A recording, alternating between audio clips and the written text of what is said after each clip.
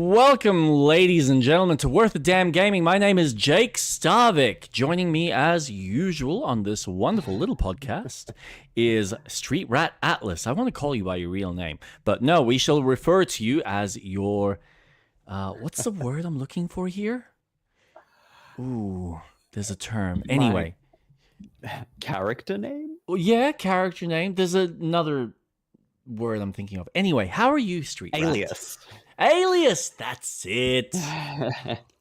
I'm doing well. Hello, stream. Welcome. Yeah, doing well. Caught up with my sister today. Had Oh, how's she brunch. doing? Yeah, she's doing well. Busy at work, a few shifting things. But yeah, she's doing well. She's not complaining. Family's doing well. Catching up with them for our weekly family lunch. So that's going to be nice. Awesome. But yeah, how have you been? Pretty good. It's been it's been a smooth week overall. Work's been good. I've just kind of been plodding along, doing what I need to there. I've been getting a lot of education from Gerhard, who's our engineer, and he's a funny bloke. German from South Africa. He's here on a visa till I think August, unless they obviously renew it, which I really hope they do because he's fucking amazing. But he's just a breadth of knowledge on all aspects. So just chatting to him, I was admiring the fact that we were getting one of the guys was getting kind of a life education on how to be more diplomatic with people in management and in various kind of sectors. So you may have an issue with someone and that's fine. You can express it, but there's a way to do it. And then also keep in mind that, yeah, you may have an opinion based on what you're seeing from a very, specific viewpoint, but you might not be seeing every aspect, and so you might not be considering why a certain person may be valuable to a company, regardless of what your opinions of them might be. Yeah. So he's essentially giving my mate all the kind of rundown and giving him like an education. And I'm listening to this and I'm like, I love this. I love listening to this because I speak about this all the time with Kate, with Supra, with my instructor in martial arts. Just high-level strategic thinking, right? And at the end of it, I could see that my colleague was just like, it was not that it went through one ear and out the other. I think he absorbed it, but it was just, there was a little bit of this, but I just want to be an ass. Okay, that's fine. And he's got every reason to. It's not that I'm dismissing his feelings on the matter. He's been there long enough. He's got a little bit more experience than I do. So, I'm going to follow his, way on some of it. But I also kind of agree with how Gerhard kind of approaches it. And I'm like, I've gone up to him and I've said, do you ever feel like you're just speaking a little too high level for some of them? And he's like, yeah, look, I do. But I get passionate about what I talk about, so I just want to express it. I'm like, yeah, I get that. So, yeah, that's all good. Piper's great. Everything's great with the family. No issues. I'm tired as usual, but it's been a good kind of tired, so no real complaints there. And I'm planning on having a pretty chill week next week. I caught up with Super today, so it was the first time since the birthday party from like a month and a half ago. Oh, wow. Yeah, so, well, it's been busy with all the family stuff and things for Piper and whatnot. And of course. The things I'm doing, so it's just been crazy. So today was kind of nice to just chill with him, just chat, have a good time, have some good food. Next week, it's just going to be Kate and I think the following week, the four of us are going to see Devil Wears Prada 2. Yes. Which I'm excited about. So, yeah. That's about it, I think, from my side of the hood. But yes, as it is a gaming show, what have you been playing, sir? Oh boy, do I have some conversations. I'm looking So, forward to one of them. Two I'll technically, but start. I go on. I'll start with Mass Effect because that one is an old school game, and Mm-hmm. um, I've done some more of the story missions. So I've Yep. got Liara now on the team. Yep. Um, that was a fun mission. I died a few times, and I was like, oh, I need to play a bit differently than what I was expecting. I need to be a bit more, more, uh, not as conservative with the abilities because I'm obviously leveling up my Yep. team to utilize their specific abilities. So why the fuck am I not doing that? Yeah, and it's So, not like there's a limit. They take some time to recharge, but just go nuts at it. well, I have been leveling up my tech level tree so that they recharge faster. So why the fuck am I not abusing that shit? So we are getting through the story. I'm now dealing with the Geth attack on the um, uh, Navira? Naviria, Yep. which is like it's funny because it's very parallel to Feros, where it is like a corrupt corporation dealing with, a corrupt CEO who sweeps things under the rugs. And, if you want to help me, you've got to do this for me. And it's like, oh, okay, sure. What the fuck do you need? Anyways, I got the guy arrested because I helped the secretary who was an undercover agent, and I was like, Yep. "Oh, I love this."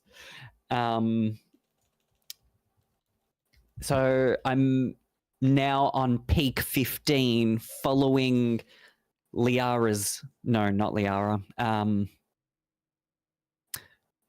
Asari's mum, to find out what the fuck is happening.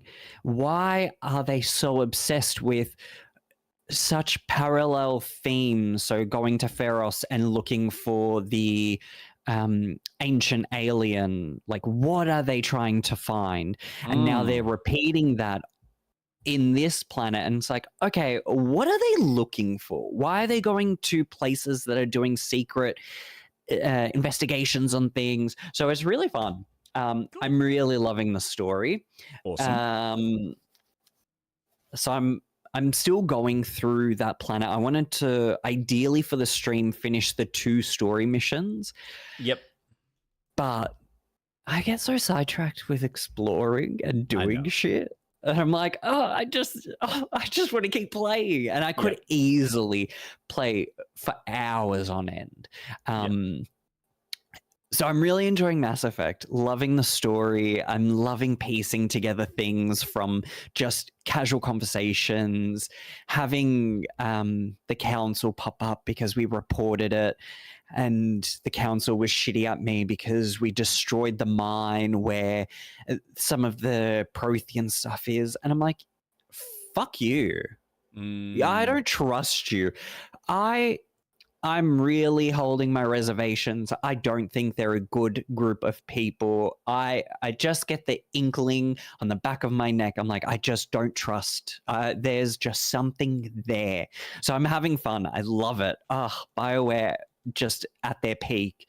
So I played that on Wednesday. But I'm sure you would like to hear what I streamed yesterday for 4 hours. What did you play? So I streamed Mouse PI for Hire. Nice. And I can tell you, I could have streamed for another 12. That good. I love it. This game is just straight to the point. It's a game through and through. I left a review on the Steam website, Steam page for the game. Highly recommend. The art style is just stunning. You thought Cuphead was good? This just is so good. Okay. It feels like I'm watching an old school.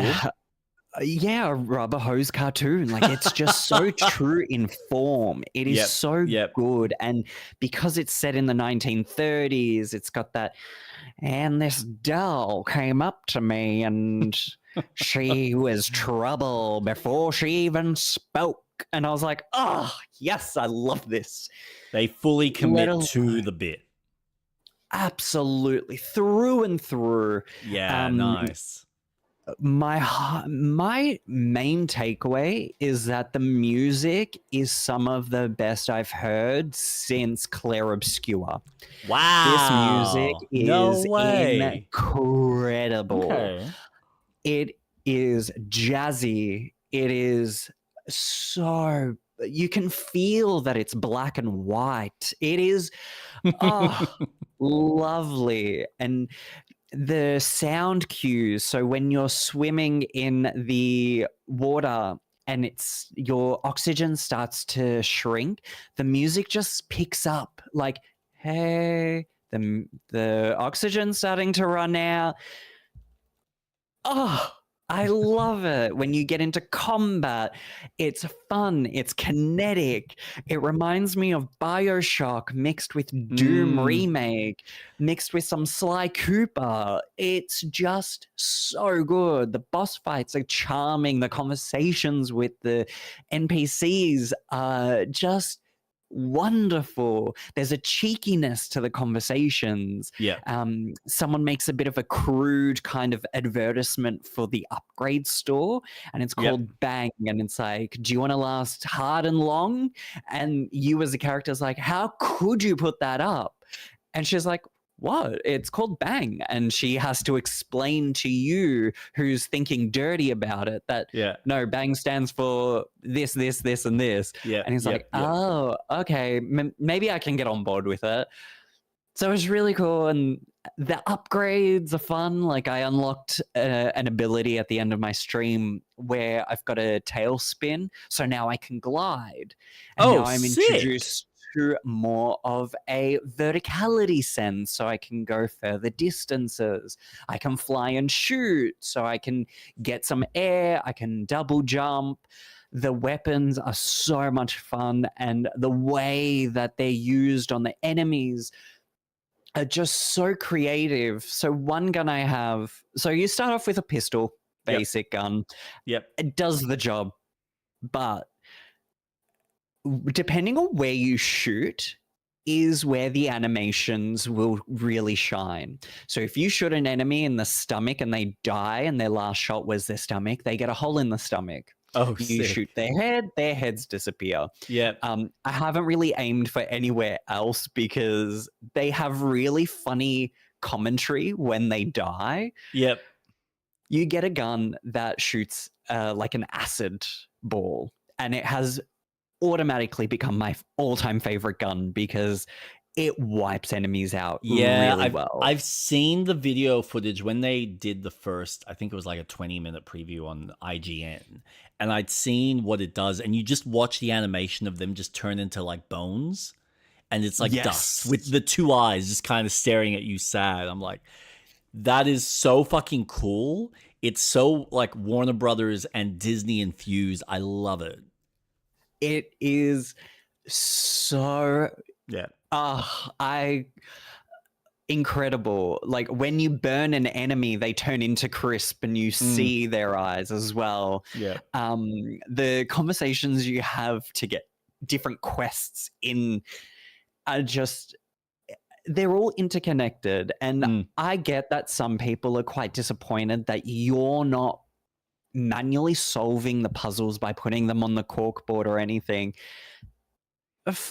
Fuck it. Why? This game isn't that. This game is a movie. Like, you're just controlling the character through the levels. Other than that, he's conversing with the mayor, or a man who is going for mayoral, so he's a candidate. And just putting the investigative pieces, the clues, the evidence on the corkboard. He has little conversation drops throughout, and he's like, this is interesting. Where could it lead? And you put another one, and he's like, okay, we're getting closer. So it's just the conversations, and it's just so nice.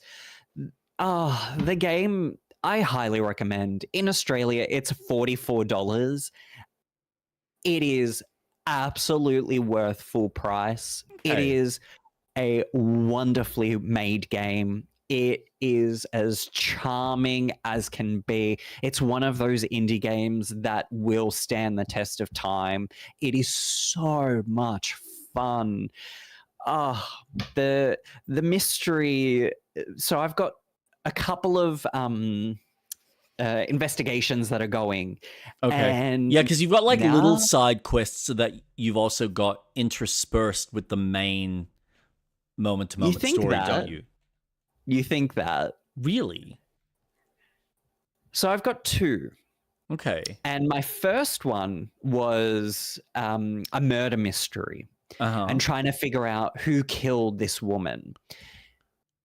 And then the mayor candidate was talking to me, and then I was discovering human or mice trafficking. Yep. And I'm like, okay, this is interesting. Once I finished them both, they kind of linked together. And I was like, Mm. oh shit, there's like a much bigger story that's happening within this world that's kind of connecting the pieces in a way that feels close. Yep. So I imagine there's going to be some overarching part of the mystery that links to all of it in the end. Yep. And it feels like a Saturday morning cartoon. Yeah. I'm going to use The Big O. It's an anime that was set in the 90s. I recently finished watching it, and it reminds me so much of that style of storytelling where each episode is its own story mystery, but there is an overarching kind of connection as to everything. So what happened in episode 3 gets continued in episode 15, and then again it will be like the main arc for the next couple of episodes, and then not touched upon until the end arc where everything comes together. Okay. It's so much fun, and the storytelling is it really is an ode to the old school cartoons. It's cheesy without being a pun. It's really fun. For my 4 hours that I've played, I could have easily played more. Easily. It's yeah. I can't recommend it enough. I It sounds like messaged you're my really friend. enjoying it. Oh, yeah, easily. It's so nice to have a game like this come out that's not priced at such a high premium pricing as well. Yeah. It is, I think that also had an influence as to my enjoyment, because I'm not paying $60 to $80 for this, where I think it would be far too steep. But $44, oh, I can't fault it. It really is. And I haven't even started talking about the fucking settings of the game. When you say the settings, like the different locations that you're going to. No, I'm talking about the accessibility settings. Oh, right. Just a quick one. Crabmaster basically said people have addressed it before, and it's been proven time and time again. Personality and style will always do realism in video games. We want pizzazz, not individual hair follicles. Most of the Agreed. time, I would agree. Yeah, I think there are times when people appreciate the high level fidelity, but you need to justify it.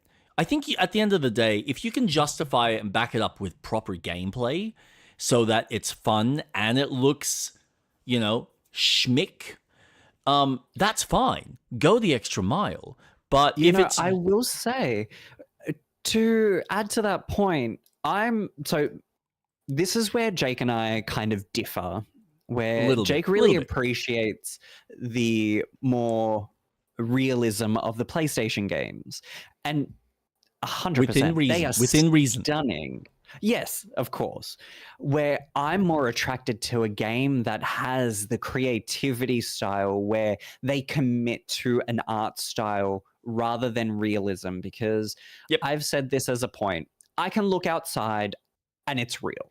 I don't want to play a game that replicates that. That's not why I want to play a video game. Yep. I would love for Sly Cooper to be re-released for me just to have an excuse to replay it, because that art style is stunning. But Claire Obscure is a really good example of a mix of an art style that mixes realism with an art style of art, essentially. Not painted. It's art. It is painted. In so many levels, it's painted. But it's that style of, there you can tell that it's a human. It's got that realism look of Mayal, Lune, and the family. You've got that sense of, okay, these are based on real people.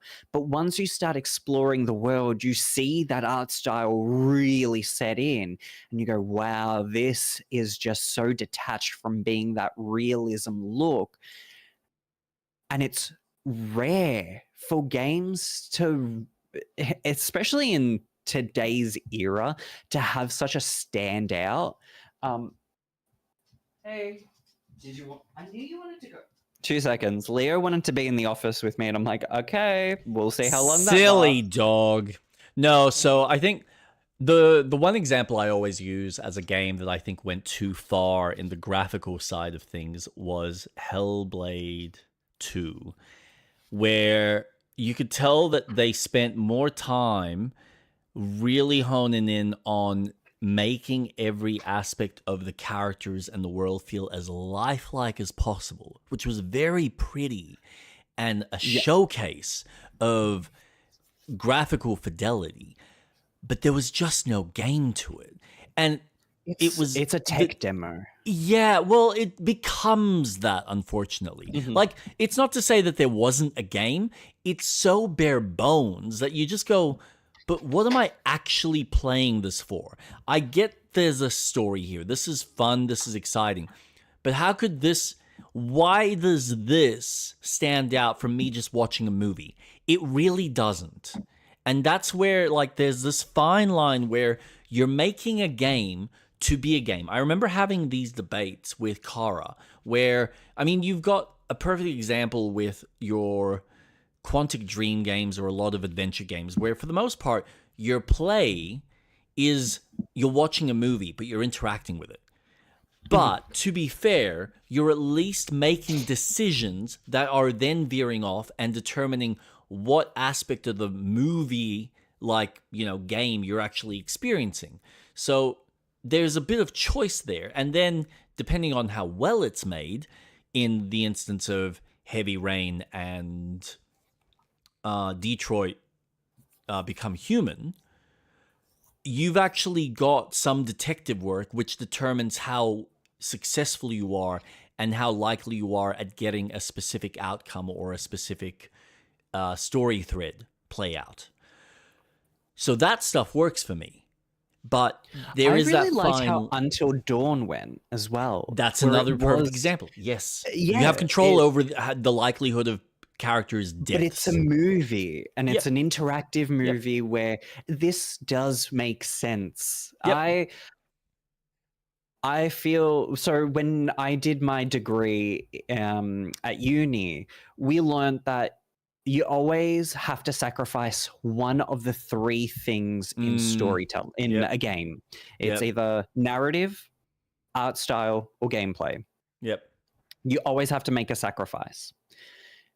And with that knowledge, I look at games and go, okay, I can see what you've sacrificed here because you want to showcase the art style and story over a game. Yep.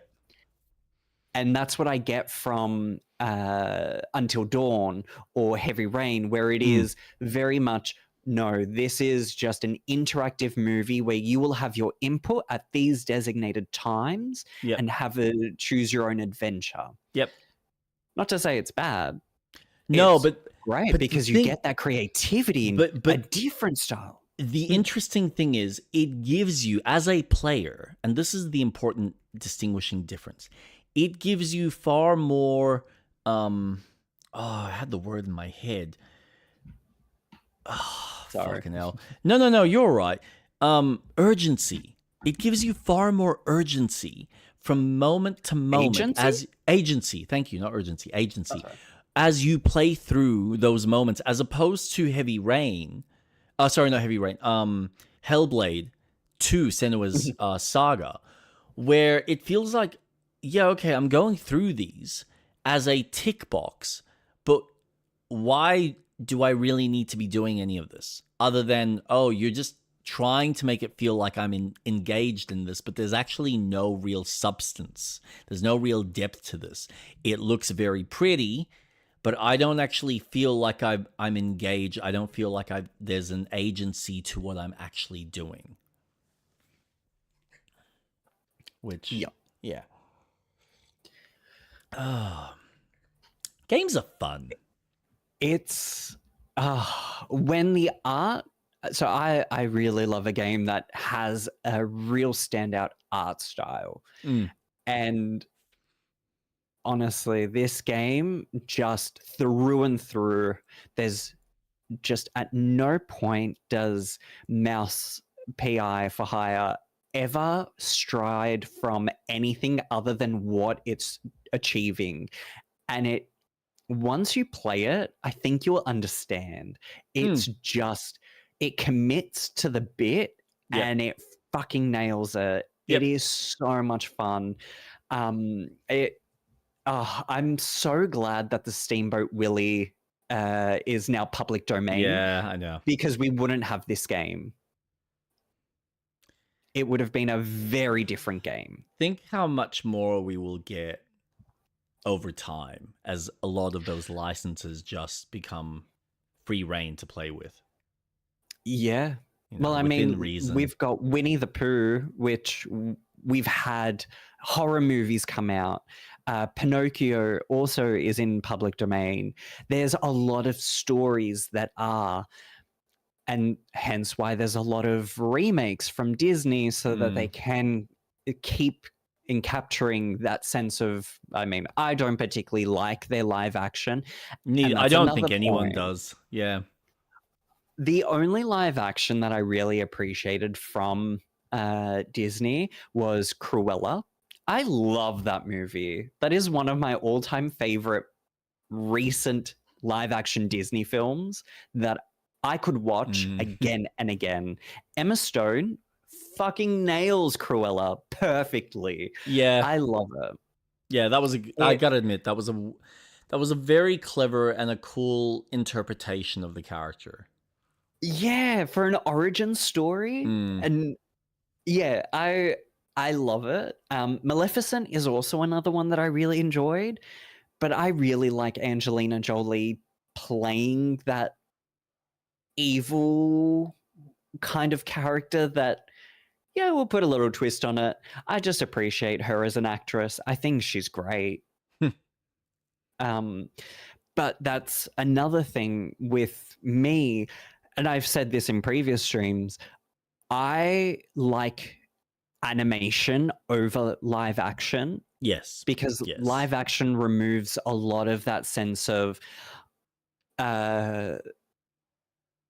realism of, oh, okay. I mean, Marvel's done a good job with it in the past, not so much presently because of their whole use of AI and making things more pumped out. So you're getting less quality.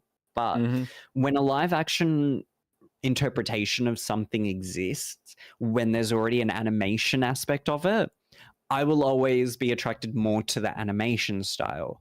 For me, I'm going to use One Piece as an example. Even though I do have some credit to give to the live action, the animation of the anime, it makes sense to have a character just flying and just standing there, or having a dragon. It just, yeah. But as soon as you detract that from animation and make it real, then you're like, oh, but I know that a human who can stretch isn't going to be able to fly. It just, maybe it's just how my brain works, Yeah, in the sense of, well, I it's know hard for dragons you. don't exist, Yeah, so it makes sense in a fantasy. your suspension of disbelief doesn't allow you to kind of dwell into that realm. So yeah, I completely Yeah. understand. And But maybe then it's a you've simple got case of they just movies like haven't. The Yeah. Dark Crystal. Yep. That practical, using puppets. I love that. That movie was incredible when you showed it to me, and I was Oh my like, god. oh, this is great. Watching that Give movie me with you for the more. first time as an adult and having a sense of, oh my god, what am I watching here? This is fucking amazing. Why didn't I watch this Oh, as a kid? I don't. I. pure It's. magic. Oh, dude. It is not often that I watch something that old and I go, this is just pure fantasy on such a, like, on an organic level that I don't feel like I get much because Mhm. Hollywood needs to like modernize everything and add some sort of, oh, it needs to feel like this other movie or this other franchise that people have clinged onto, and it just gets really muddly as opposed to just make it within the confines and the context of what you're designing. Like, what's the world? What are you building? Who are the characters? What are their politics? What are the rules within their world? And if you want Yeah. to pull little things in and out from our stuff, make it relatable into their world, that's fine. But don't just go, oh, you know that like big event that happened? We're going to put that in here and like shove it in when it doesn't actually make sense. It's like, fuck off. Yeah, I'll talk about one of the games I'm playing that I think does that stuff really well. Very similar to what you're playing here with Mouse PI. Practical effects really are a lost treasure to the film industry. Yeah. Yes, yeah, It, it is. When you hear about people having to, so what was it? I was watching Corridor Crew, and they were talking about the fact there was this new movie that got made by a couple of indie guys. They got together. They wanted to make one of those movies where there's a character that's bigger than everyone. So it's kind of like Honey, I Blew Up the Kids or Honey, I Shrunk the Kids. And they did a similar film, but because a lot of that camera work and all that knowledge is really lost knowledge, no one really does it that way. They're usually just doing it through CGI. So these guys were trying to make it practical. So they're having to learn and play around with the lenses and figure out how do we, use the lens and how do we use forced perspective with a camera in order to get the effect that we want. And they pulled it off flawlessly. But, that's stuff that they had to figure out on their own as opposed to, well, that knowledge is passed down to a new generation who's playing with that, because Hollywood just kind of goes, well, if we don't need to worry about miniatures or bigatures anymore, we're just not going to worry about it. And so all of a sudden, no one's doing that stuff. So it is sad. It's sad because I think there's a lot of movies, older ones, that you look and you watch and you go, there's just something better about it. That could be nostalgia. There are times when CGI does a wonderful job, but then there are times where I just feel like, you know what? If you just put in the extra effort, I know it's a lot of pre-production planning, but if you put in the effort, you get the right people on the day and pre-plan it correctly and don't be fucking lazy, then you can pull it off, and then you don't need to worry about reference material or the CGI team after spending fucking 6 to 12 months getting something maybe close to semi what you actually wanted. But anyway. Yeah, but the accessibility settings in Mouse PI. So before I stream the game, so I bought it in the morning, before I went to work, Yep. installed it. I got home and I was like, all right, I need to get ready for the stream tonight. So let me turn on the game, make sure all the sound settings are working and everything. Wow. I went into the settings. Mm. What style visual do you want? Do you want film grain? Do you want it to feel I like did see it's this, yes. from a film camera? Or do you want the music to sound like it's on vinyl? Do you want it to sound like it's on a different type of vinyl? There's 3 types of vinyls you can choose the music to sound like, so it can replicate it. And with that I was crackly just sound, or if you just want it to be clean. Yeah. and I've I heard was about just this. I was just going through them, and I'm like, yeah, this is it. This is what I expect to be the norm. This is the attention to detail Yeah. of a game that just absolutely I find it really hard to criticize this game because it just does everything so right. Yep. And it doesn't tack on anything.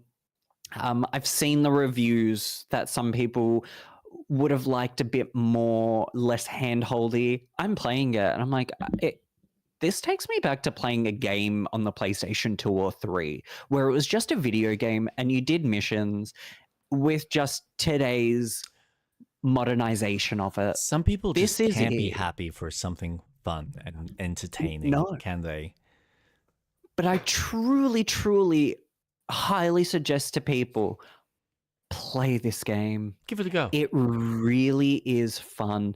You've got 2 hours of gameplay before you can then get a refund from Steam. Try it. You'll get your money back. If that 2 hours doesn't capture you, that will give you enough time to do at least 2 to 3 missions. If that doesn't give you enough of a sense of the game, refund it. Yeah. But this game is just so much fun. It really is just love. It really is just such a beautiful game, and I'm so proud. Absolutely. Because my friend had to go into the studio on Thursday night. So he got there at 9:30 and he messaged me and he's like, I just got home, and that was Friday about 5 o'clock. And I was like, holy shit. He's like, yeah, I've been there the whole night trying to make sure everything's okay. And I'm like, oh, it was worth it. You guys nailed it. This is so good. And he messaged me today and he's like, so how was the stream last night? I'm like, I love the game. And I sent him a screenshot of the review I left. I'm like, dude, this is incredible. Something special. It's so much fun. Yeah. It is a really, and I'm going to drive this home. This game is fun. If you want a fun game, this is it. You don't have to be good at it. There's difficulty settings if you really want an easier game. I've got it on medium because I just want to play and have fun. Yep. You can set it to really difficult if you want to be a masochist. Go for it. The options are there for you. This game gives you the flexibility of playing the game as you want it. And I will warn you, explore. Please, for the love of God, explore. Because there are secret areas in this game that once you find them, you're like, oh, this is cool. This is worth it. The card game, I didn't even get into the mini game. There's a mini game in this, and it's cards. It's baseball cards. So you have 5 rounds to 5 turns, 2 rounds. Yep. You start off as a batter, and you want to get your cards around the base. So you've got cards that are worth 4, 5, 6, 7, 8, and 9. I haven't found anything higher than 9. You've got boost cards that either help your batter get a +1 in batting. So if you feel your opponent is going to drop what's a batter and a pitcher card that is 9 with a +1 in pitching, then Mhm. you want to play a card that is a 9 with a pitching plus, but you don't know. It's all face down. So Yep. it's all RNG. Good luck. It's really fun. I want to collect more cards so that I can keep playing it. Okay. And if you have a total higher for your batter than the pitcher, then you will then move a space to a base. You also have a card that gives you an extra movement. So when you do beat the enemy or the NPC, you can then do an extra home, not a home run, an extra home base. If you beat them by 4 or more, you get an automatic home run and you get a score. So it's baseball, but cards. Yep. And it's a real nice ode to that time because that's what you collected back in the 1930s. It was baseball cards. And it's so much fun. And then once you play as the pitcher, you've then got to make sure that your pitcher is able to pitch high enough than the batter. And if someone's on a base, then you can play a boost card so that you can keep a keen eye so then you can get that batter out. It's really fun. It's so simple Mhm. and so enjoyable to play. I give this game, I hate giving numeric scores, but I give this game a high recommendation for people to play. I just recommend it. Play it. But anyways, that's me done with talking. What have you been playing? So, still going through Crimson Desert. That's just going to be a stock standard. This week, I got to experience a bit more of the puzzle elements. So, one of the main missions. Did you see? Because this was the 4th episode. Yeah, I think so. Yes. So I saw you fixing a couple of the kilns. Yep. And grabbing things, the electricity, which I kept laughing at you about. I was like, oh, Jake. Silly bean. So yes, there were the kilns that I had to fix, and there were 3 of them, and each were different. So one was you had to get the electricity balls that I had to find, locate them, move them to the actual kilns, pop them into the little ball, and just watch them eventually make their way inside. One of the other ones was you had 3 pieces of the kiln that you had to put together, and you had like 5 pieces on the floor, so you had to find the right ones and like match them. There was another one where you had like these symbols that you had to match in line. That was nice and simple. And then I think there was another one that was even simpler than that. So that was all fine and dandy. And then the game kind of has you having to traverse. Once you do because I had done the part of the game where you do like the little mini games. So there's a mini game where you've got combat, like melee combat. There's a mini game for archery. There's a mini game for if you just want to do spear. Like there's actual spear tournaments, which I thought was cool. So I had done. So funny when you did the archery. I was like, oh, please tell me you cheesed it, and you didn't.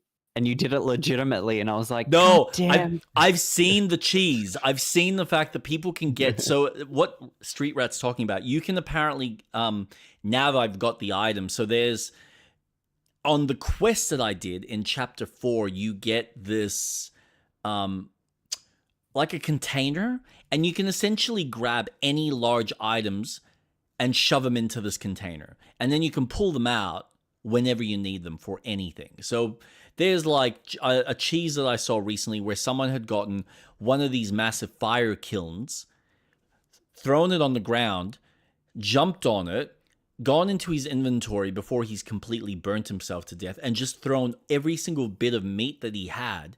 And eventually all that meat just crispified and it cooked. And he just grabbed all the meat, just collected it. I'm like, that's Zelda level of cool. How is this game not praised more by certain people? Fucking hell. So you can also use your sword light to cook them.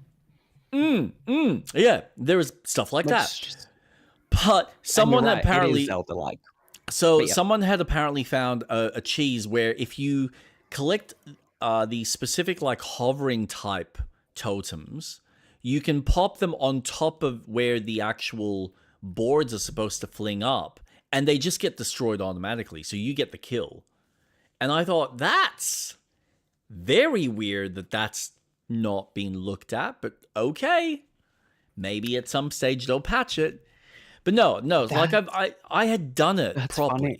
properly. The cheese that I saw was someone got a Oh, it's different. carriage, parked it in front of your opponent, so that when you Mm, start, he's just hitting the carriage, but you have time to hit all yeah, yeah. the targets. And I'll be honest, the quickness of which the NPC reacts is Oh, insane. ridiculous. It's like Insane. the target pops up and they're already boop, shooting. So you need to be right smack bang on that target or pretty close. And I'm playing with an analog. I'm not playing with a keyboard and mouse. So anyone with a keyboard and mouse, they're going to be able to react like it's a fucking shooter, like they're playing Counter-Strike. On a controller, you're like reliant on how accurate do I think I am at just pressing the analog quick enough and long enough to get to that target where I can then just let go. Because again, the shooting doesn't work as fluently as stock standard other kind of action games of this nature where you've got like the look and then the shoot. So it's a bit weird in that sense. But essentially I'd done a bunch of these random, like these normal story quests, which were then supposed to be the tutorials for all of these mini games that I had already done. So I was like, okay, well, we're going back here. Let's learn how to do this. Let's learn how about archery. Let's learn about melee combat, whatever, blah, blah, blah. Cool. Can we move on? Awesome. Do that. Go into town because I'm being told just go into town and see if you can help some people out. Someone just bangs into me, gives me a note and says, go speak to this person, get a specific, like a scholar's outfit, and then go up into the mountains and go speak to the scholars up there because they need your help. All right, do all of that, go up into the mountains, help them out with a guy that's gotten a little bit cocky with some experiment that he then gets sucked into the void, which into the abyss, which I followed him and find that there's a guy in there that's pushed me back out. So, yes. Yeah. Now, I then am supposed to just go back into town, and that's kind of where Act 4 finishes. And now I'm on to the next chapter of the next act. All fine and dandy. But I decided, you know what? I want to go back up there, see if there's anything that I missed. And I'm so grateful that I did, because of course, when I went back up there and started following the path behind where the guy was, it then continued down this whole path of puzzle after puzzle after puzzle after puzzle, and all different puzzles. All very unique and weird, all up above the clouds, where I'm going through, I'm taking like this elevator thing that's then, I'm then having to go down this shaft, and there's a treasure chest that I can see, but I had to wait for the actual elevator to take me back up so I could fly behind it because there was a wall, an invisible barrier that was blocking me. So I had to go from behind to get the chest and get the item that way. Then go down, do this other puzzle where I had to align these fucking lasers in the right direction. And that unlocked something else. And then I went through like this other chamber with other moving lasers that I had to avoid, into another room that I had to then get an ability, and thankfully someone on stream helped me out. He's like, all right, you're missing one ability. If you upgrade your character, you'll be able to unlock. It's like a multi-shot where you can aim at multiple targets, kind of like Splinter Cell Conviction, and then you release the trigger and you shoot the 3 or 4 targets. So I had to do that in this big little treasury room because there were all these lasers, and there were 4 buttons that I essentially had to shoot at the same time in order to turn off all the lasers so I could get to the treasure chest in the middle. Because which I they did. were going fast. Yeah. And I would have left it there, right? I would have completely just gone, yep, I guess I'm at the end of it. Except I looked at my challenge map thing and it said, no, there's more. And I'm like, What do you, what? Gone down. Oh, there's a whole nother chamber here, and that leads to another section, and that takes you somewhere else, which takes you into a completely different space. And now I'm in this next puzzle element that I have to solve this little sequence in order to continue. And I'm like, so you're telling me I could have just been here for the next couple of hours just doing this one after another, and then go back, and it looks like it's just in this region. This is what's fucked, because I feel like I'm just doing this specific puzzle in this region, and then there's probably another or multiple of these in other regions. So there's no lack of content whatsoever. No. So been playing that. That's been fun. Nice. The other main one that I will talk about is Replaced. So I started playing this on my Steam Deck, which for the most part plays really fucking well. I'll just pop it up. I will start with the kind of story and the world building.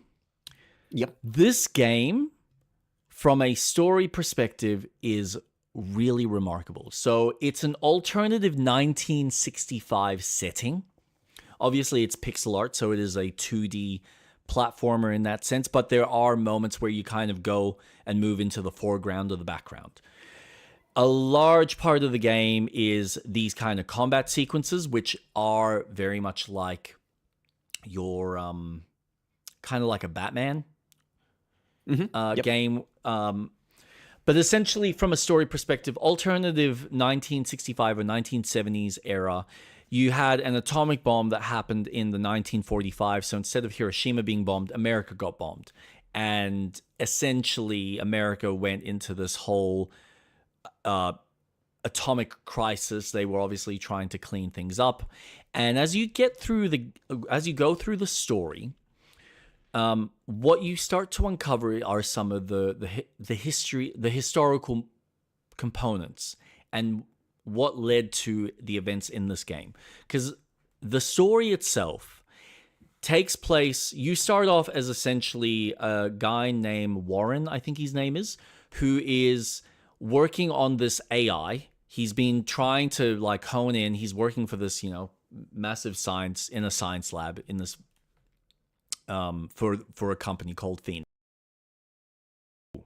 And essentially he's been working on this AI through like his little fucking goggles that he's connected into. And the AI that's called what is its fucking name? I've actually forgotten what he calls it. Reach, yeah. So the actual AI minus, yeah. Not quite Fallout-esque. I wouldn't say it's on that level.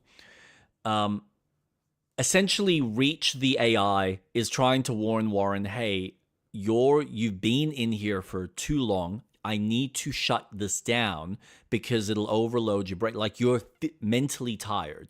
He doesn't. The whole system fucking breaks. And somehow, Reach, the AI, ends up in Warren's body.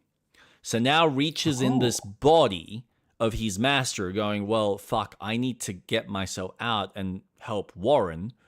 So I need to get to the source. So he's now on a mission to get into the city, which is surrounded by a wall. You don't know why specifically. You kind of uncover that as you play. But he needs to... So he's in the outskirts in the science lab, and he's now making his way out. And as he's then started his journey, he goes for the law enforcement because he's like, well, the police should be able to help me. No, they try to shoot him down and chase him down and kill him. So he's like, okay, well, fuck, I'm fending for my life. And then you start going further into the game and exploring it, and you find that, all right, you've got this clan called the Termites who live in the outskirts, who are kind of like the radioactive humans that are a bit crazy and loopy and have gone nuts. And then you've got the humans that live outside the actual barricade of the wall who don't have any of the quality of life and just kind of scrounge around and find whatever they can. And you've got a guy that you're helping named Tempest that you meet that helps you, saves you from the actual termites, who is wanting to fight back against the corporation. So what you start to uncover in the world is that you essentially had this company slash organization, a group, who named themselves Phoenix for, the kind of rise like a bird, who basically took over power over the government. And there's like references to Kennedy in this, where Kennedy was basically trying to warn people, hey, these guys are not going to be your friends. The ideas and the things that they're putting forth to you, though it sounds great in theory, are not going to benefit. So what you start to uncover through little dossiers and what the things you read, as well as some memory lapses that Reach is having, because he's obviously starting to get some flashbacks and some memories from Warren himself.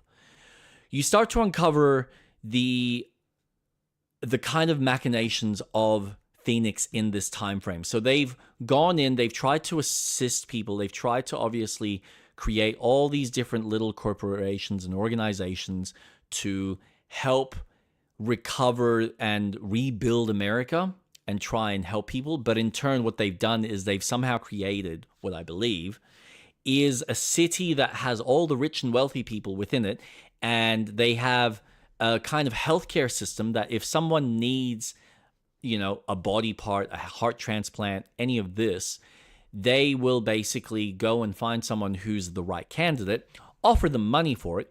If they don't take the money, then they will have hitmen that will come and take that body part from you and forcefully. So you start to learn that a lot of the people outside of the town are some of these human beings that have actually had, like, there's a lady there that's had her throat taken out. She used to be a singer. She had a person come to her, knocking on her door saying, we'd like your throat. Here's some money. She said no. So basically they took it forcefully from her. So she's got like this, in the game, when Reach is talking to her, it's like, why do you sound so robotic? So she explains the story, and she's got like one of those voice modules that she's using, and they don't have like free batteries lying around. So she's being told, don't overuse the battery because there's not many lying. So it's very kind of, it's very much that dystopian kind of future. It's almost Blade Runner-esque, but in a more older school style, because a lot of the computers, or like the little PDT that you have that collects information, is very analog based. So, and it's really cool. Like the sound effects that he uses when you're scrolling through the information, it's got like that. I can't explain it. It's like you're using a physical scroller on like a mouse. It's got that, that's kind cool. of. It's really neat. So all the sounds, the artwork is beautiful. I gotta admit, the way they present the pixel art, it's very atmospheric. It's very set piece kind of setting the stage, the locations. You do get to go through some of the towns, so you've got moments where the game kind of takes a breather, where you have sequences that are just very linear. You're going from A to B to C to D with puzzles in between. And then you've got moments where you'll be in this town, you're kind of helping, doing some side quests, which either help enhance the recharge rate of the gun that you've got, or increase your health, or increase your stim packs, your ability to heal, essentially. And then they've got there's a character in there that she's fixing these arcade games. So you've got like a Frogger game and some other game that's mixed in with a fucking operation type thing. And your whole objective with her is play the arcade game, beat her high score so that she can give you the item. So it's really cute. It's really fun. The issue I have is the game itself. Oh. Yeah. What is it about the game? So it doesn't feel fun to play. There is we've talked about this where sometimes studios like to over-animate stuff. Now, in most cases, Crimson Desert, Red Dead Redemption, Ico, Shadow of Colossus, I don't have any issues with it. There is something kinetic and fun where I feel like when I'm pressing a button, I feel like I'm actually doing the jump or I'm doing the action. There is Shadow of something the Colossus is such a stunning game. beautiful game, beautiful game. It it is just a game that everyone needs to experience.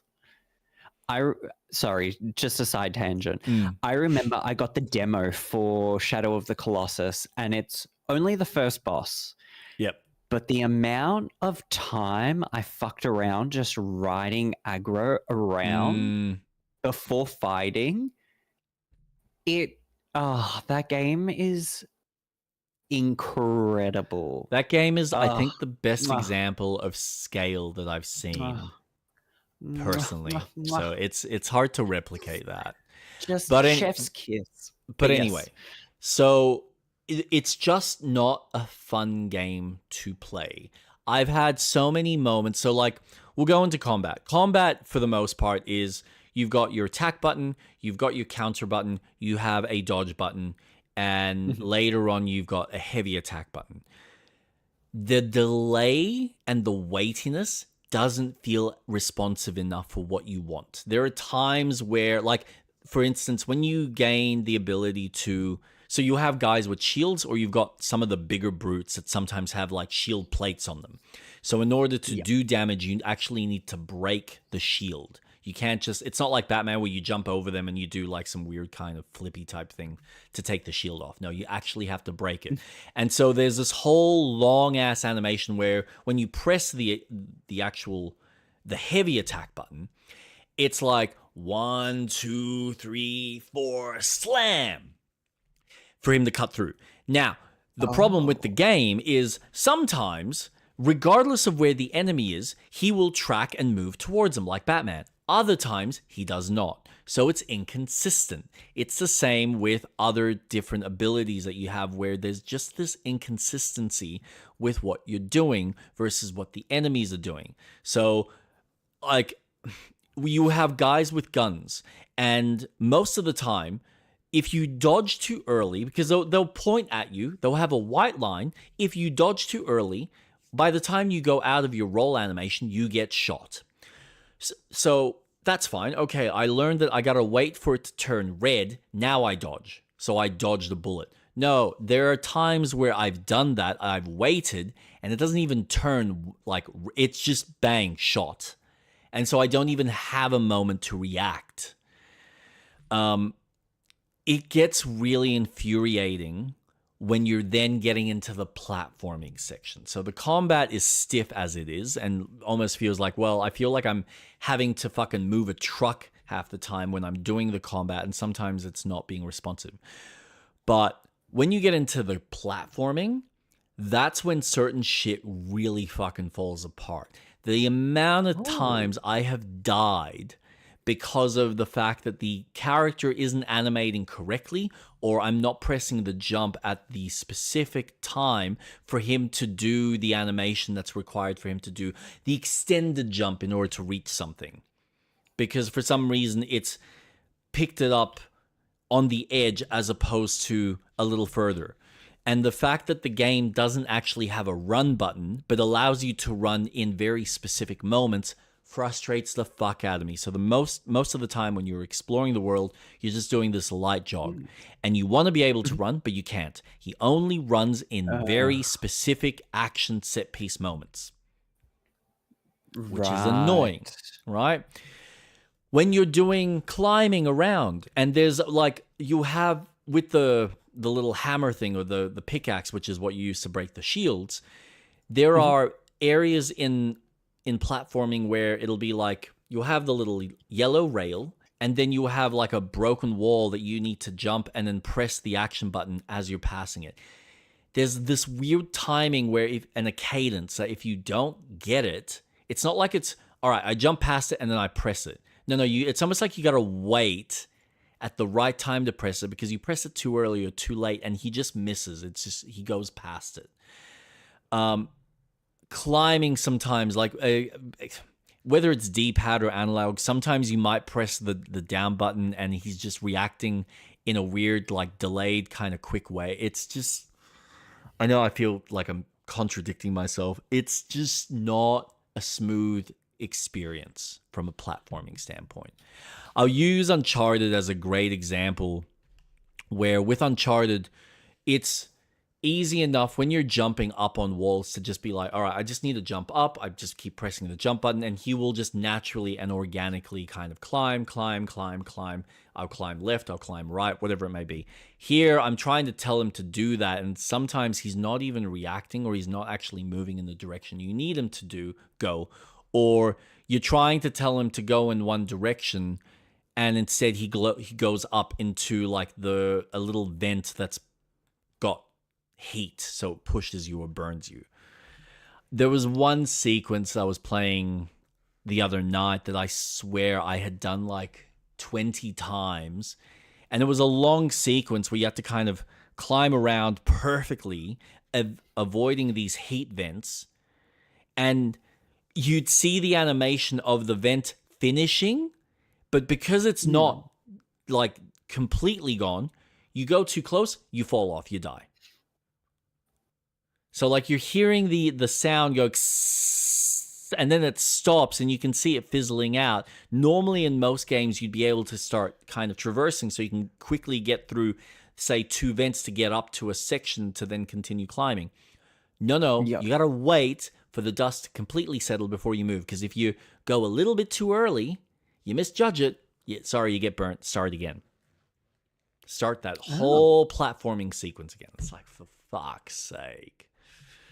And because of, again, the stiffness of the character and how he moves and how slow he reacts, and it's like, can I get you to just go? Yeah, it's, for me, I just find it to be too stiff. I feel like it was an issue that I had when the game first came out, and it feels like it's the same, but playing it more, I realized just how shit it is. I'm enjoying the atmosphere. I'm enjoying the story. I'm enjoying the journey. I love the characters. I love the world building. I am sold on all of that. But I just can't get my head around the gameplay where I just go, this is not fun to play, guys. It's not a game. Like, when I finish this, I will put it to bed and I will never want to play it again. I might watch someone play through it if I really want to experience the story. But unless there's some revolutionary great storytelling within this game, I'm never going to touch it again because it just feels shit to play. Damn. And it's unfortunate because it's like little things that you could have just made a little bit more snappier, and I think it would have been a better game for it. But no, you had to make it this really delayed system, and it just feels crap. Feels awful. Enjoy, Crabmaster. Thanks for jumping on. That's interesting. Yeah, really interesting. I was so because the disappointed. game trailer doesn't showcase that at all. It's No. a very, scripted. So of course they're going to showcase it without you feeling the game. Did you play the demo by any chance? I did. Yeah, I did. And that was the thing. Did you still have that? So feeling I had with the this combat? was the thing. There was a stiffness to the combat that I had felt, yes. But when you start getting into some of the other mechanics where, okay, you'll have... and this really becomes an issue when you start getting further into the game where they go, all right, we're going to throw standard melee guys. We're going to throw guys that are shooting at you. We're going to throw the big brawly dudes. We're going to throw these fucking ninja bitches that you can't hit. And they're all like doing their various different attacks and various different things.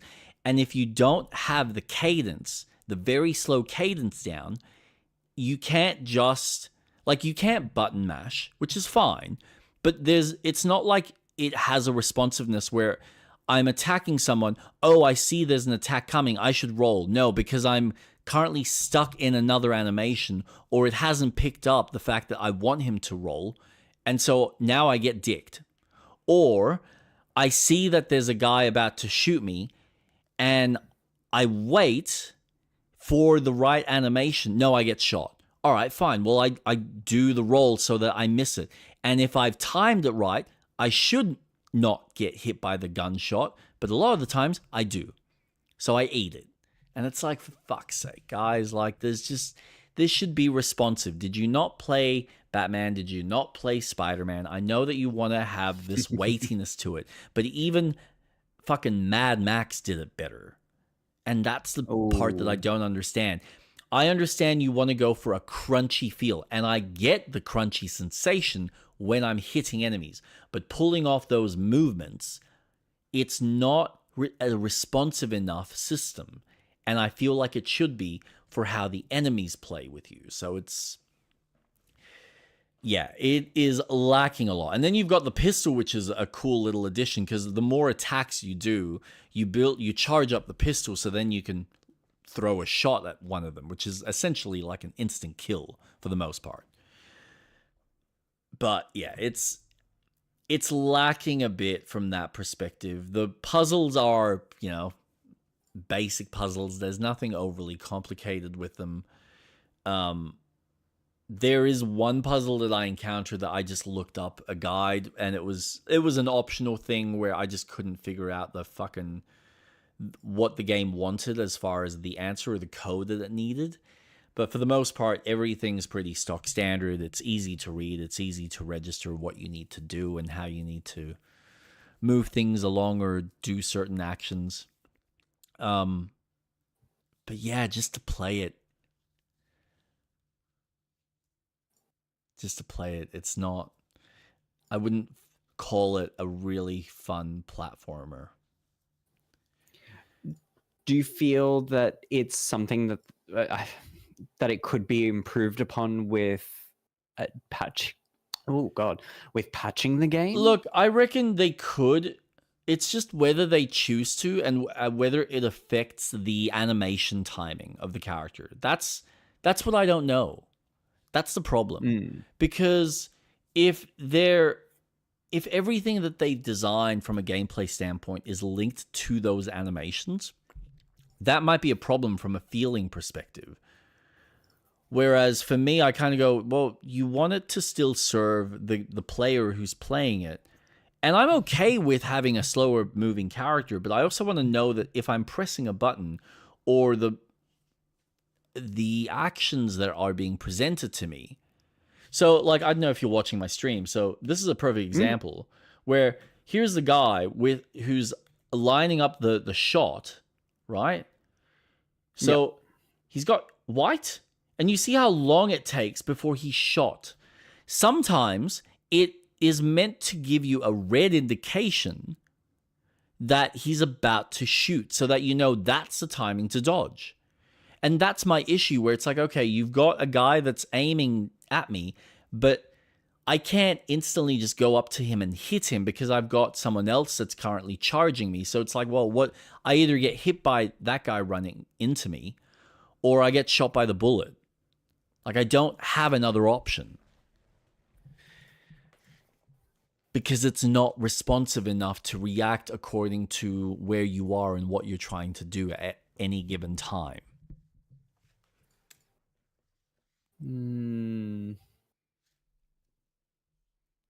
Yeah. How interesting. Because it looks really enjoyable. Oh my god. It's, from a visual standpoint, it's breathtaking. I will say, though, there is a pacing issue that I think some people might have problems with. Considering I had just come back from playing Planet Lana, and that's got this really nice pacing of action, set piece, puzzle, action, set piece, puzzle, and sometimes it'll be puzzle, sometimes it'll be action, whatever it requires. And moments of quiet and moments of kind of just you're walking through and exploring, which is fine. But I think Planet Lana does the pacing a lot better, whereas this game, there are times where it feels like it's almost like it's struggling to be either an action game or like a click adventure, where I feel like I'm off having to do these little click adventure, go and, find someone who's got this so-and-so item and then come back and then I'll be able to give you this item so that you can go give it to someone else to get something else as a reward. and that's fine, but it breaks the pace at times, especially when you've got something that's so, forward driven in its storytelling, and it wants to move along and kind of get you from point A to point B. And then there are moments like the last section that I did. I swear I felt like I did the same type of entry dealing with the enemies 3 times. So they like, you come into their base, which is this underground mine that's been shut down for God knows how long. You are climbing on a pipe, so you've seen these guys. They're all in this massive meeting. They're all sitting there chatting amongst each other with the boss, who's just told them, go off and find this asshole and hunt him down. You go and it's like Indiana Jones style, where you're watching all the the bad guys downstairs. So I climb the pipe breaks, I fall down, go into a combat sequence. That exact kind of set piece happens multiple times, just with minor tweaks. So it'll be like, okay, I go into another area that I'm climbing something, or so I've fallen through the roof, and now I've dropped down again, and everything's gone blurry, and then all of a sudden I'm surrounded by all these bad guys. Or I'm about to head into an elevator, and some bad guy kicks me. I come crashing down on the floor, almost pass out, and all these bad guys are all around me again. It's like, seriously? So there's just this weird cadence and pacing in the story where I feel like you didn't actually have enough gameplay. You didn't actually think about the game design. You are telling a great story, and it's what you were talking about before, where I think the game, they focused on the visuals, and they focused on the storytelling. But the gameplay is what's lacking here. Damn. So, yeah, really cool story, really cool world. I will say there are moments where visually you sometimes don't know exactly what you are meant to be looking for or where to go. A lot of the times it's pretty clear, but there are a few moments where I went, whoa, wait, where? Oh, I need to go over here. All right, cool. So, but for the most part, it's pretty consistent in its art style, in its quality. It's just lacking in, I think, some creativity from a gameplay and a feel. It doesn't feel fun to explore. It doesn't feel fun to play, to like jump in and play as this character who's supposed to feel badass.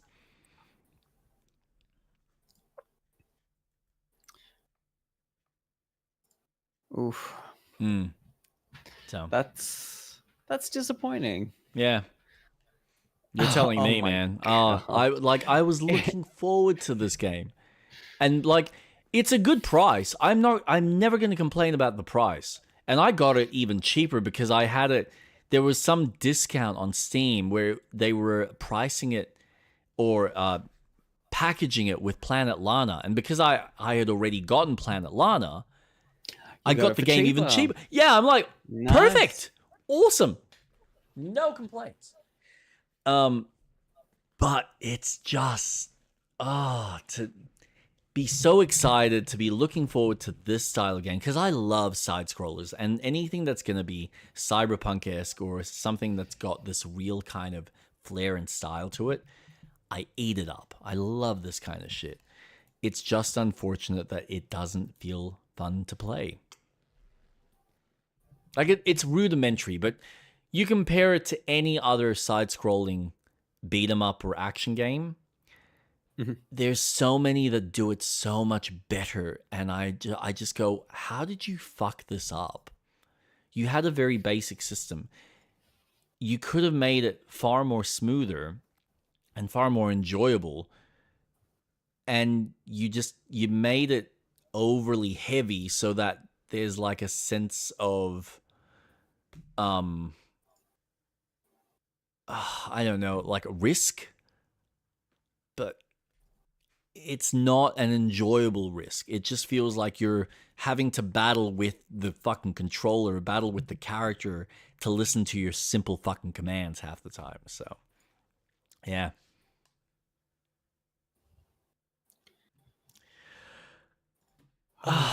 Yeah, that's all I can say about that one. Wow. So I'm about halfway But through. Yeah, you are I'm planning on finishing it. yeah. No, I'm gonna finish it. So I'm about halfway. I think halfway through, or about a third, based on how many notes I've also picked up. This is the other thing. So even from a menu standpoint, I've got items that I haven't picked up that I've missed. It's not like the game offers a chapter select. And this is what's bizarre from a pacing standpoint, because some chapters you go through and you're like, oh yeah, that's pretty short. And then others you're like, this is like, it goes on and on and on and on and on and on. And it's like, seriously, cut these down, guys. It needs to be quicker. You're making a smaller game.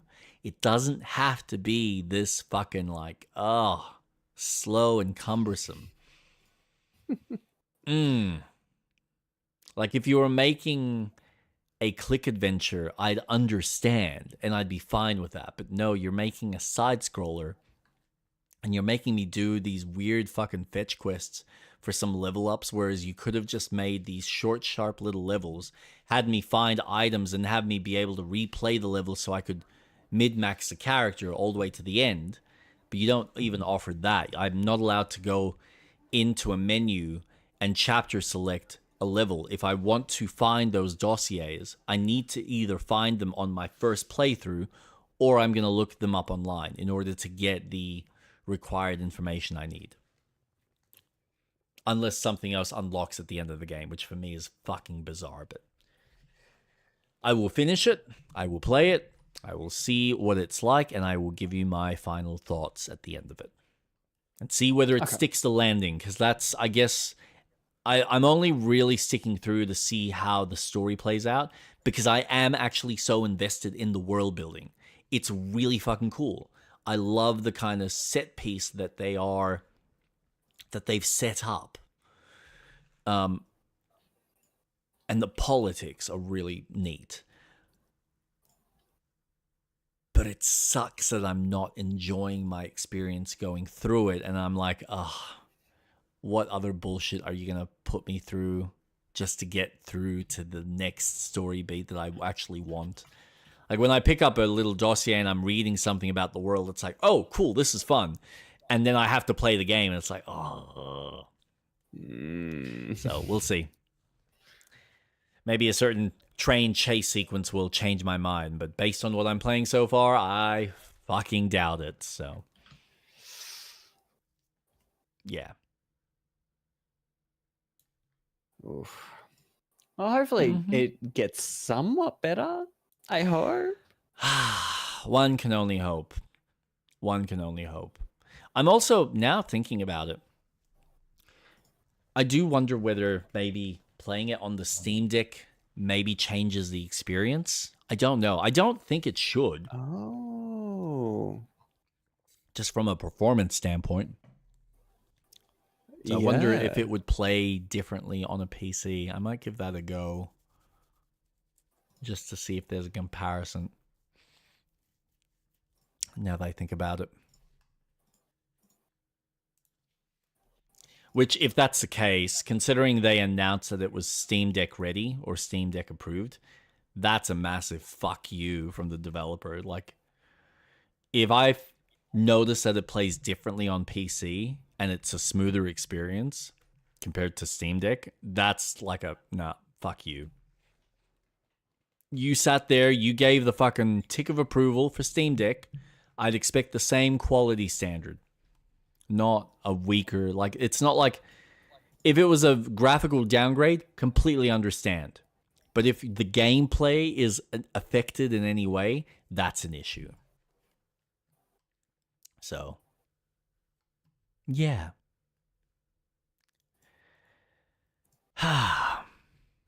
So that's my rant. Shall we play some Baldur's Gate?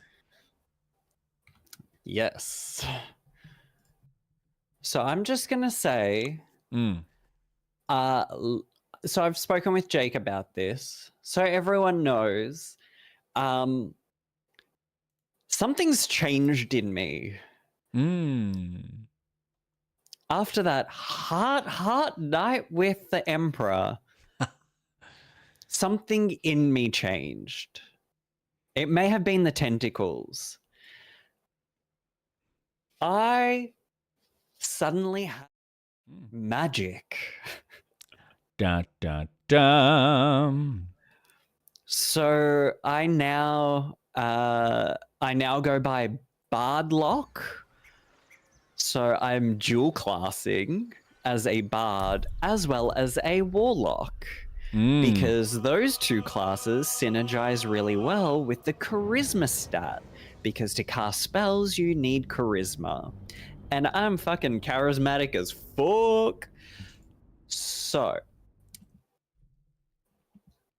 there's some spells that I don't have access to anymore.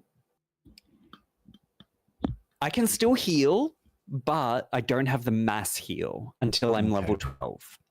All right. Which is fine because we're halfway through level 11, so we'll get to it in no time. Holy shit, you've done some work to yourself, sir. What is going on here? Yeah, I've changed.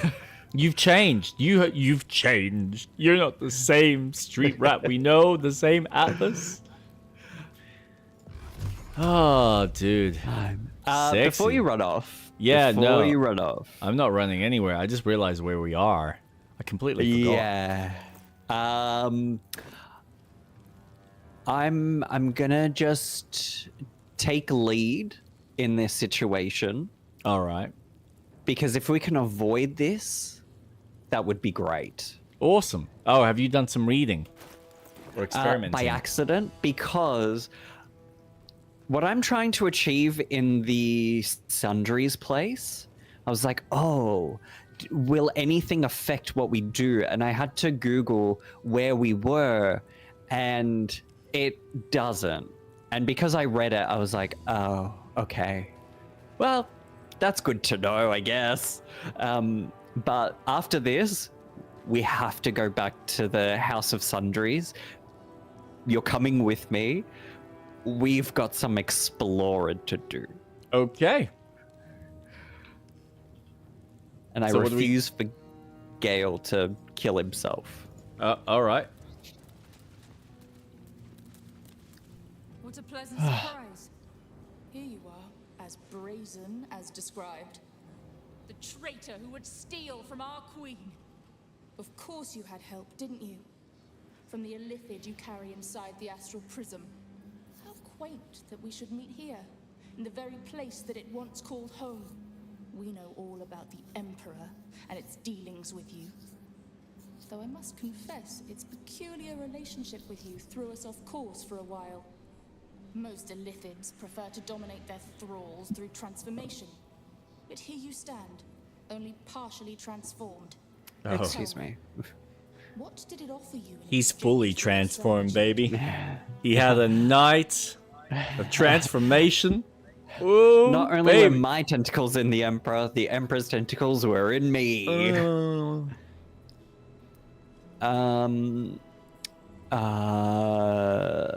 The promise of defeating the Elder Brain?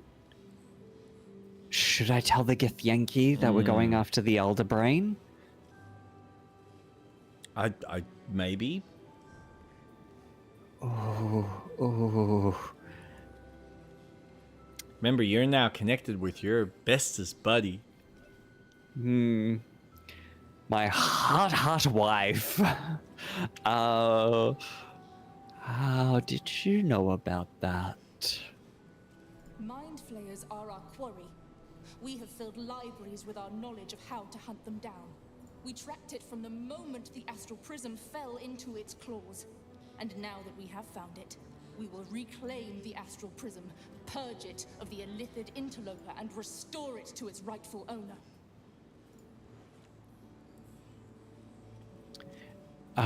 You should know the Emperor is not the only occupant of the astral prism, and give it to you freely if it were possible to do so. Should I tell them that the prince is there? Oh, that's probably going to start a fight. What are you doing? I'm sorry. Dear child, I already know all there is to know. I will liberate you from your puppet master. Shit. Nope, I Shit. guess we're fighting. Awesome. Okay, Yes. I guess I can test my abilities out then. I guess you can. Uh, Probably should have healed myself.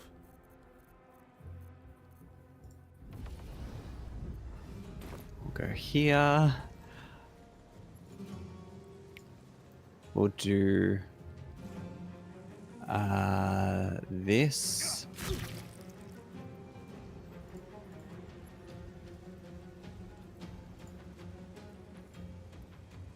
And what does that do? Did that not do what I... Oh. Oh, I didn't actually hex him. Oops. No, you just poked him. I attacked. Poka. That's good. That's great.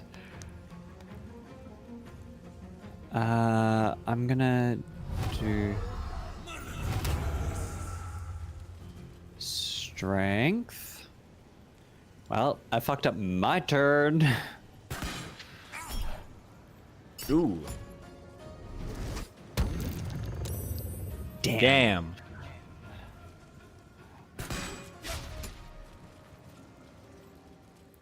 Okay, if you can get to the other portal, that Do would they be just good. keep coming? Yep. So basically I want to destroy the portal then, do I? You want to destroy. There's a Githyanki, The mage. Gate Master. Yeah, okay. Yeah. That should be our So- focus. Where's my Probably shouldn't a have lot of told them. points. Damn. That's fine. I've learned my lesson.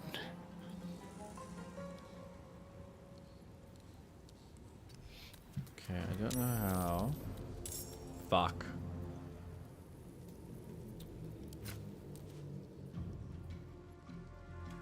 You picked the wrong fight, friend.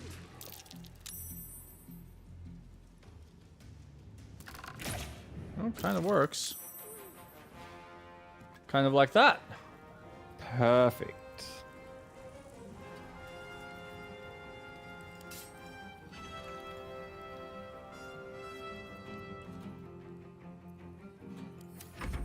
All right, what are you doing? For the queen! Oh, perfect. Thank you for getting into range for me.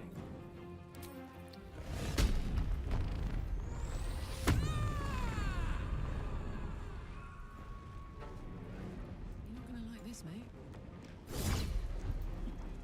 Whoa. Oh, this is gonna be a tough battle.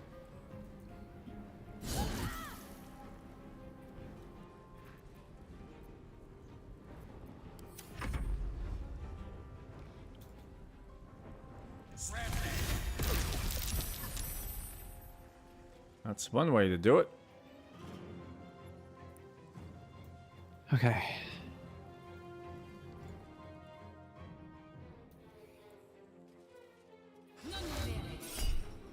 Ooh. Rejected. Oh, hello. What the hell? No.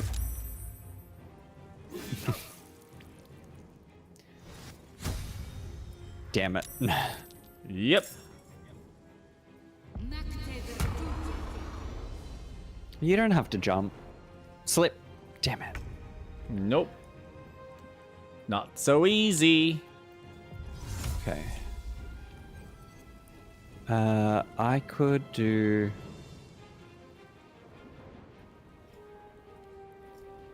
Let's try this again. Let's actually do... This is fine. You are casting magic. So you would be... You're about to die. Yes. You're using intelligence. So if I do... this, and if I do... Oh, I'm so excited to try this out. Eldritch Blast! Nice. She did. I wouldn't have even done anything to her intelligence, but I don't know. Maybe that helped.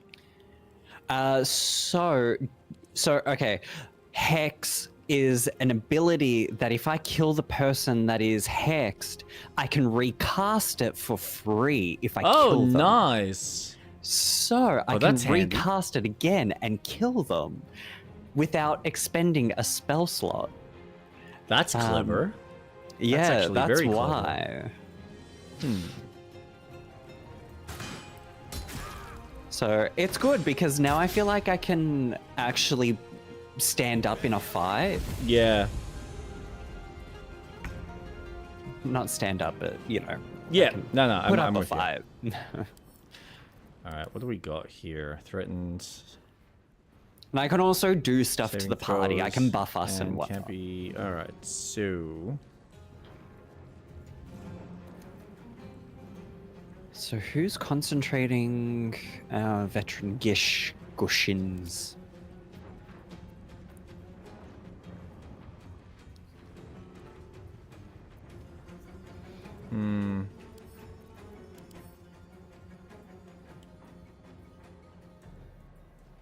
Can't be threatened. Budgeting.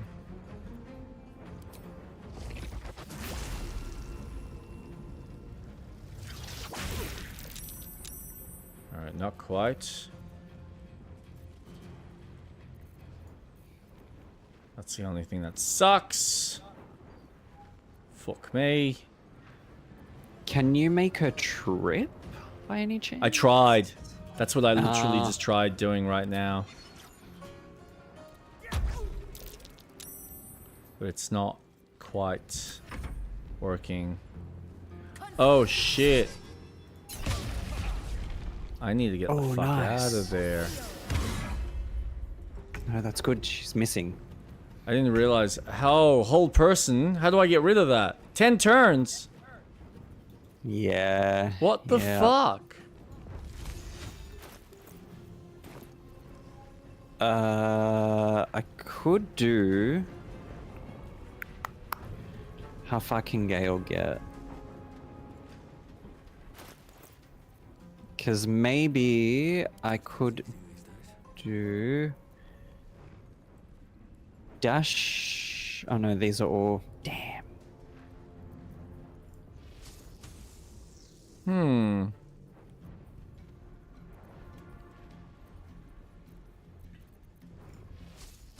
Might be able to. God damn it. Well, at least I've got an electric chain set to her.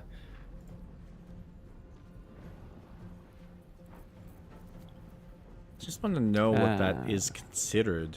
Is that a hex? The concentration. Is that a concentration? The hold person? Yeah. Yeah. Oh. So who's doing it? Oh. The one that I've got You. electrified. Oh, you did it! Oh. Oh, Ouch. oh shit. That's okay. She's got a fuck ton of No. health, so.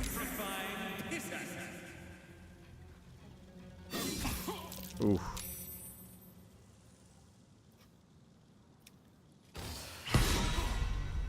Ha ha ha. Ha ha ha ha. My turn. Now, I'm gonna get the fuck out of here. If I throw my weapon, can I reach? Damn, you're too far.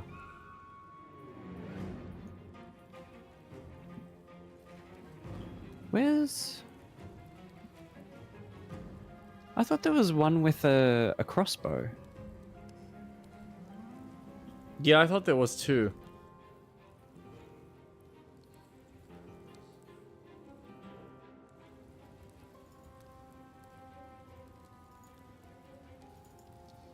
Oh, I see her. She is behind the billboard. Pillar? So she's coming back down around. There. Nah, she's standing there. Oh shit, fuck, I didn't even see that.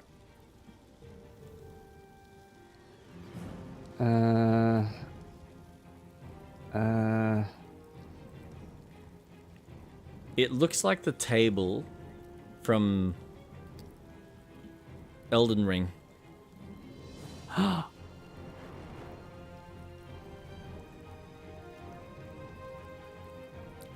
Trying to see if I can throw it somewhere that I can swap places with. But I don't think I Probably can. no one far enough.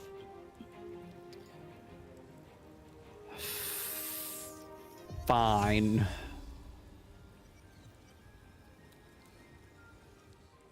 Then I will do... Wait, who do I have hexed? Oh, reapply hex. You and you... I'm going to try and take you out. So you're going to be... Strength, Constitution... Constitution. Alright, let's recast it on you. I doubt this is going to take him out, but...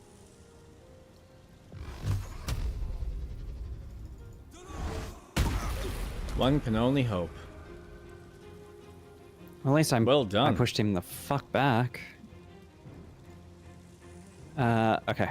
How long does the hex last? 10 turns.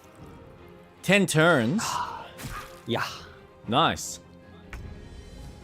Fuck me. I think? Alright. No. As long as I'm concentrating. Alright. Now, let's do... Yep. Yep. Why?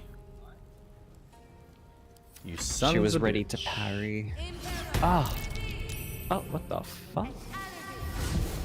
Misty Step. No. No.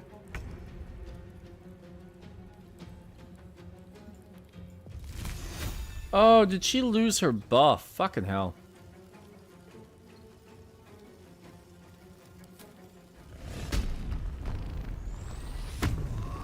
God damn it.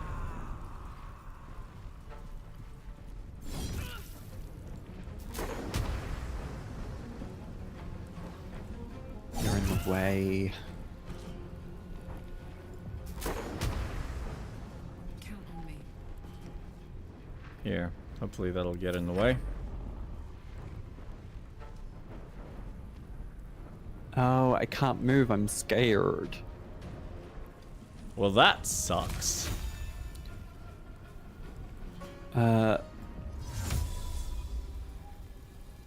that ready to parry move, man.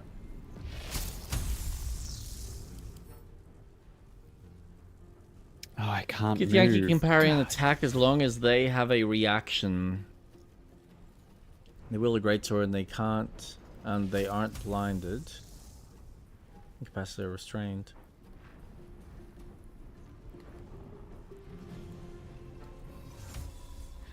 Wonder if this will work.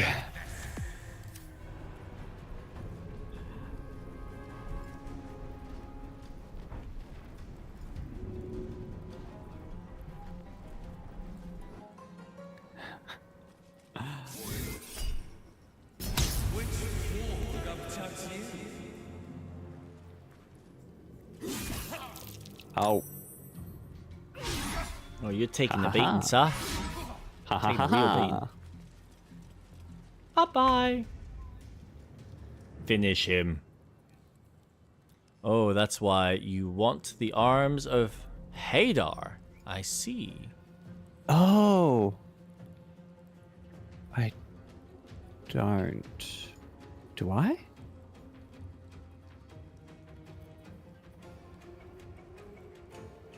No, I don't. Damn.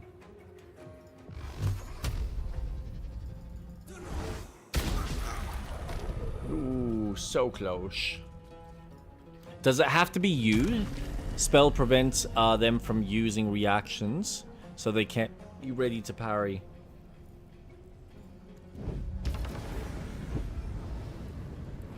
Prevent them from using reactions. And that's a spell that I don't have, but could have been. Damn. Maybe I should have got it.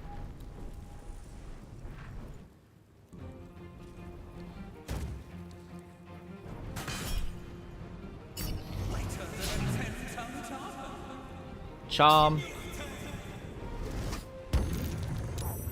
Damn it.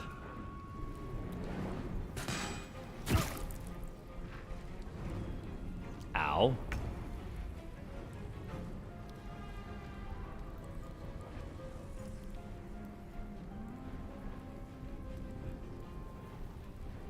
Reactions like you move away and get the attack of opportunity, or you attack them, they react and attack back. Yeah, okay.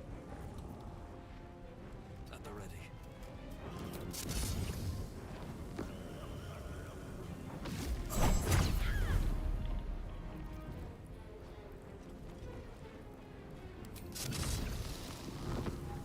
Alright, so now. Oof. Nice. Nice.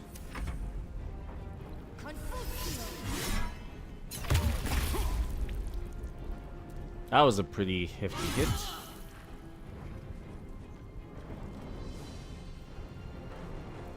Where the hell have they gone? Where's Gale? Where could he possibly be? Okay. Right. So if I do...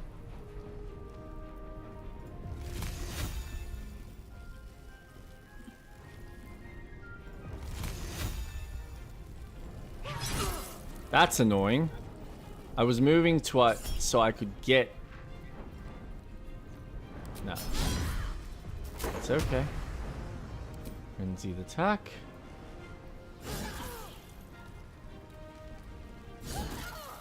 Boom.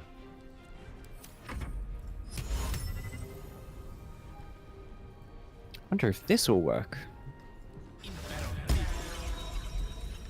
Hey, Aha. nice. Suck shit, bitch. Yeah, I would like that. And I still can't move. That's great. Oh, that's great. Damn fear. But Get rid of that crazy bitch. oh,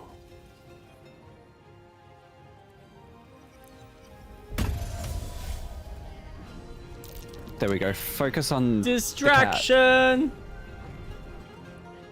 That'll buy us some time. Hey. I can't see my face, my beautiful face. That's not good.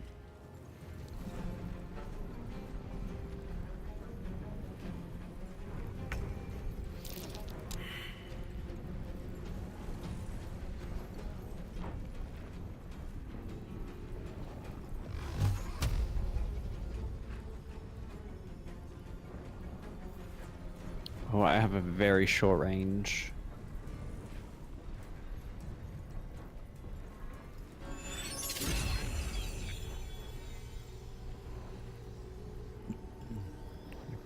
Could do.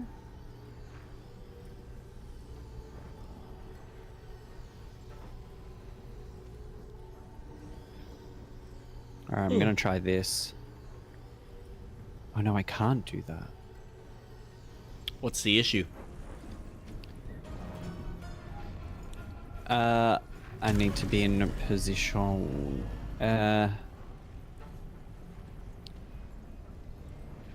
What if I do this?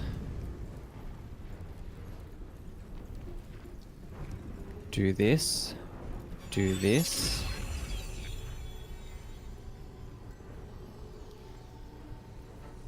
trying not to get me.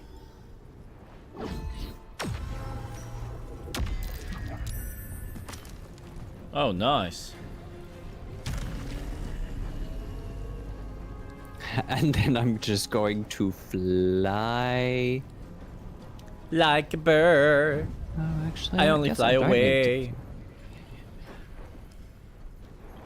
Could just go. I mean, if they're sleeping for 2 turns. Yeah. And then I can do this, and then. Oh, I can't throw, can I? What are you doing, Okay. sir? Just leave it. No, I was gonna heal Gale. Because what I will do, These boots have seen everything. stand here.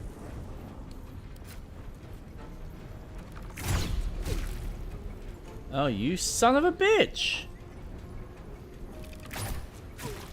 Yeah, parry that, you Nice. fucking cunt.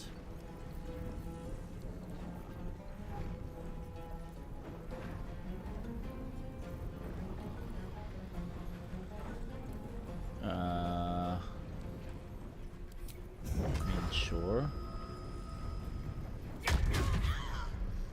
Oh, It's that always gonna works be a crit. treat. Oh, yeah.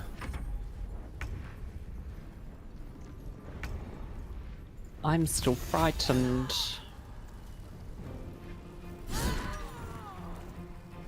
She did. She did all right. And so be she. She be heebies. Come on.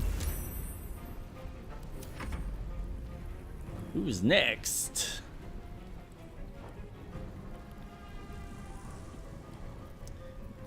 I'm probably gonna want a long rest if we're doing anything pretty heavy in combat for the next. That's a good idea. Only because I need to recharge my rage, or else I'm not gonna be super effective in combat with Karlak. If I had Lae'zel, it'd be fine, but I don't, so. Oh, I also saw something very interesting. Our friend is still in camp. The bitch? Shahira's still at camp. Mm-hmm. So, obviously it's not her. Maybe not. Maybe it is. Maybe. We should have a chat with her when we get there. Oh, I'm still blind? Ugh. Can I?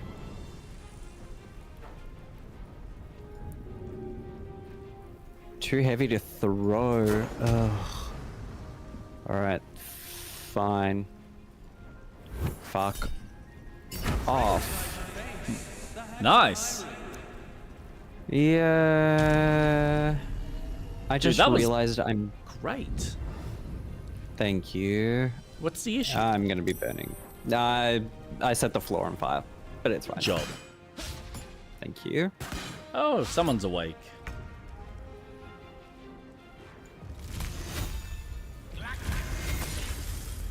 Ah, son of a bitch. Man.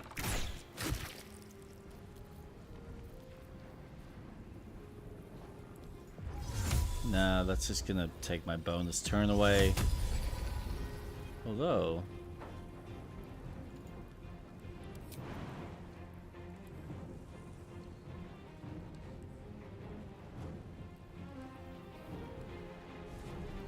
Whee!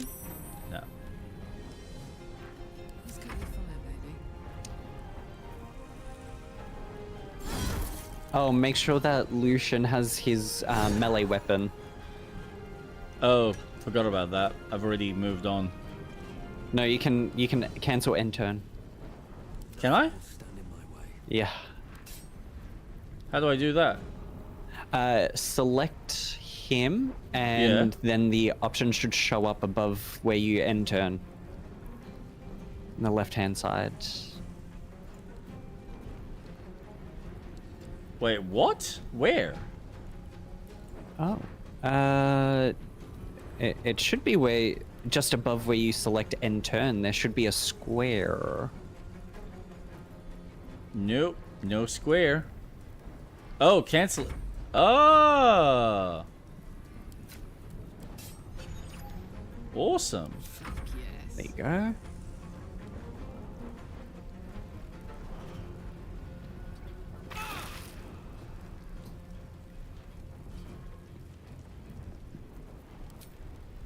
Finish her. Yeah, except... Oh my god, that Finish worked. her. Fuck yeah. I didn't think that was gonna work. That was awesome. Can't give up now. That's good. Nice. Sure. Boots of Psionic Movement. Flying Strike. When I get the Yankee cast flies that next... Oh, that's for... Lays out. Don't mind if I do.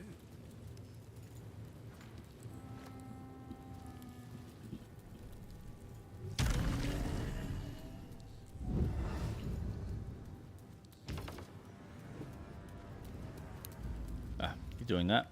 Oh, No, sorry. it's alright. No, it's all good. Uh, I'll do the other side.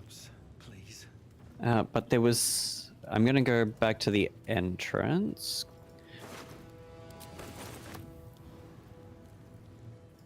Because this display case Let's see. has loot. What's hiding here?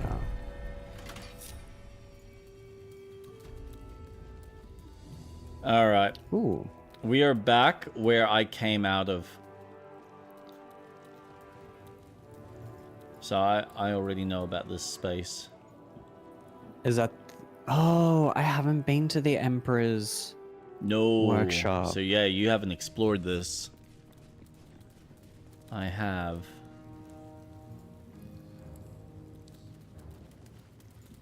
Right, that's what you were saying when you said you were on the other side. Oh, so I Yeah. assume you've looted everything? Well, I've explored every aspect that I could of the room. Emperor's Wardrobe? Oh.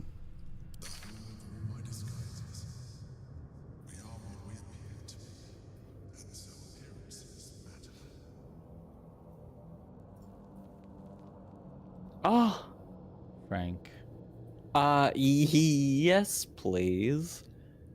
What did you You find? can't be frightened. Illithid protection. If the wearer is infested with a Mind Flayer tadpole, you gain +1 to intelligence, wisdom, and charisma saving throws. Disadvantage to stealth checks. It's heavy armor. And gloves. Charm or frighten a creature to gain a 1d4 bonus to attack rolls and saving throws. Halsey, yeah. Wait a second.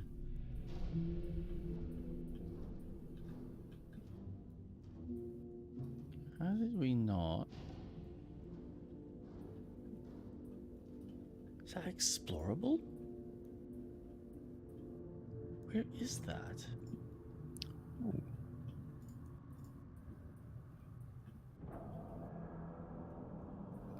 Notes of a Mind Flayer anatomy.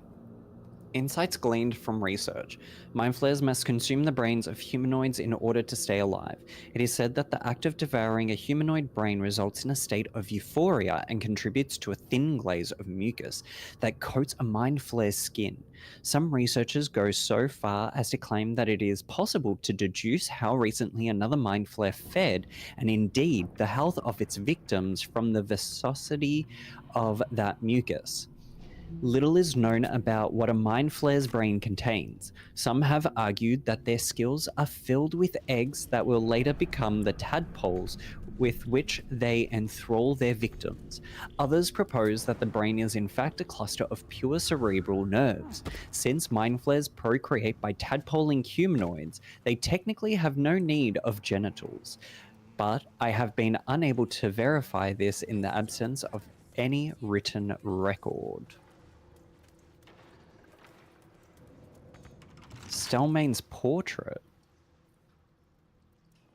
Can you save quickly? She's beautiful, isn't she? I always thought Berlin the most regal of all women. Thank you. That's all right. Sorry, the Mind Flayer was talking. That's okay. You can hear him talk, right? Yes. Okay, cool. Don't give me trouble now. So, he's talking to you too, huh? That's interesting. Yeah, he loves me. Oh, okay. Fuck. I'm not jealous. Where did you go? Uh, Are you back in the inn? no, I went down. You went down? Yeah, I'm back in that tunnel area because there's like a thing here that I want to see if I can get to, but I feel like I need to go a different direction because there's a locked door here. Would you like me to try opening it? Maybe. Hold on. What if I teleport here? Yeah.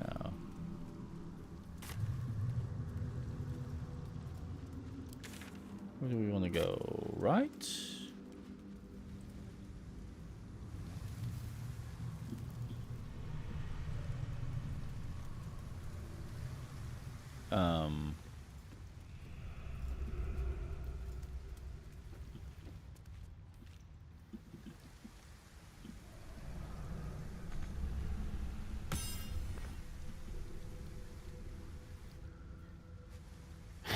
What you pointing at?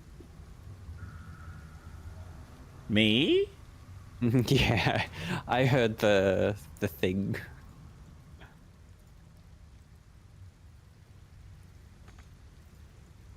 Oh, I remember this place.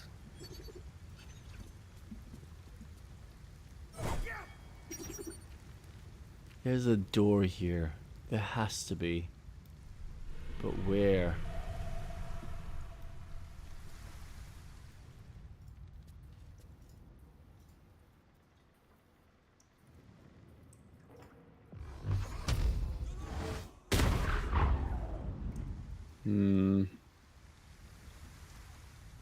Is there like something I can climb?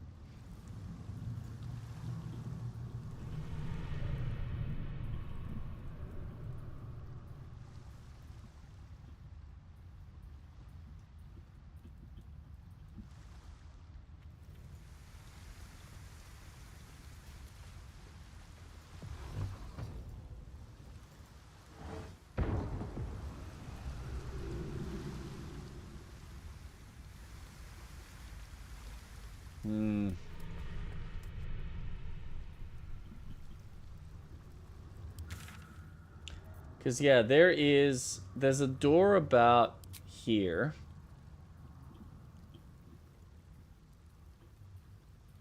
But I'm wondering whether there is another way up. Because I can see the channels there, but it's either up above or down below.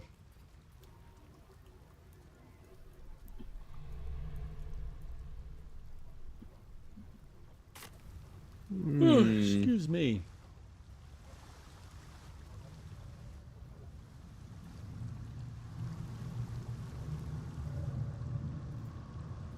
There's no perception checks or anything? Not that I've seen.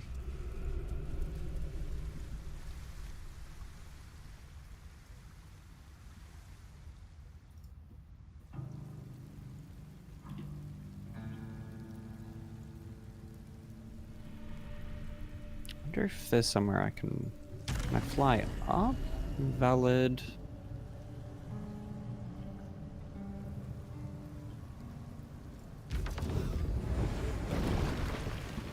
Oh no! Oh man, that would be funny.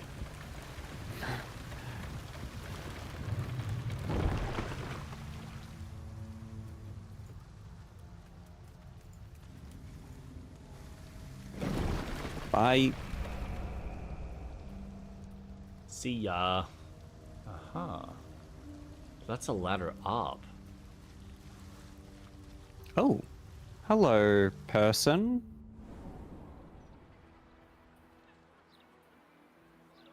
There's someone at the end here.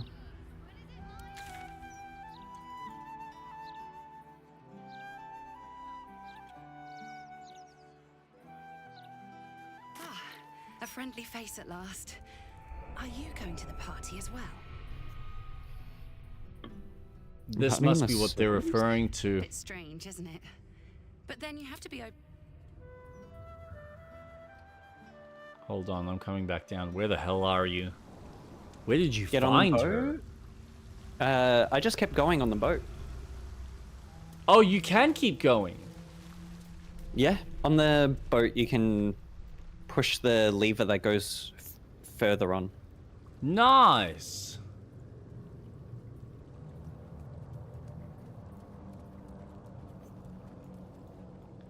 Right, look at you go. Yeah, you found a whole nother section here. Oh. Oh, this is the vampire victim. Oh, cool.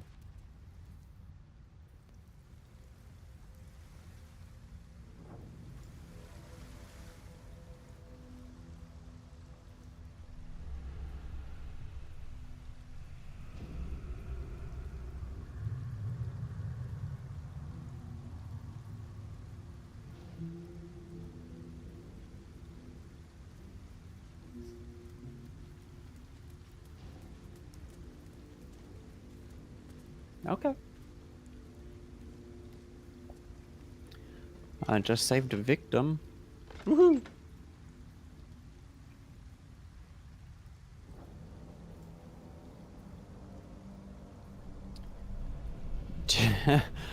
uh...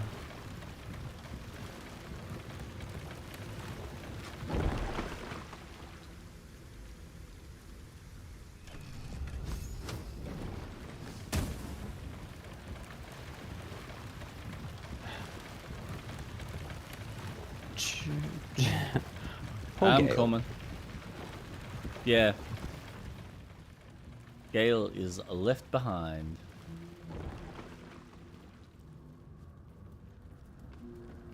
Red apple. Half-eaten apple. Red apple. Dum da dum da dum da dum da dum. Red apple.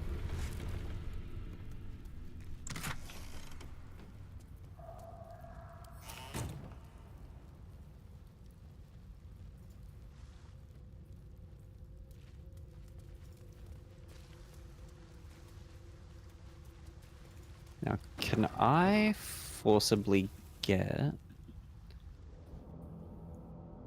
him all the way here, or do I have to keep pressing the lever? I can.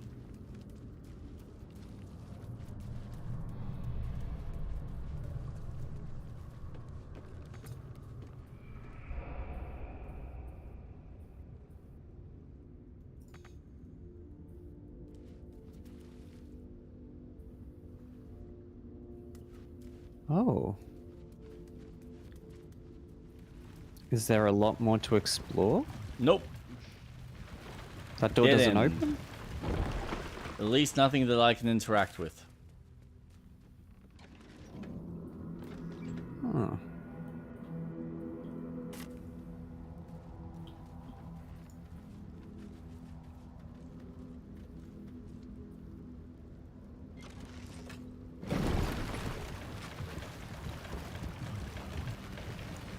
Bye. Sayonara.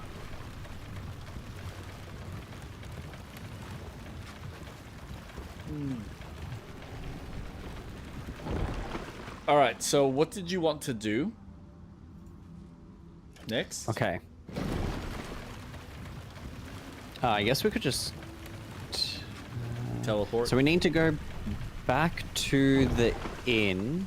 Mhm. How do we get back to the inn from here? Well, do we want to do a long rest? But don't we have to talk to the guy from the innkeep to finish the quest? Do we?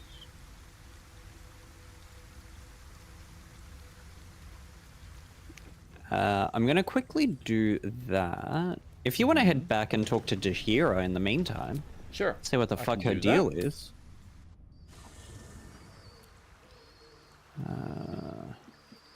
If she has the deal to be had. Because obviously it's not really Jahira. Can't be. Not Jahira. Not Lenny.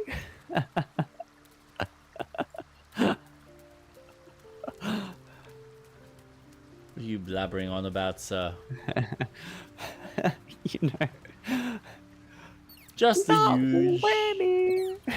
You know the Simpsons episode Something to ask. where Lenny gets hurt and Homer tells them, and Marge, Bart, and Lisa, they're on the couch. They're like, "Not Lenny." My contact agent sent word. The Harpers have been fractured, infiltrated by doppelgangers. I'm just tying that in with Perhaps you not would have done something to Jahira, Or just fallen into because the you know trap she's a along fan favorite, with- Oh, I only have myself to or blame. is she? Tell me, what do you know That's a lot of man dead named rats. Minsk of Rashomon? The name is as familiar as Jahir. That ice storm is really fucking hero helpful. of the time of troubles, who saved the Yes, city it more than is. once.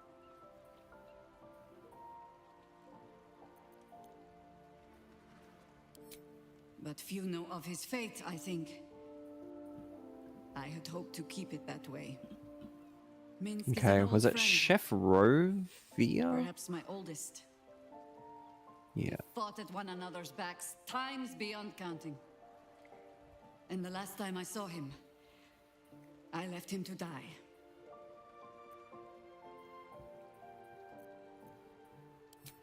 Before we ever heard of this absolute, Good news. we received word of a gathering in the Undercity. I already killed the What we rats. found was the first dark seed of this plot. A circle of cultists with mind flayers in their midst. We might have ended it there, cut off at the root, but before I could send for help, What did you Minsk give me? charged in alone. It was chaos. He was overrun, dragged down beneath a mass of tentacles. Okay, so now that we're I had a choice. here, Stay and let word Okay. of this cult die with us, or leave him and live to fight another day.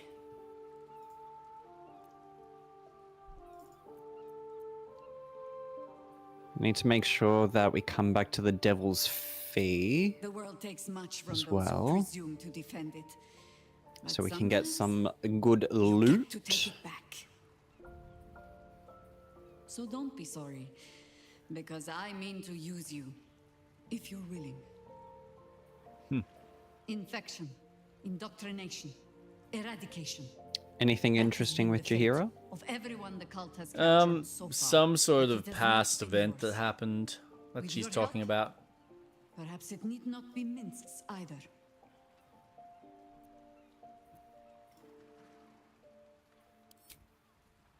As simply as that? For no other reason than that I asked? Perhaps you two will get along. Oh, the point is moot without a means to find him. Without the Harpers, we shall have to find another path. She operates like a regular character, so I don't know. I'm not sensing Known anything. and feared throughout the city's underworld. A mysterious Yeah, king she's not runs the operating like guild, which in an turn enemy. runs every criminal enterprise in the city. No dialogue? Where we go, why did you Yeah. do what you did? Yeah. No, nothing. You threw your lot in the thieves. Nine Fingers is much more than a thief. Nothing happens in this city that she doesn't learn of sooner or later. How hospitable she will be to a Harper that comes begging to her guild hall, we will find out. Perhaps I will let you do the talking. Ah ha ha! There's the good shit. Counting house. Scarning shape changers. And of course, Shapeshifter the hat. fool would Increase follow your their wild every shape word just because charge they by wear my face. 1. Gemini gloves. grow Cantrips tired of these targeting false foes and faces. allies can target an Every additional corner we turn, creature. The another. same target can be Now chosen it is my face they twice. used to turn Minsk against us. I am sorry. Here we go. but I am just tired. I think she's the real thing.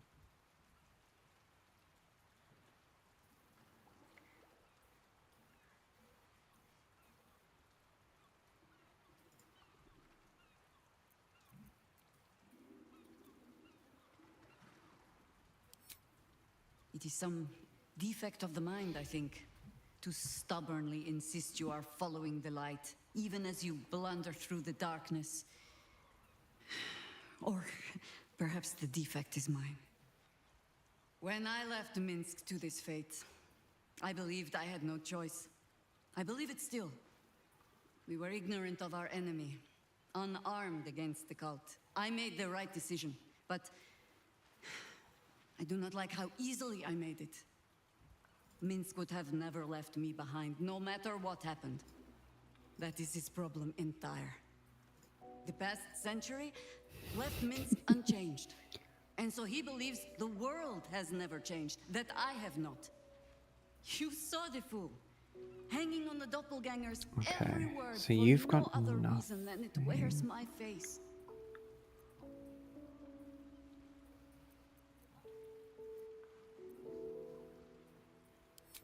No.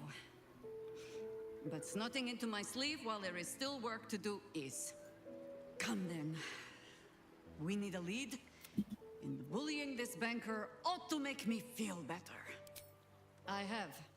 You And don't while have. The Harpers are the city's best information network. Oh. With them out of action, 9 fingers keen. A name known and feared throughout the city's underworld. The mysterious Keen runs the guild, which in turn... Friend is not, but both our operation. How hospitable she will be to a Harper that comes begging to her guild hall. Huh? Ask it.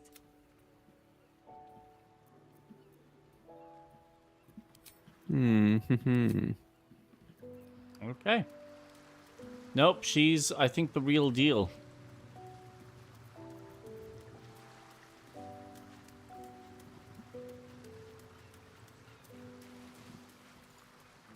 Okay.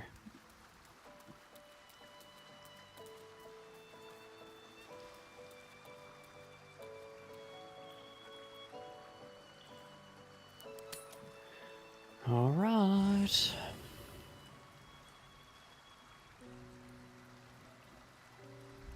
You don't have any dialogue? Wait, Jahira's not there. She's gone. Oh no, she's still there.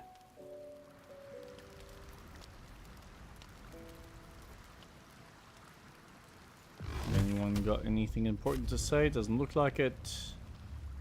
Bam, bam. And the dirt's gone.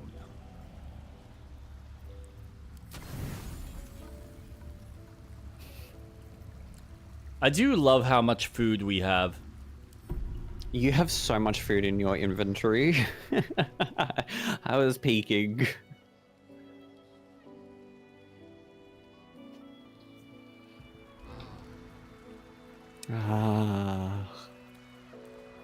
Alright, let's check. Kill. So where to now? Need to head to the... Damn. I thought To we the- picked them up. To the dam?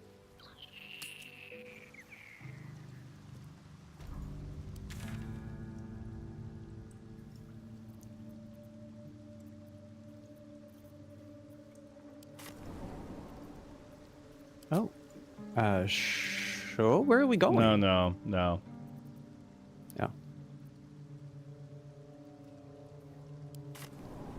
It's all good. I'm teleporting up above.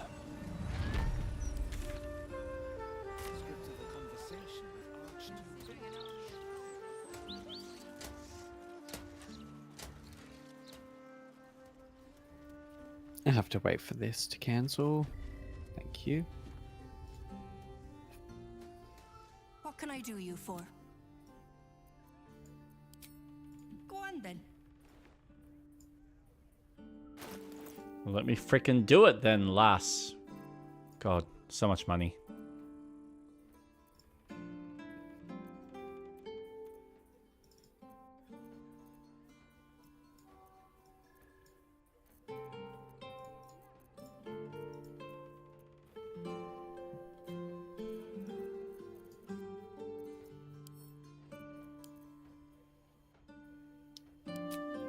Oh shit. Insufficient Got gold. so much shit to sell. Pick up, add to wares. Pick up, add to wares. Okay, now that you've got sufficient gold.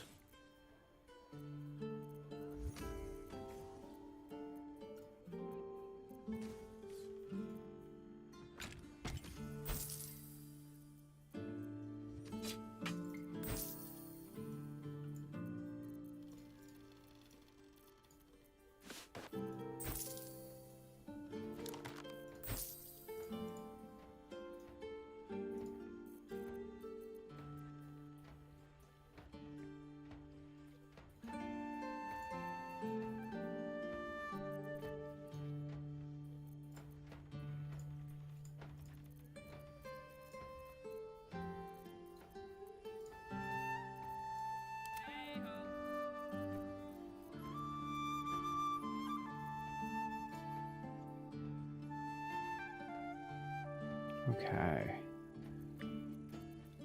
Should be able to sell this shit.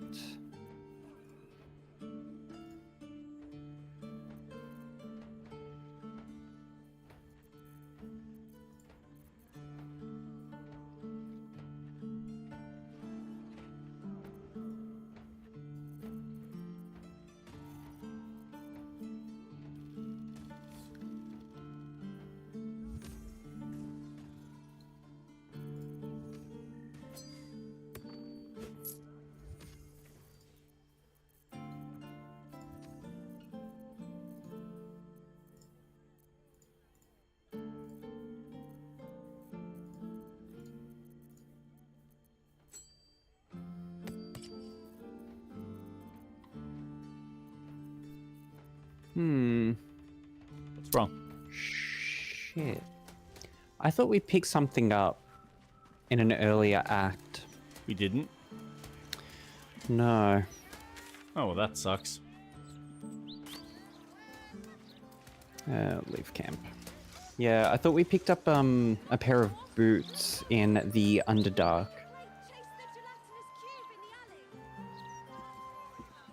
Alright. What boots? Disintegrating Nightwalkers.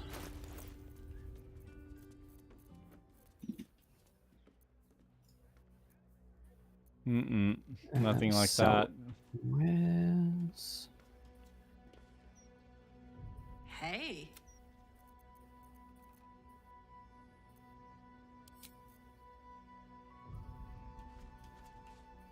No, don't. No.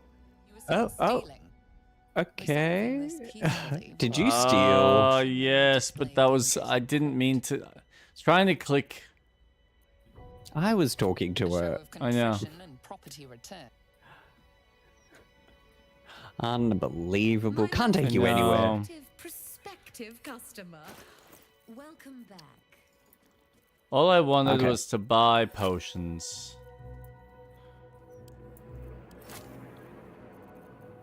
All right.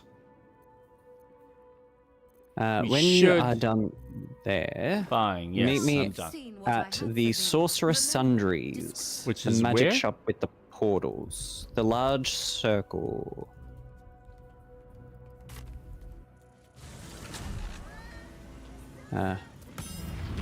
Here, Yeah. where Roland is. Roland. What? Roland. Coming. Come on. Oh, that's right. I'm not allowed in. Excuse me? Yeah, I got kicked out.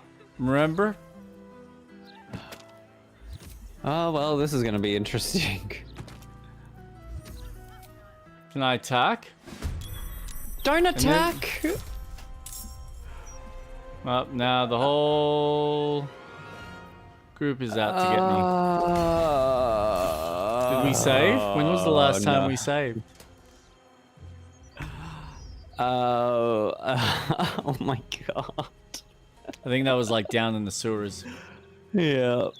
And we can load. I don't mind. I know. I'm an idiot. Why? We're trying not to piss anyone off in the city. Well, you know, I just figured some action might, go a long way. Ooh, oh, I was about to punch the troll.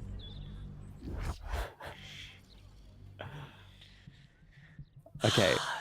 I was getting itchy hands. I wanted to hit the guy. He gave me Don't that worry. wrong look. So you can't go in. No, I think I pissed off the wizard, so I'm not allowed back in. At least one Which- character isn't. Which wizard did you piss off? The one upstairs. Okay. Because I'm Okay. refusing to give him what he wants. What does he want? Fucking angel bitch tits. Oh, okay. Yeah. Yeah, no, he can't have her. But he wants her. He ain't getting her.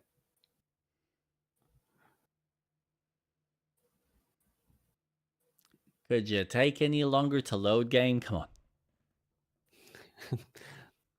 There's a lot to think about. Yep. Okay, No, so I think- what happened? What do you mean? No, like the game's going, okay, let's go back. What have we done so far? What's happening? Okay, so you've done the encounter. You've said this and this. That's right. Jesus Christ. Yeah, well, all right. That's fine. We can just go straight to camp from here. Yeah. No, I don't want turn-based mode. All right, camp.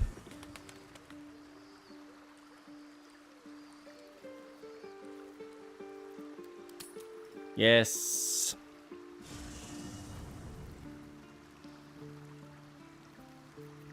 Yes. Someone in camp still wishes to speak to you. Go to bed anyway? No. Oh, no. Who?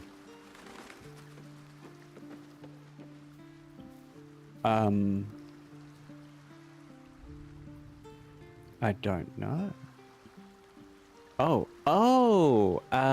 Helson.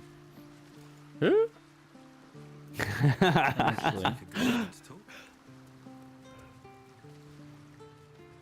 Oh, shit, yeah. That didn't show up last time. It seems that events perhaps What's we up, might have Halson? dealt, The name is as familiar as Jahir. but few min. And the last time I saw him, I left him to die. Oh, Before we, I had a choice: stay it's and let word of this the world. But it has not been yours. With your help. Oh, the point is moot without a means to find him. okay. Without the Bye. Harpers, we shall have to find another path. You're welcome. Oh, nothing happened. How hospitable she will be to a Harper that comes back. Oh, into a Halson, guildhall. nothing's gonna happen. Perhaps. I am sorry, but Enough sulking. I am just tired. Oh.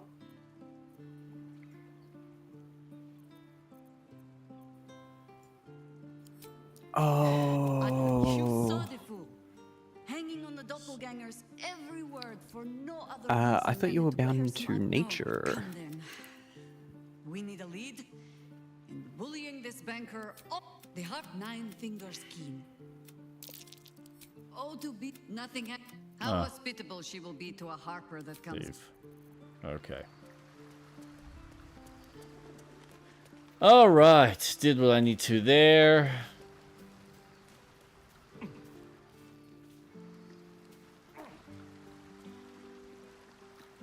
Oh. Oh. What's up? Halson. No. Is he in love with you? Yep. He wants to Aw. sleep with me.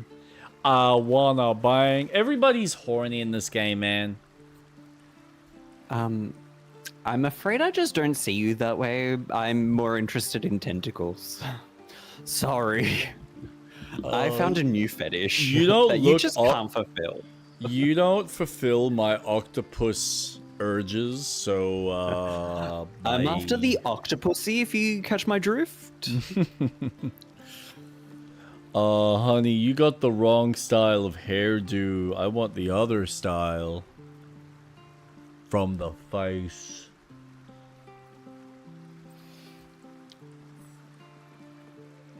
Alright, you just tell me where. Oh my god, I can't stop yawning. You tell me when you want me to have us go to bed. All right. Full rest. I'll be back. Oh. Oh, wow. What's happening? Nope. I thought there was something. Oh. Oh.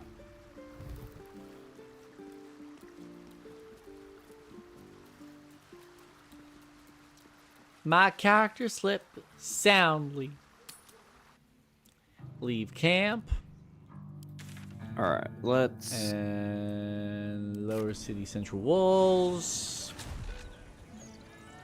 Do this again. Don't do anything stupid. Start fight with guards. Gotcha.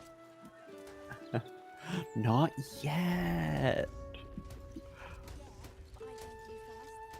What can I do you for? Uh-oh. Oh. I'd like to trade. I'd like to buy all your potions again. Haven't I seen you before? Probably in a previous save. What? Oh, it's like time travel, but not. Honey, do you know what he means? Shut up, bitch. I'm thinking. This man's crazy. Kill him. Yeah. And then we God. get into a fight with everyone. Yeah. Oh, God. Jacob! Not What, again. man? I was minding my own business. Ignis. Hey, Ma, the freak's back here again. Oh shit, who let this stranger in again?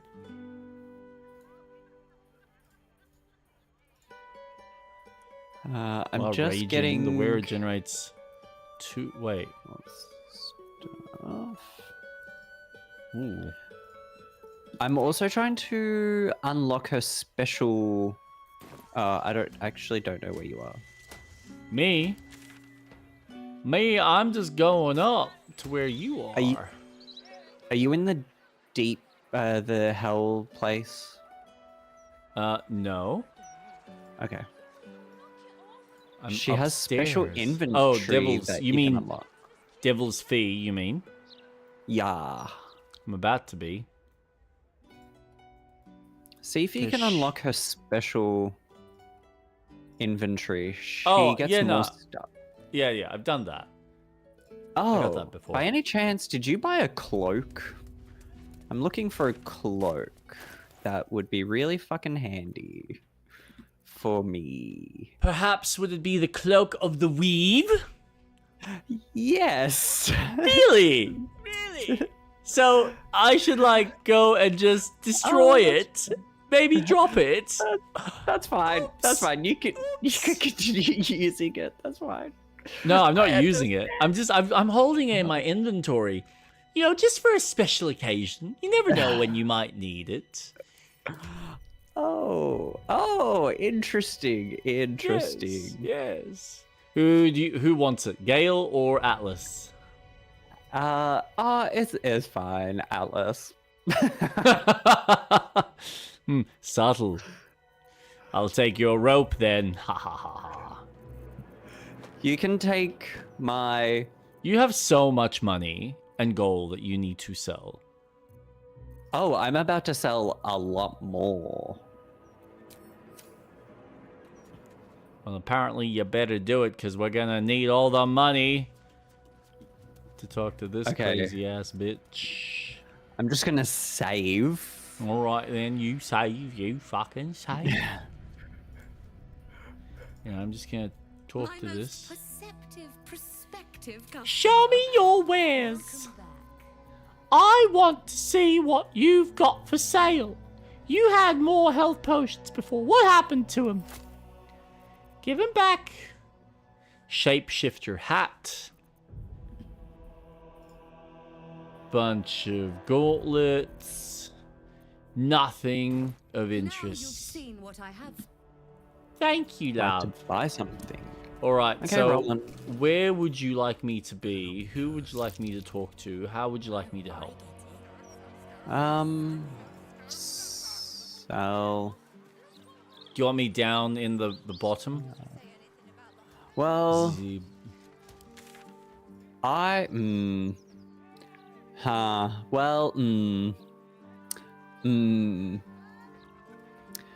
This is gonna be interesting because Could I perhaps try and like stealthily get in? I have saved, so maybe. Or books.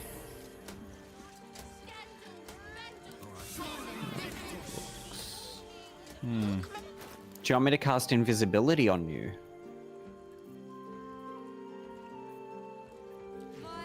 Well, alright, so where am I going exactly? There's a secret in the sundries that will take us to the basement, Okay. and I'm trying to solve where that could be.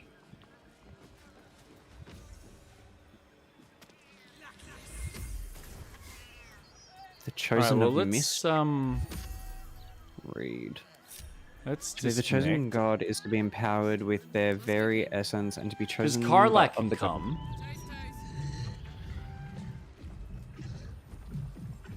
So whereabouts are you? Where are you heading? Just inside. I'm just looking to see conjuration.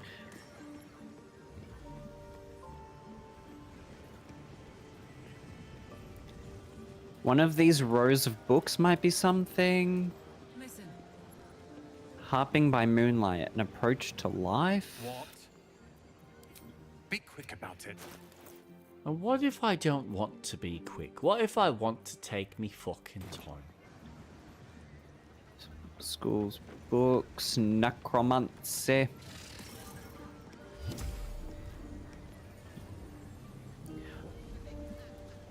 And if you're going to talk to the tome monger, please don't yell at her. Why? Because it will ruin the quest. Okay. Just don't yell at her. So what did she say? Did she give you any hints before I go and yell at her? That there is. So I snuck in to the place and got a key. Mm-hmm. And now I've just got to find the entrance, which I'm just having difficulty with. Maybe Impulsive can help. Do you know about some sort of fun little entrance to a secret room? In the sundry, sorcerer sundry.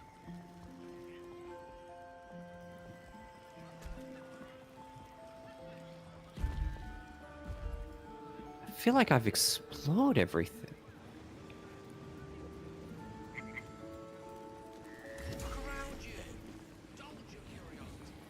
Sorcerer's Sundries is the finest purveyor of magical miscellany from Ireland. It is not in the main hall.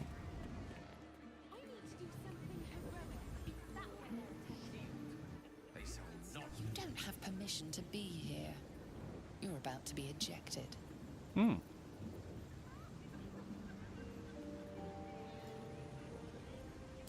Oh. Whoa, where did you go? Up. Up. Oh. You've been caught trespassing. Oops. Again.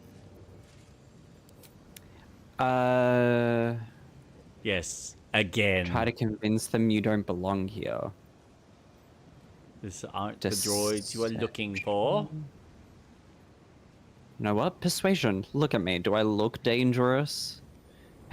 It's me, your old friend Atlas. You wouldn't shut the door on a friend, would you? Mario. Well, I do have plus 4, 8, 12, 16 on persuasion. Can you gonna persuade an persuade. inanimate object? Oh, fuck. It's a DC 22. That's one smart inanimate object. Whoops. Somebody failed. No thanks. I'm happy where I'm at. Oh my god. Makes me dizzy. How bad? Feet planted firmly on And that Feyre, one. please. Oof. Just roll that one more time.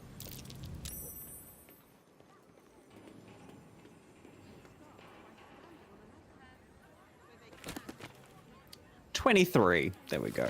Oh, so much better.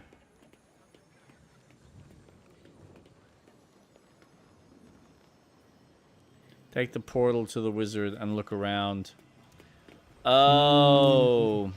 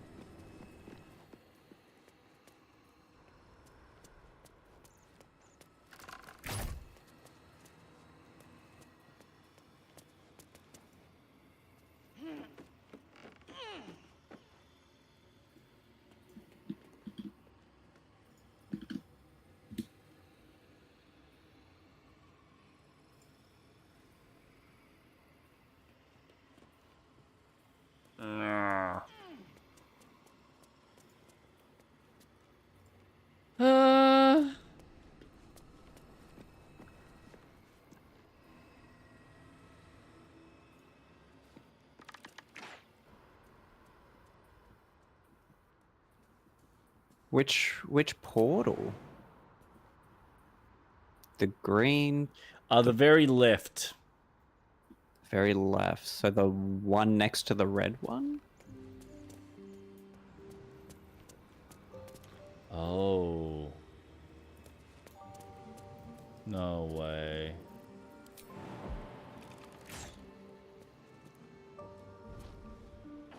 Oh. What is happening?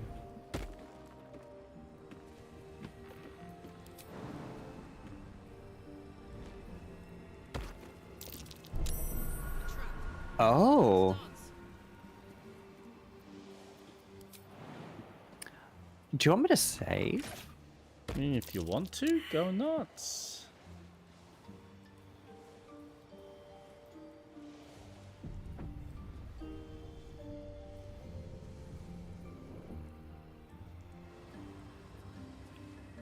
How did you get down? There's a couple of tables, floating tables.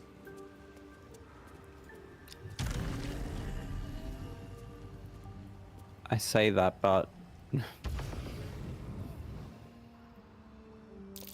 I could just fly. I mean, you can. That's the beauty of being you. Okay, Gale. Because this is your main quest.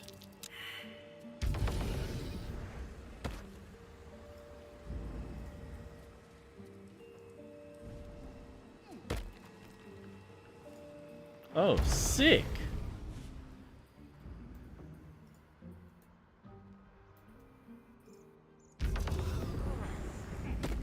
Be careful and don't click on the stuff randomly. Okay.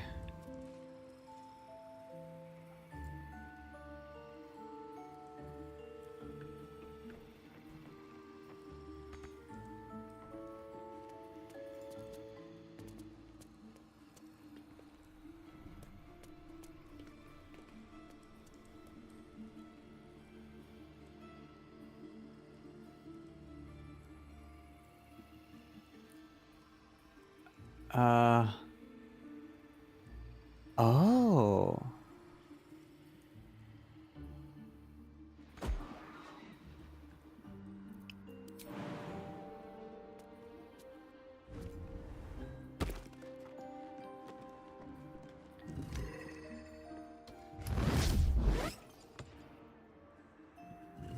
Amazing.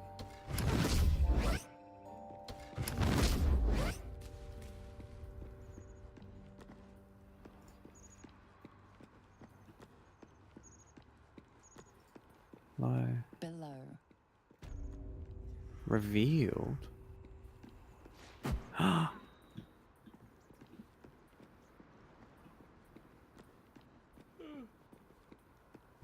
Ugh. Don't get children, kids. They are forever sucking your life force. Right. Yeah, Just no, stay don't have si- kids. Just stay And single. Jake is immediately clicking stuff randomly. Oh my god, Jake, don't be a fool. What do you mean, like this? Please don't. What Don't happened? do it. Don't do it. Sorcerer's Vault?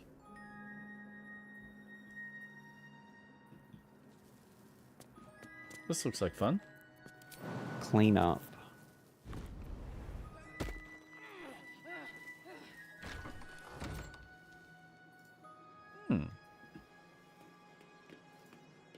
Now where am I? You found the found the secret secret- vault. Wow, look at that. So Didn't this even is try. it. Congratulations.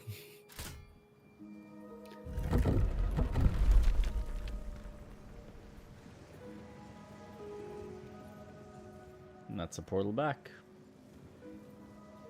The best stuff in game is here, but very, very dangerous.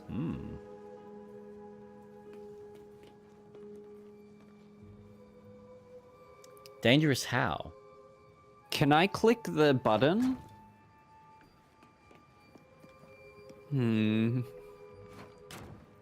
Okay, where are you? Me? Yeah, where did you go off to? I'm in the Sorcerer's Vault. Yeah, you don't really want to click here. You really don't want to click stuff randomly. What is it? I'm gonna click this button.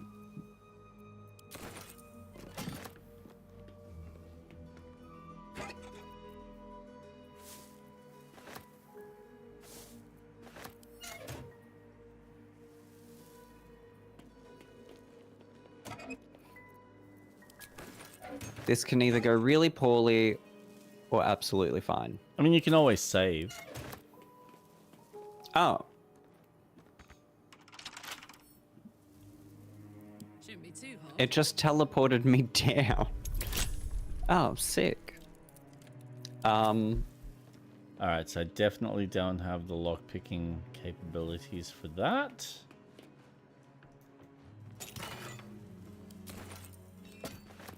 Take everything else I can. DC-20! Oh!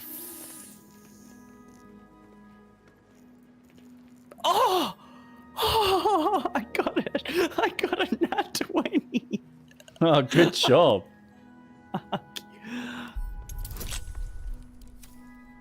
Well, I'm gonna need your nat 20s over here because I got chests that I can What's that? That's open. great. That's great. I'm just gonna take... I'm just gonna loot. And I will take...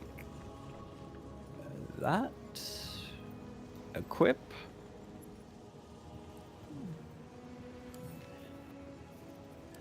Marco Hashirka. Arcane enchantment. You gain a +1 bonus to spell save DC and spell attack rolls. Arcane battery. Alleviate the arcane burden of spell casting with power of this staff. Next spell you cast doesn't cost a spell slot.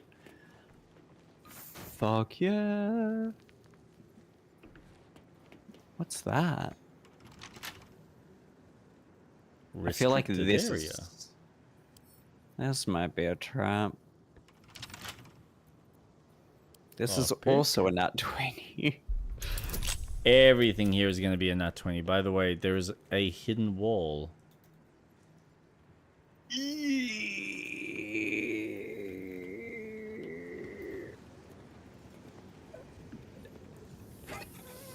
Fuck.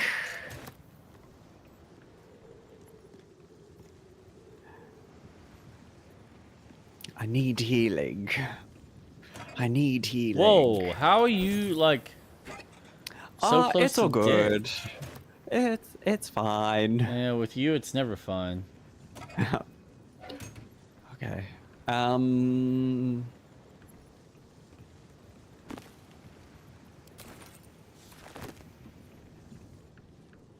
there's a mage hand.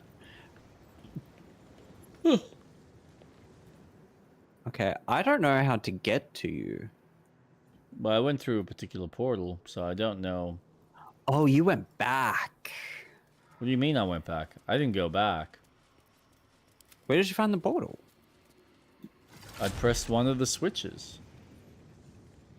Oh. Don't be shy.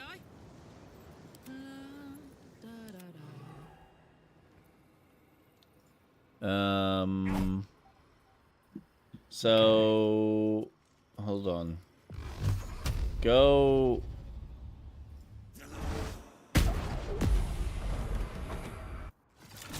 Ah, fucking hell. Go back inside.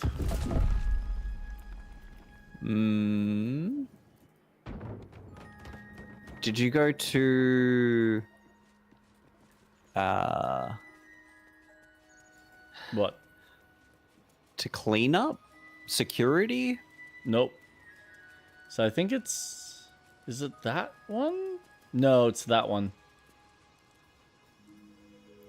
So you did security. Okay. Save. Maybe just save before you click it so you don't have to fuck around. Okay. Oh, maybe it wasn't that. Too late. Are you in a combat scenario? Yep. Who are you fighting? I can't even see who you're fighting. Arcane cannons. Oh, sick. There is this... They're vulnerable to lightning. That's good. That's good. I'm fucked. Just load. Okay. This is fine. I can take them out. Where did I load? Hey. Oh, sick. I can go in at any time. Awesome.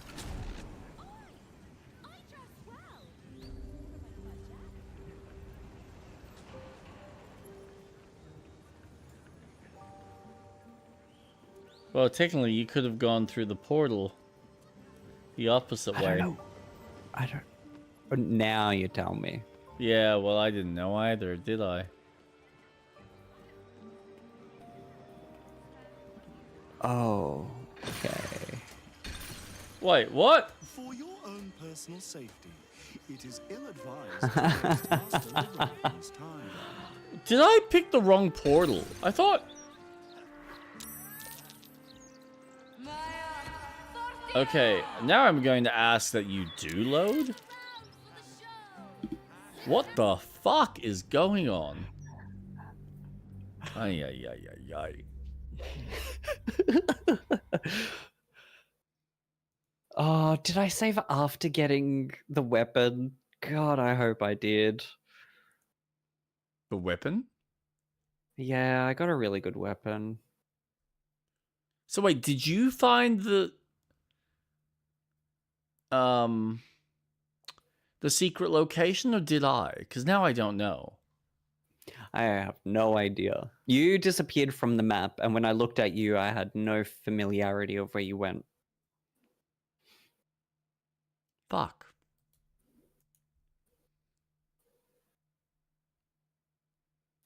No, it wouldn't be security. Of course not. You would have went to cleanup. No, you wouldn't have been cleanup. Security would call upon the cannons. Below took me down. Damn it, I'm gonna have to do all of that Alright. again. God, I hope I get a nat 20 again. I think it's just this one, man. The weave button. Because this one's not associated with anything. The wave.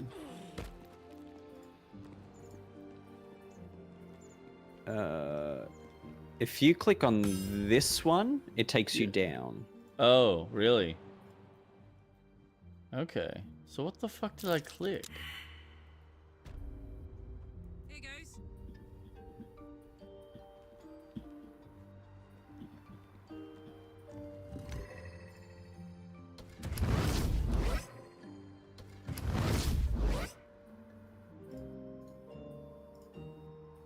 Oh, shit.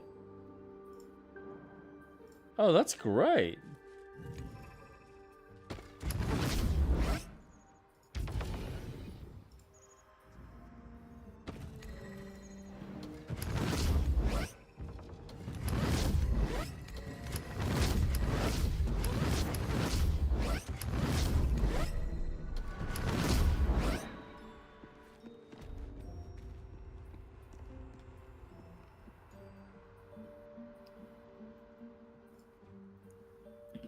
Okay, let's go items. See invisibility.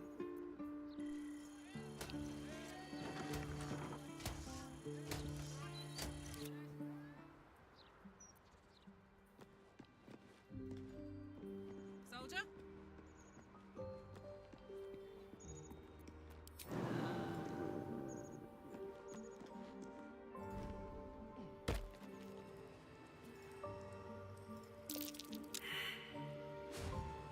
Fuck. Did you pick the wrong one again? No, I need a nat 20 to get the weapon. Yep. Yep.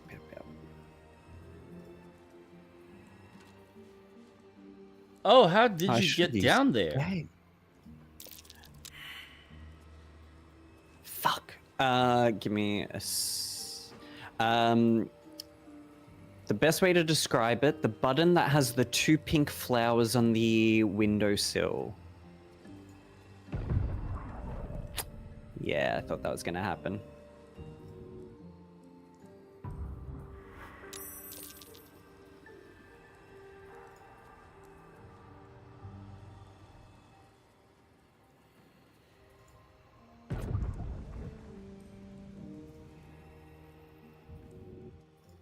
So it's that one.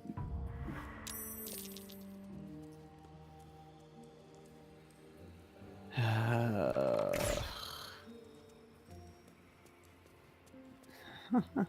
can't get it. I can't get it. Why is Gale at 1 health? Oh, because I can't get a 20 on this. Oh, that's so shitty. I had it. I'm sorry. I had it. Oh, I should have saved after I got it. Fuck. Just load and get it. I mean, if you've got it, we can just keep rolling it. Just roll it till you get it. Oh, I had a nat 20 and I got it in the one go. It's and it all felt good so in the hood. good. Maybe I should just do the stream from like up here, and it should just be a clutch shot for the whole stream. Da da da da. Except for Nvidia cutting me out every so often. I will be back. While Jake's away, you can watch me fail miserably. Oh, God damn it. And I got it too. I had it. I'm stealing that weapon.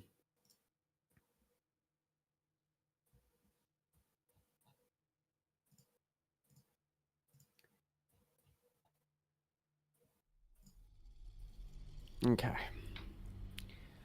I'm going to play as Gale.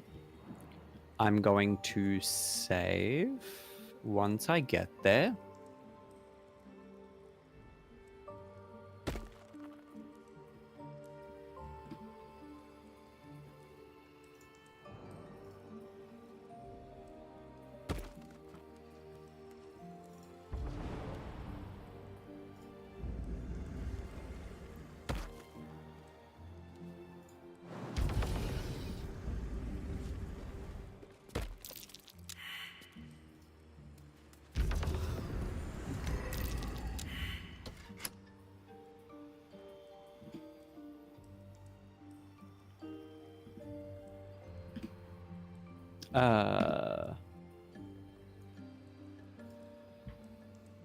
Is that blood?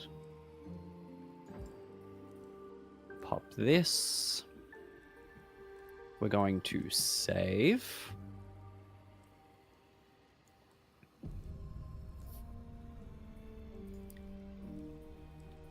All right. Gale, you have a higher probability of getting this. I will give you bardic inspiration.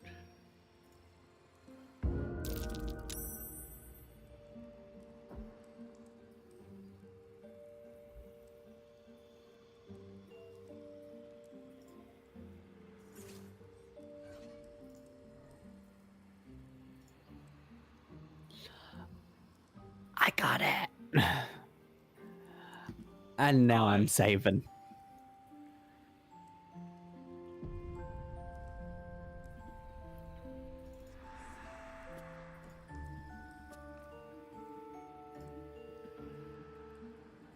Okay, let's...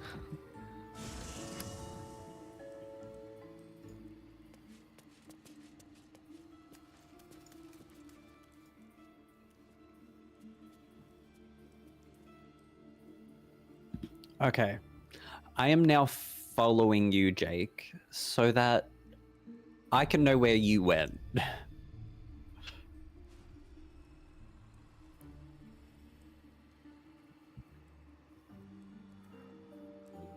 yeah.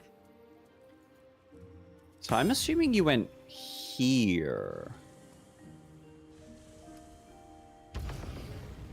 Oh. Let me at it.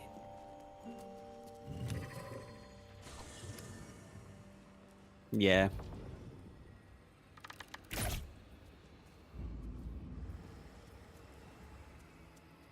I'm assuming you went to this one. Trap. Time to dance. Oh.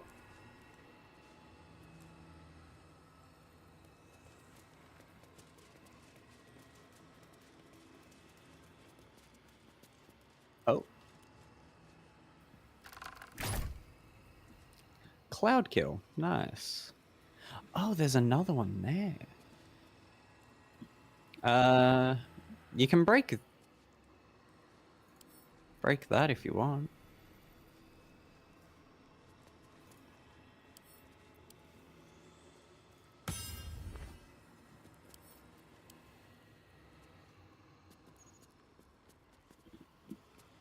Oh, I've casted follow. You're doing great, sweetie.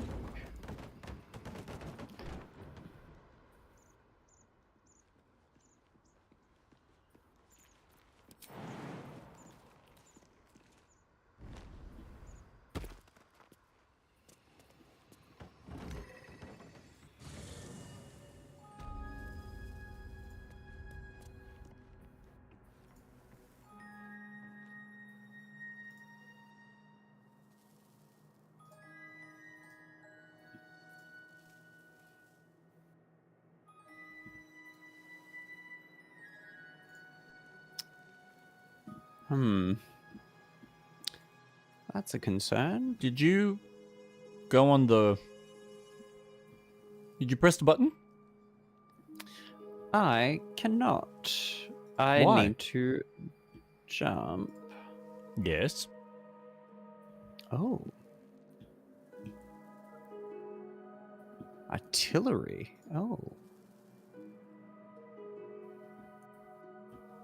Okay. So we... Oh, vaults. Alright, let's go Gale.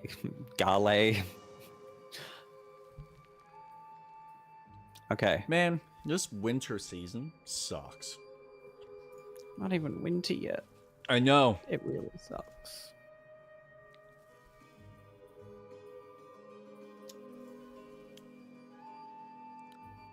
So, yes, welcome to the sanctuary. Ooh, money. Okay. What did you do so we don't do? Hello. Well, I didn't do anything out of the ordinary. But there are a Okay. couple of chests in the next room, if you want to try and open them, that require a D20. Oh. If you feel awesome. gutsy. I'm gonna save.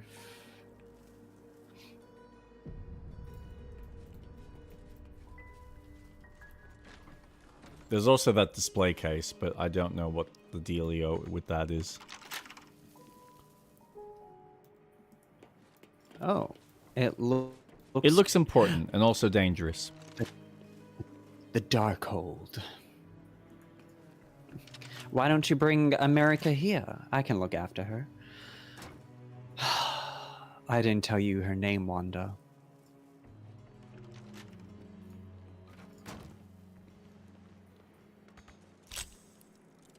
Ooh, a DC 20. Shocker. And then you release Chaos. Ooh, nice. The Red Knight's final stratagem. Before her time as an exarch of Tempest and goddess of strategy, the Red Knight was a paladin most devout. She toured armies the world over as both student and teacher, and thus she elevated by Tempest to her current status. These pages contain that of her which was left on the material plane after her ascension. Oh. Can I take it? Pick up. Close. Can I take the display case? No. That would be cool to have. That would be cool. Not that kind of game, though.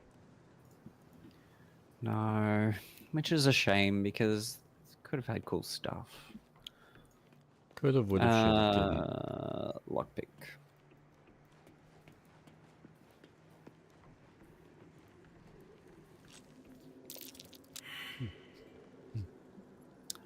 Awesome.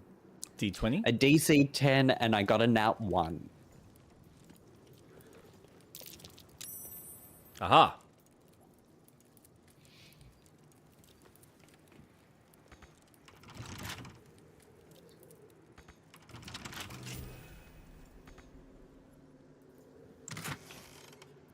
That's it? Oh my god, what a waste.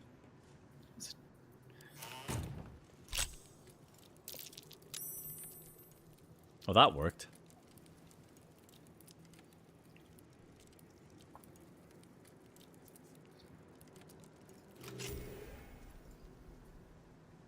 Ooh. That's better. Money! Add to wares. Yeah, I wonder where this, Storage and sorting of scrollwork, parchment, and tomes. Oh. hidden wall is. So Impulsive said there's a secret wall. Yeah, I don't know what or where.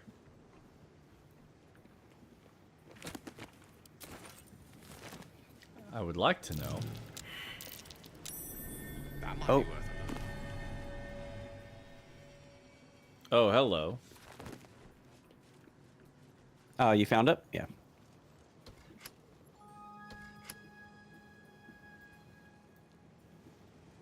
That probably just opens Nice. that door.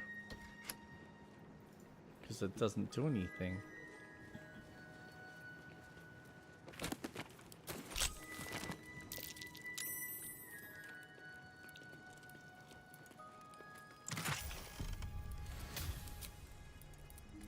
Bah humbug. Oh, you used my key. Oh, you used my key. That's good. Okay, we have to be... Gale cannot kill himself. That's all I'm saying. What do you mean? It's just part of his quest. He's not meant to kill himself? I don't want him to die. No, neither do I.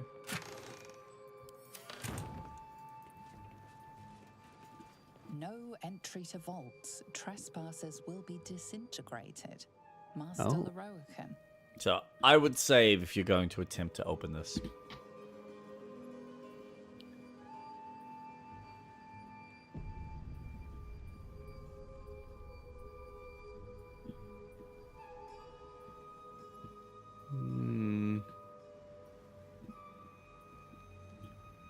Do you think one of these is a hidden wall?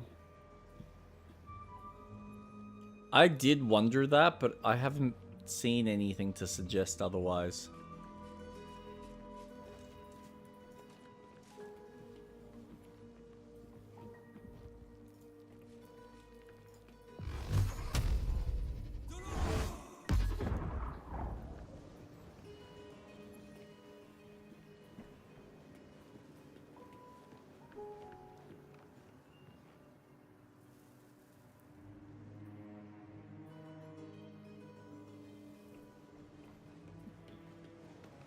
Okay.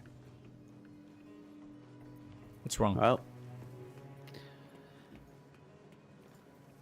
let's do this. Yeah. DC 15. Fuck no. That's a 28. Oh, Jesus. Only. And the door shatters with your touch. And the lock breaks.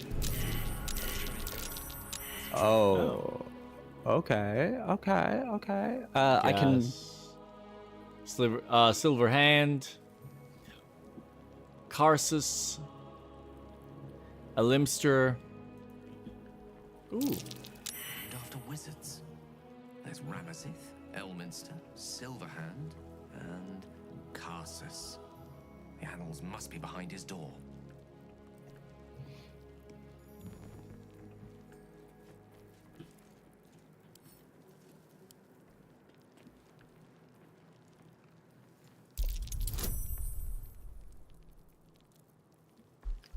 Let's just disarm it. Just in case. Did you save? I saved before coming in here. Okay. Do you want me to save now? Yeah, probably not the dumbest idea. Knowing our luck, you're right. Let's rephrase that. Knowing my luck. That's why I said our luck.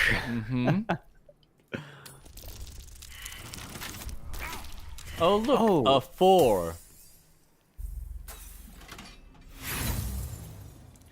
Whoops.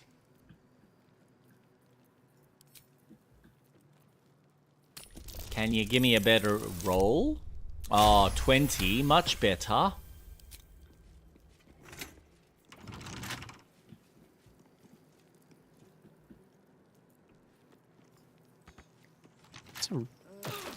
I just disarmed it. What the fuck? Oh, the gas pit. That's why we have the rope.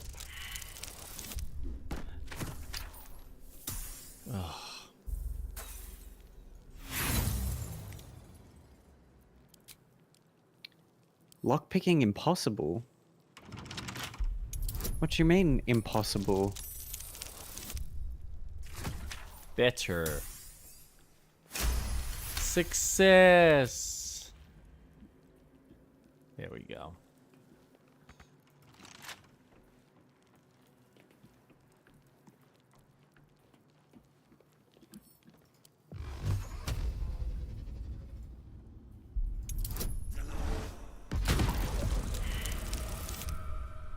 Oh.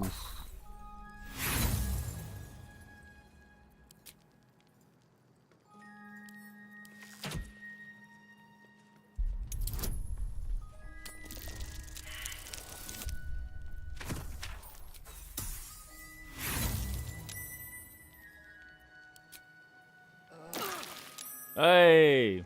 You might want to move Gale.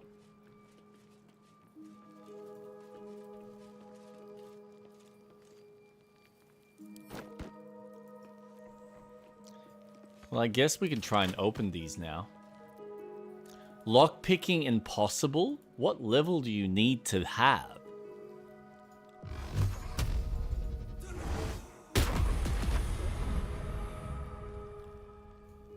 You can't open it, can you? Nope. Lockpicking impossible. Oh. Oh. Alright, well, maybe you want to load so we don't have lost health in an area that we technically cannot do anything in.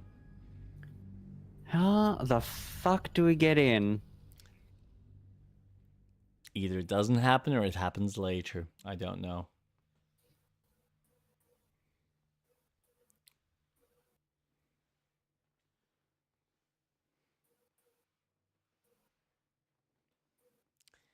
Longest 75%. The journal. I have to check the journal. Because I thought going in the sundries, Gail and I had a conversation, spoke to the bookmonger. Mm-hmm. She told us about the vaults. I snuck in, got the key. How can we not get in? We're just not special enough. Street rat. Just not allowed. Let's see. Daughter of the Darkness, Wizard. We found a note in Tolna's office regarding the Sorceress Sundry's vault. It sounds like the vault is protected by an invisible means. We should tread carefully. Yeah, no shit. We know about the Philosopher's Stone.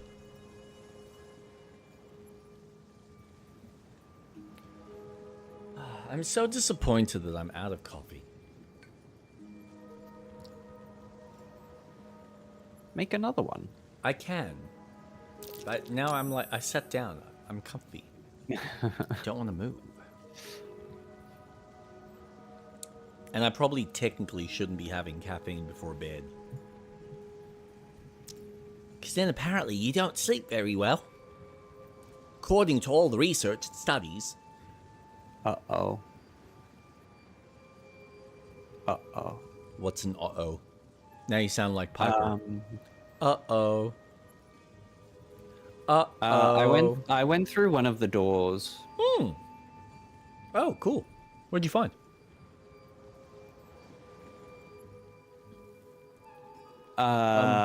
Which door? Did you magically go through? What do you mean? This one. A trap. Time to dance. Cool. Yeah.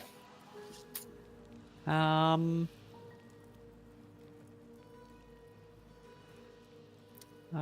mean, that's easy. You just go around blinded.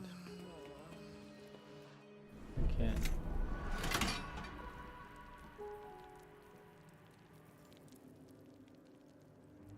All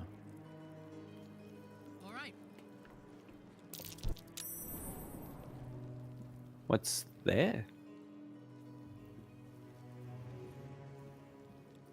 Wait, Silverhand? Yeah. Alright, so what we got? Evocation, transmutation, illusion. illusion. Wild, demon, silver, shadow. Oh, that goes backwards. Demon. So illusion goes backwards. Right. This is how we get through. Transmutation.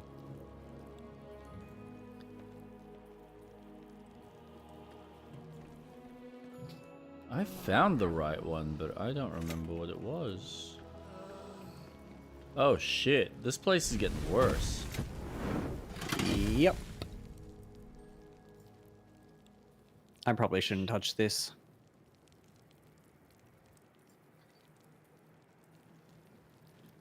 Did you go through demon or did you go through... I went through demon. That took me back.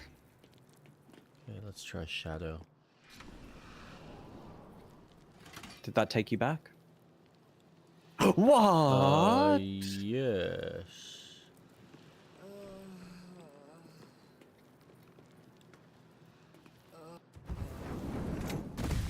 Yeah, there's things happening. Wild? Nope, that takes me all the way back. So wild? No, I tried No, wild. you went through wild. So you've done shadow, wild, and demon. Mm-hmm. I mean, that's just... Yep, cool. Easy. This place is hungry for blood. Oh, maybe don't scale. Good man. Yep. Lever. Smart. Smart. Schmert, Yep. schmert. Okay. Alright. So that is now... what? No, I just decided to see what it does. So what's it do? To Karsus. So go back through demon.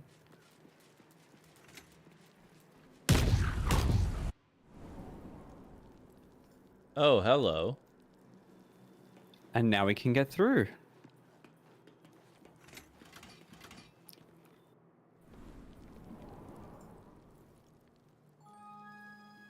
Ooh, the Annals of Karsus. Wait for me!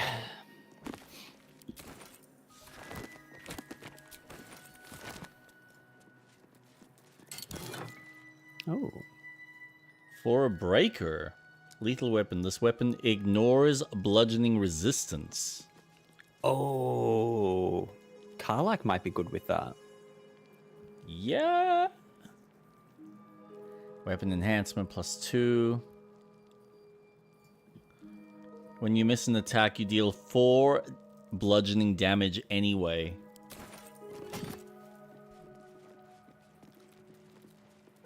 Pretty nifty. Sunbeam. I'll take those. Glaive. I'm just gonna save before I do this. Oh, mate, we're already in the thick of it. We're fucked. Wizard's gonna be like, So, did you guys go down to the vault, did you? That's interesting. I told you not to. Nice.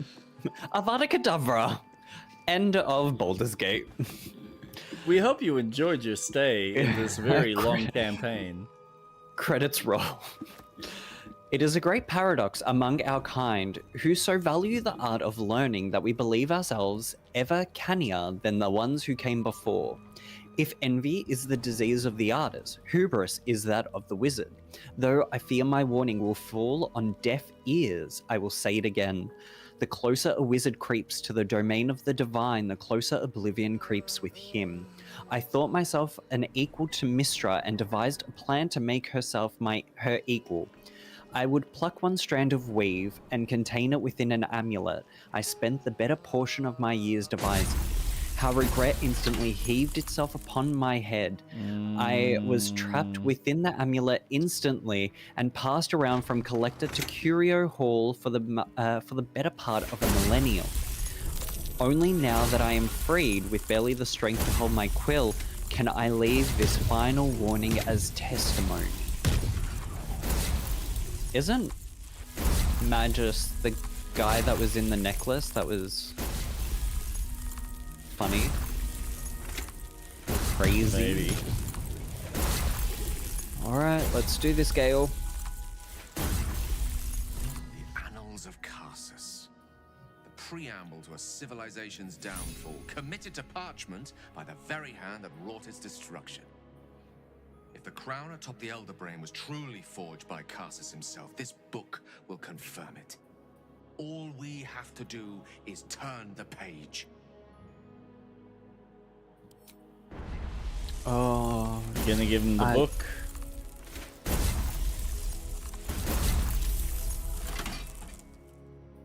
I don't want to. Why not? Because very... The warning said not to. Yep. And he's been, ever since we got to Baldur's Gate, he's been very, very adamant of getting the crown. Mm-hmm.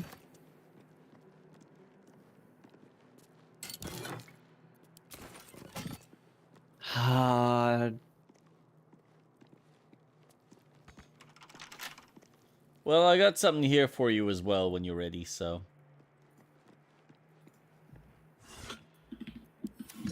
What is it? What's that called? The Tharchek Codex. Because I opened the other door.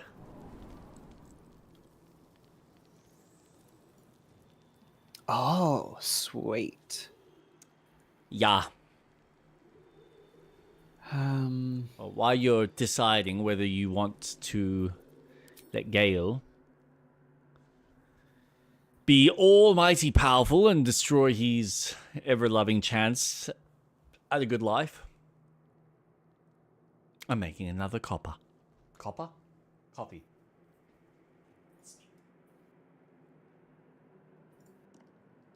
Oh, Gale, I don't know if I want to do this.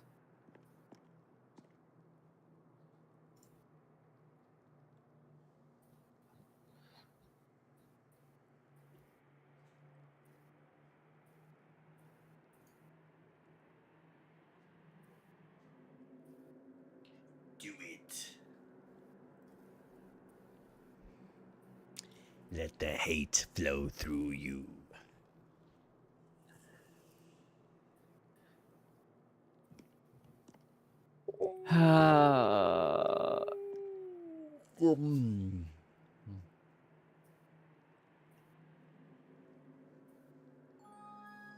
Oh, boy. Fine.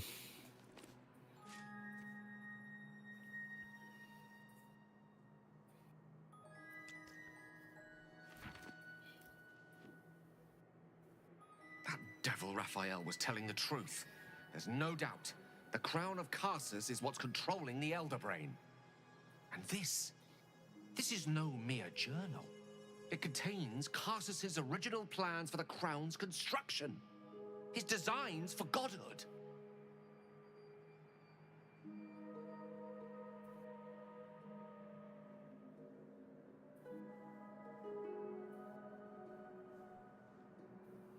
The design for self-destruction, more like it. Didn't this crown kill Karsus? Godhood. I know crown's an ego boost, but that's ridiculous. It did kill Not Karsus. exactly. It was what he did with it that sealed his fate, and for a time, that of magic itself. The crown was merely the means. The book states that the crown and netherstones were originally one construct, seemingly sundered at the moment of Karsus's downfall. If we can collect the crown's setting and the 3 netherstones, and with the correct invocation of certain spells and gestures detailed The book in these states that the notes, crown of netherstones were I originally think one construct, seemingly I could sundered forge at the it. moment of Carsus's downfall. Oh. Wouldn't that make things worse? Ooh. Because we've got 1 netherstone.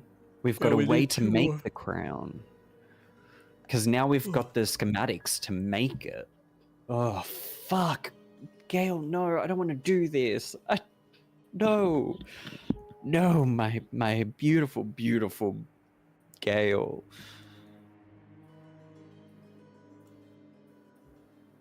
Considering how far down the dark path you've already gone, what's another step in that direction?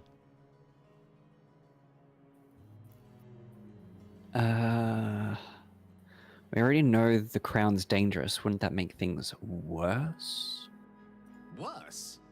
It could be the best thing that ever happened to me. To us. To everyone. Uh-oh. Just think of it. The power of the gods in Gale. Look into my eyes. would be Tell me I'm dogma right. and dogma. Tell me we can do this. By the limits of our imaginations. I promise you, the gods will never grant us such a blessing, no matter how much we worship and adore them.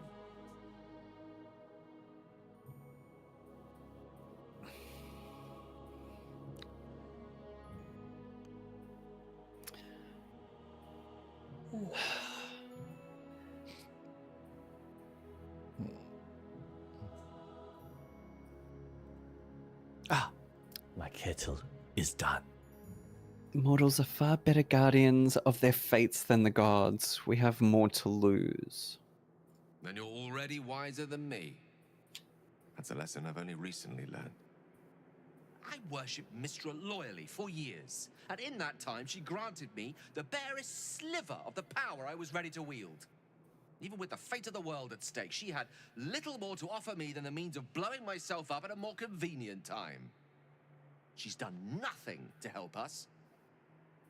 Mistra wanted the brain obliterated because of this crown.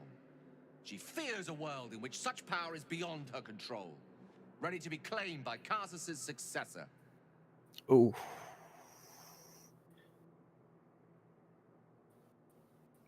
I thought you were past this kind of temptation, Gale. You know exactly where such overreaching leads.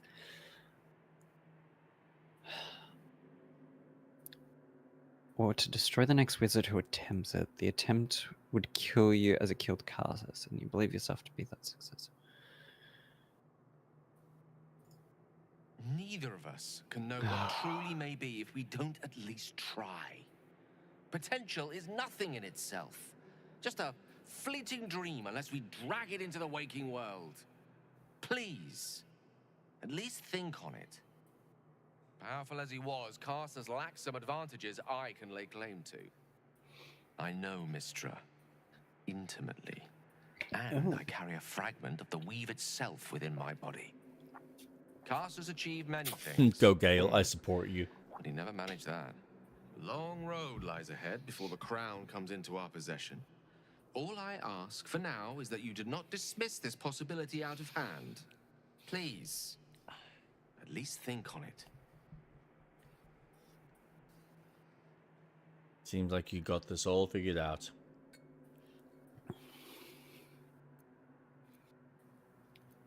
Oh.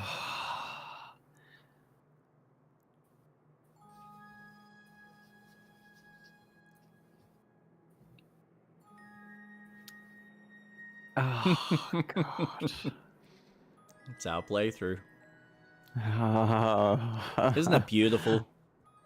I just don't want him to turn into a god. It's gonna kill him. I don't want to kill him. One sacrifice for the greater good of this whole game. It's not too bad. It's only Gale. We How really miss dare him. you? How dare you? Look, I honestly feel like Lae'zel has done more for us and has gone through far better change. Please. Hey, please. she has Look at her. She's like changed her ways, and Gale's all obsessed with power. So let him fall on his own sword.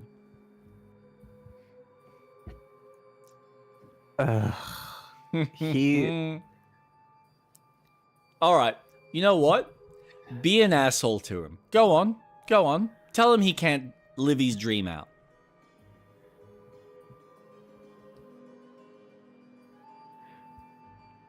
When you put it that way. Yep. Be the copter mom. I forbid you, Gale. You're not allowed to go outside. Stop playing with crowns. Put the crown down. No, to stop putting... You're not allowed to insert those stones in. What did I tell you? Oh, look what you've gone and done. You've opened up Pandora's box now. But, Mummy, the voices in me head were telling me to do him. Go and tell your father what you've done. What's this I hear about Pandora's box? Ah, Gale.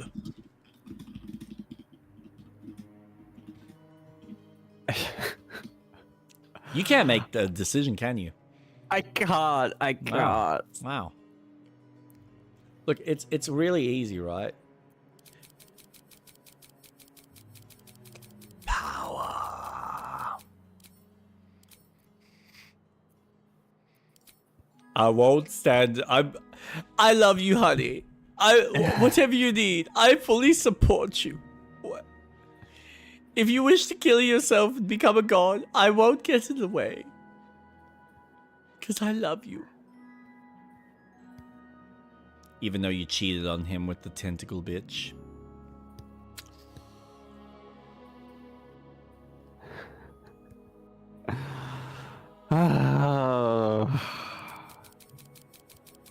This is no passing whim. Trust me. If I can obtain that crown, it will affect us all. It's not a decision I'll take lightly. It's our future that I'm thinking of. Can't rely on anyone else to do it for us. For now, we've learned all we can. Whatever comes of this, we cannot allow the crown to be reforged in Raphael's image. A devil wielding the might of Karsus. It would be the end of everything. He's not wrong. Nope. All right.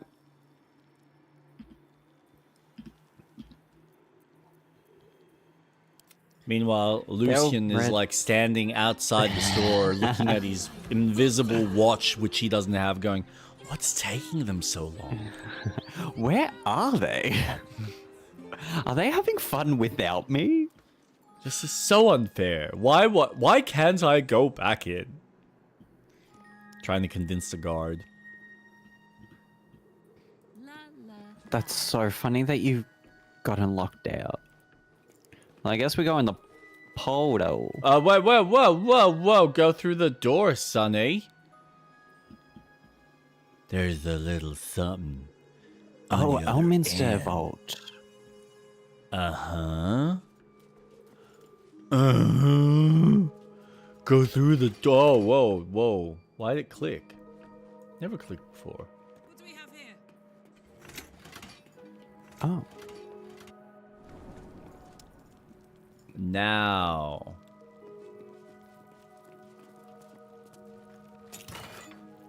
Oh, cool. Open the display case. Oh, shit. What's it require? DC 20, and I didn't get it. Oh. That's fine.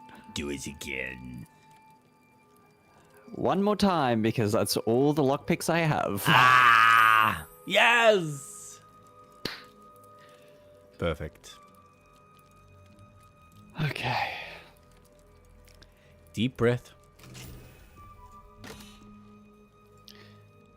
The Codex. The pages are covered in esoteric symbols and strange runes, some indecipherable, but some strangely familiar. Your eyes are drawn to one page describing a long-lost book, The Necromancy of Thay. There are secrets of life and death known only to the Red Wizards. Committing such secrets to parchment is a risk they are loath to take, lest the unworthy gaze upon them. Who better then to guard their secrets than the spirits of the jealous dead themselves? To look upon the necromancy of Thay is to risk madness at the hands of its spirits. But the wise traveller who can tread the line between life and death will find knowledge witnessed by precious few mortals. The rest of the entry details the precautions and risks associated with reading the texts, but lays out a clear path to unraveling the secrets contained in this tome. Unlock the ancient tome.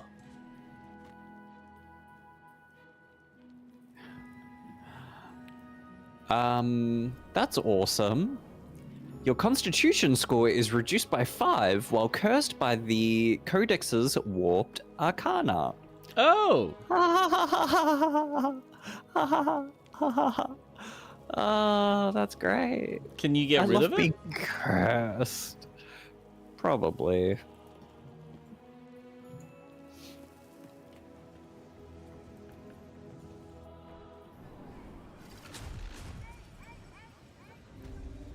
Okay. Did you go back through the portal? Uh-huh. With no issues.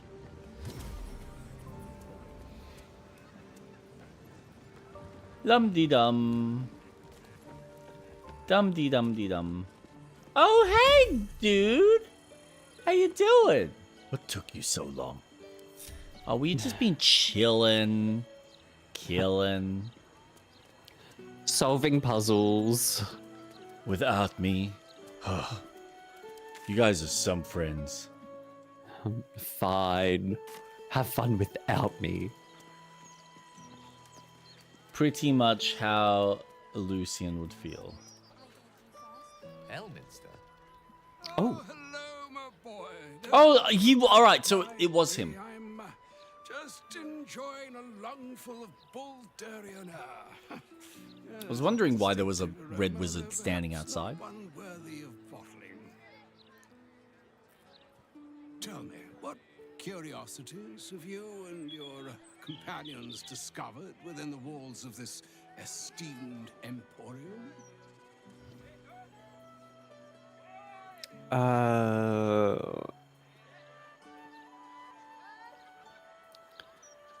I guess I should tell him we found the book? Yep.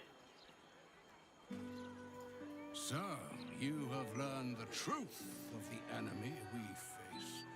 The very tool with which its eponymous creator unmade magic itself. Perhaps now you understand what is at stake here, my boy. Though what Mr. asked of you was extreme, it was not without merit, nor demanded lightly. What are you saying? Or rather, what are you not saying? Mistra knows you defied her, Gale. Well, of course she knows. She's Mistra. She bids you come to her holy shrine in the Stormshore Tabernacle. There, she will grant you an audience at last. Oh. Is that bad bitch? She's the god. She's the Oh. one that he slept with. Ooh. You really think Mistra will be willing to hear Gale out? I see remaining up to Mystic is my duty, especially when I'm not the one being asked to do the seemingly impossible. Trust in yourself. Trust in the weave. If you are willing, trust in Mistra. There is a conclusion yet to be written in this sorry tale, Gale of Waterdeep. And yours is the quill that will write it. Cool.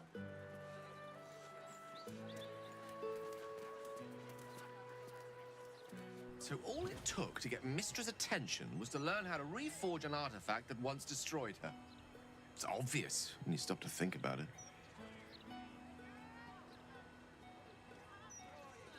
What do you think she wants to Well, say? I doubt it's an apology for asking me to die on her behalf. Whatever it is. If it's important enough to send Elminster, you can be damn sure she's serious. This is a conversation that's long overdue on both sides. I owe it to her to hear her out. Come what may afterwards.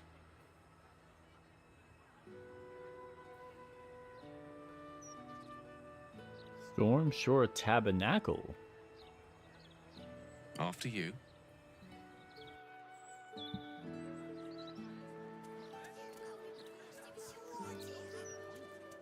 Right.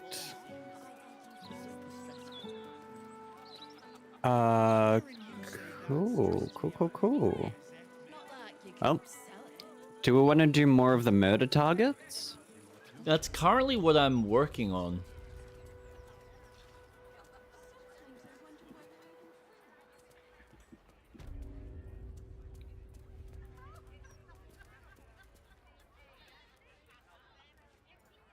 I still can't believe.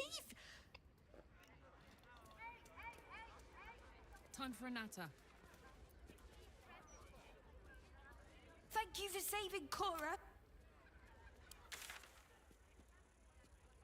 I just don't know.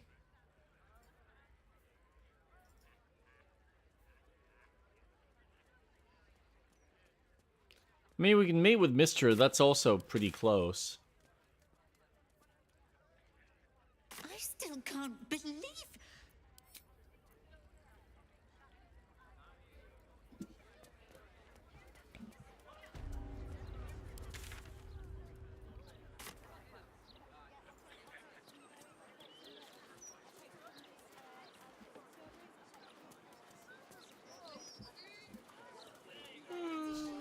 I mean,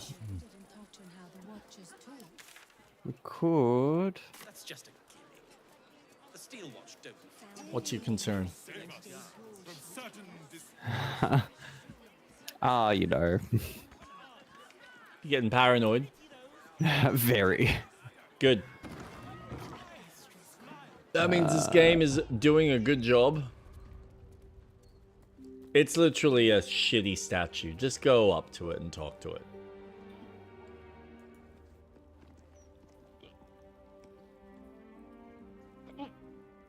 Statue? Where did you go? Oh, you went there. Give me a sec.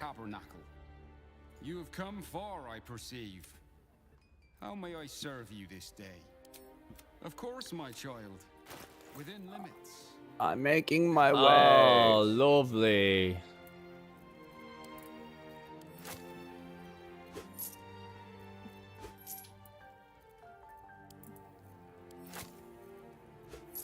All right.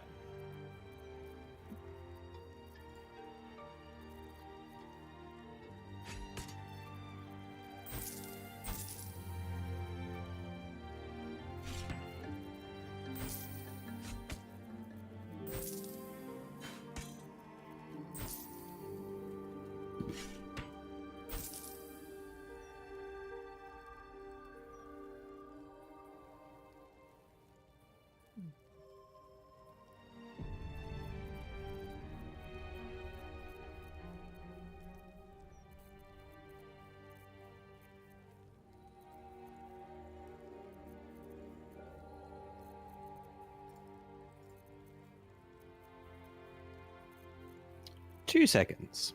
Sure.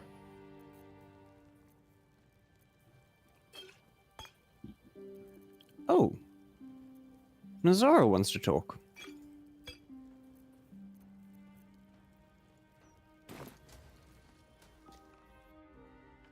I've had my eye on you. Oh. Hot as brimstone, jagged as lightning. Oh my and god. Seething like the river Styx. But there's something missing, isn't there? You're hungry for pleasures beyond this plane. Something more satisfying than mortal flesh, blood. Are you gonna bang it with a demon?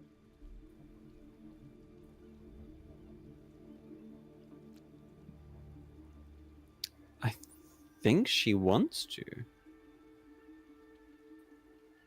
Come on.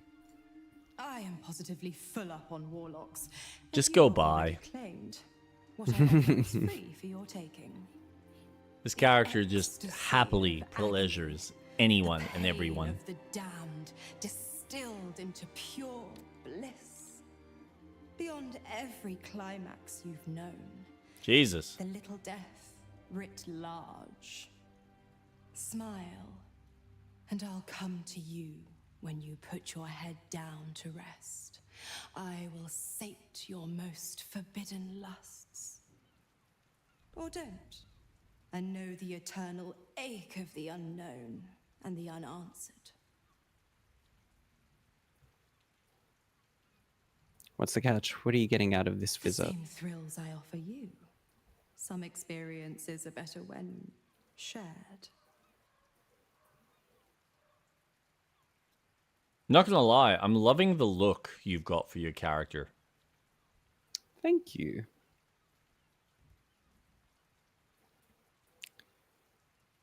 But if I sleep with Mizora, will that impact anything with Gale? Shouldn't.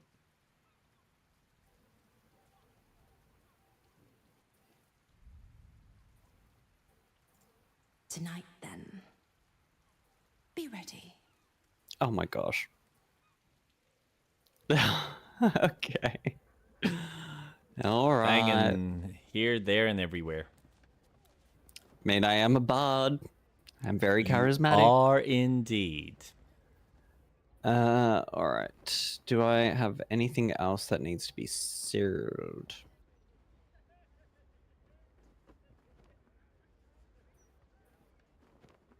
Nope.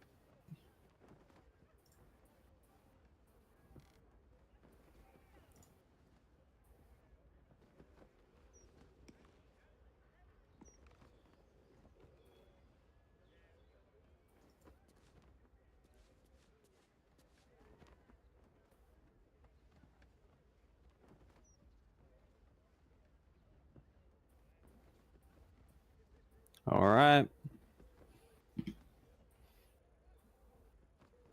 What's happening? I'm just saving. Yup. Let's go talk to Mistra. And we'll call it there. It's been some time. There she stands, just as Elminster promised. Mistra, goddess of the weave, mother of all magic. The old man wasn't lying. She's opened the summoning channel. Can't you feel it? Gale's right. The very air around the statue crackles with magic. It sets your teeth on edge. A stream of pure, undiluted weave. I only have to reach out, and it will carry me to Mistra, wherever she may be. Time was, I'd have given my right arm for a chance to speak with Mistra again. The left one, too. Maybe a knee. You're ready for the scale. Am I? You're right. I am a strong, capable wizard. And this is no more than a casual reunion with an ex-lover. My omnipotent, omniscient ex-lover. I always wonder what being nervous would feel like. I hate it.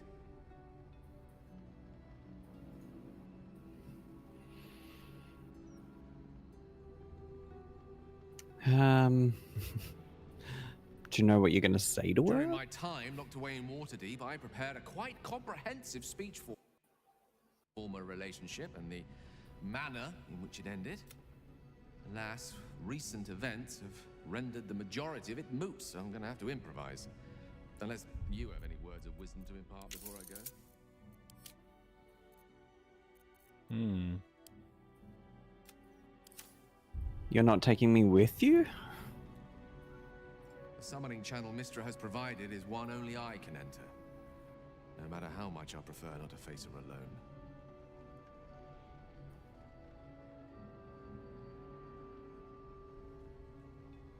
Don't give anything away, just find out what she has to say. You'd make a fine three-dragon anti-player, you know? I think it's best I keep a cool head going into this. Approach it like a particularly high-risk round of three-dragon ante. I'll let Mistress show her flight, and then I can see how strong a chance we stand of winning the gambit. I'll only be gone for a matter of moments. The outer planes experience time quite differently to our own.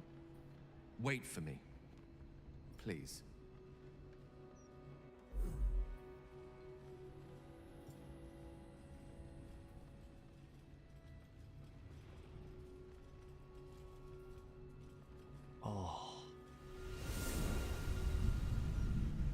Holy shit. Bright white light. Gale of Waterdeep. You look well. As do you. But I assume we're not here solely to exchange compliments. So why am I here? You discovered what lies at the heart of the Absolute. The crown of Sexy. Curses. And you disobeyed my instruction. Why? Because you had no right to ask that of me. You cast me out. Remember? You were my lover. My chosen. Yet still you know so little of me. The past cannot be undone with self-pity, nor can a future be forged. Only with the truth will you see the way ahead. The fragment of magic you tried to return to me was not of my creation. It was the Karsite Weave. It is a corrupted, half-born magic, wrought in the brief moment Karsus ascended to godhood. It hungers for power, just as he did, and it can never be sated. You unleashed something that would consume all magic in existence, and yet you thought only of preserving yourself. Well, duh. So that's what you're scared of. With the crown of Karsus reforged, I could take control of the Karsite Weave. You can no more control the Karsite Weave than a weather vane could control a storm. That it entered your body and consumed no more than your powers was a miracle. But we will not be granted another. The only reason the orb sleeps is because I have allowed it to feed on the true weave. A temporary measure, but one that will not be enough to save us. With each day that passes, the Elder Brain threatens to become a new kind of god. Its worshippers, a scourge of soulless illithids. If you will not use the orb to end this abomination, then you must find a way to separate crown and host. When you've done this, you must surrender the crown of Karsus to me. A great ask indeed. You've given me much to think on. As you always did. So be it. Follow the needle of your own wisdom. We shall see how truly it leads you.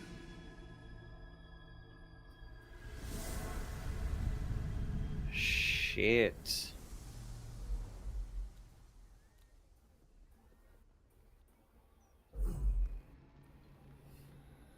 So, what happened?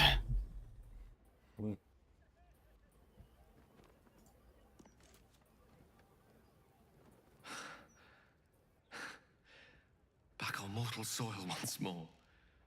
I can't believe I saw it. After all this time.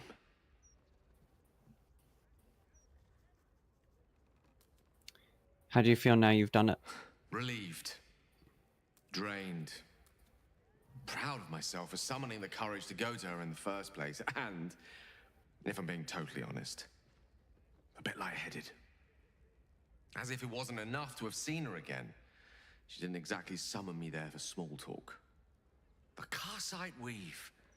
Within me this whole time. I knew the orb was no ordinary ball of magic before it to be Karsus's malignant creation. Gods! How did I not see that? Fuck. It's not your fault. You weren't to know. But I should have known. What right had I to go about declaring myself an archmage when I was as foolish as a common apprentice in setting such an entity loose? At least now I'm armed with the truth and Mystra's expectations. Sounds like the door to redemption is open at last. All I have to do is walk through it, carrying the crown of Karsus.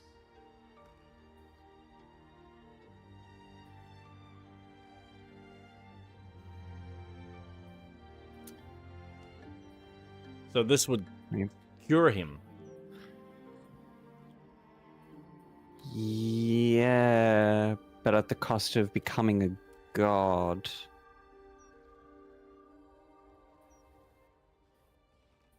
Wow, what's a ginormous elder brain once you've grappled with your own crippling anxieties?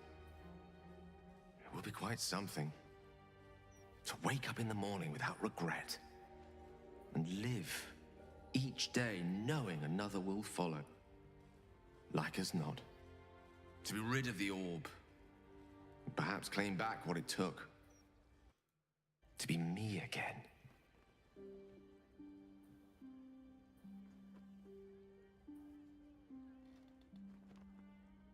We're going to cure you, I promise. Oof.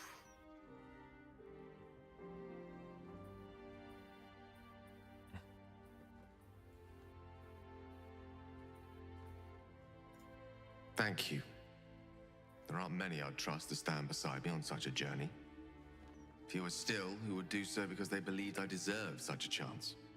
If I could promise you one thing in return for your faith in me, it's this.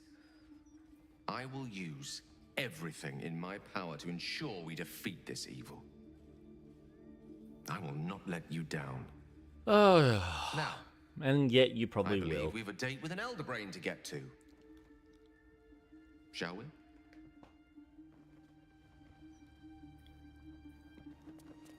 Ooh.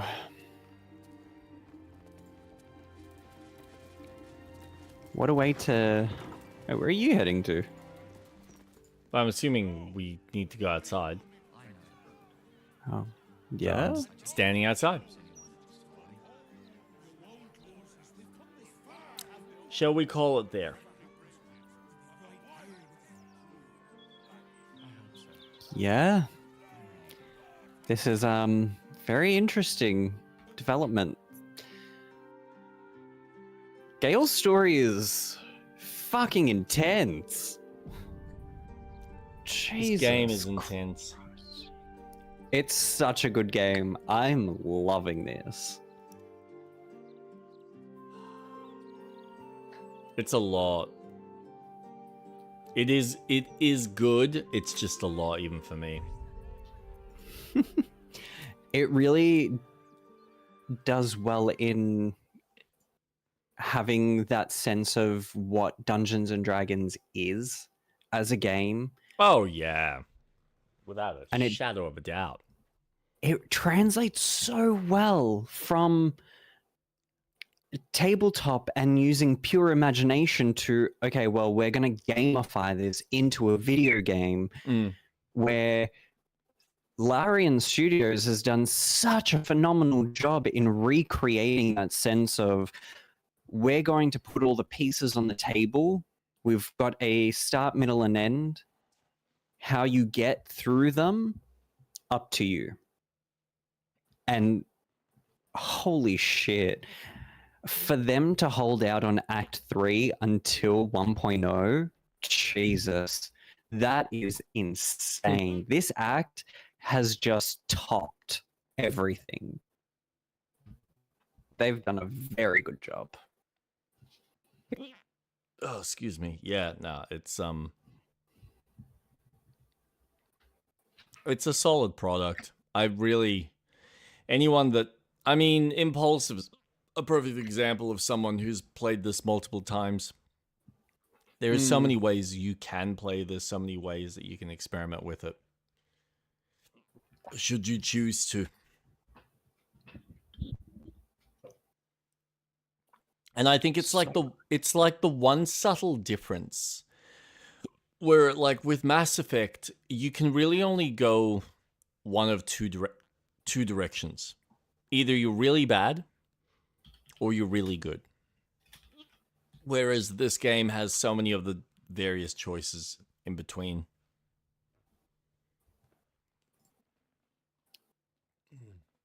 Yeah.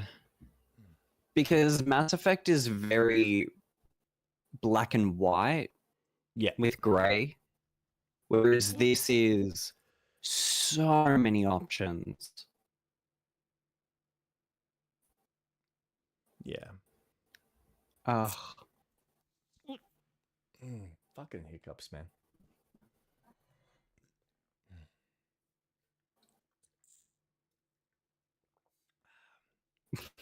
Have some water. That's what I'm doing. Where would you like to begin? I'm going to try and keep it relatively streamlined tonight just because I'm fucking fatigued. Understandable. But do you want to start this off with anything? Let's start off with, I think this one will be easy to chat about. You've already included a lot of the stuff that I was going to talk about, so I've added one, and that is the Lego Batman gameplay trailer that they showcased. Here, let me just... Oh, that's not what I wanted. I want to pull up that. Go on. So they're now doing this really interesting mechanic of building the Batcave as you progress. And that's where you unlock your skill tree. You have all your different Batmobiles. The skill tree doesn't just relate to Batman. It relates to your other characters like Nightwing, Catwoman, Robin. So it's a lot more of an RPG than I thought it was going to be. It's not like a traditional Lego game where, oh, well, this character will specialize in A, B, and C, and you have to bring them along. It's, no, this character will have a lot of different abilities that you can unlock. I kind of got really excited by this. Just by this trailer, I felt a lot more excited to play. It feels like they are doing a real good justice to a Batman game, because I felt the previous Batman games were fun, allowing you to play as the Flash and incorporating, he's going to be really strong, playing as Superman, and he's going to be invincible, he can fly, having this open world where you can fly around. But this just feels like what Gotham Knights was, with the different skill trees and the skills that you can use while exploring with the traversal abilities, with the added attention to, well, you're going to start off the game with a Batman who is starting out to end with the Batman we now know. And I really like that. Having that attention to having something to work towards instead of, oh, collect the minifigs and this and that. Sure, that's going to be in the game. But having a tangible location to build, I think that's going to be sick. I'm looking forward to it. After seeing this, yeah, I'm excited. I'm looking forward to it. Hold on. What are your thoughts? It's very important that, the discussion we had earlier about developers, going the extra mile and like really giving us finding. Look at the texture on the fucking cape. Come on. I feel like I can pick that up and I know exactly how that feels. No, but that's jokes aside. One really good thing about the Lego games is that they've always been true to being what Lego is as a physical toy. And their games have done such a good job in making you feel that, oh, well, when I destroy this, the pieces of Lego that are used to build it will be the pieces that fall off. It's so good. And seeing the minifigs being actual representations of what they've got in the market, what a great marketing scheme.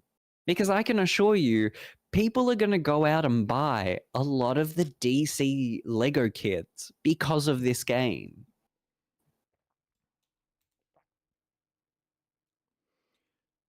I'll say this. But, mm.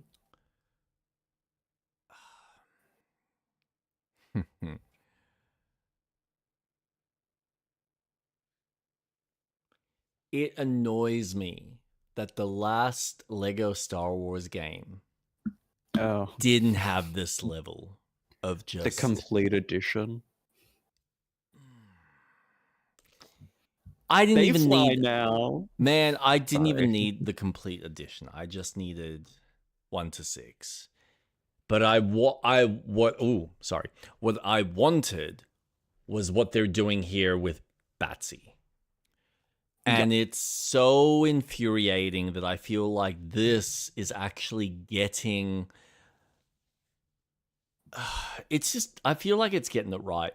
To be fair, it's probably easier to deal with this IP because you can just create your own story arc and do all the references, which is what they're doing. They've come up with an interesting story that kind of ties all the memorable moments in the Batman movie mythos together with maybe some references to comic books and the animations and God knows what else. Versus Star Wars, which is very, you know what the story of Star Wars is because there's only ever been one interpretation or one iteration of it. We haven't had multiple. But considering Lego has always been loosey-goosey with the storytelling anyway, I'm surprised that they never did that in the first place with 1 to 6 or 1 to 9, whatever you want to call it. The saga. But that said, the complete saga did something cool that I wish they expanded on, which was the intertravel between planets.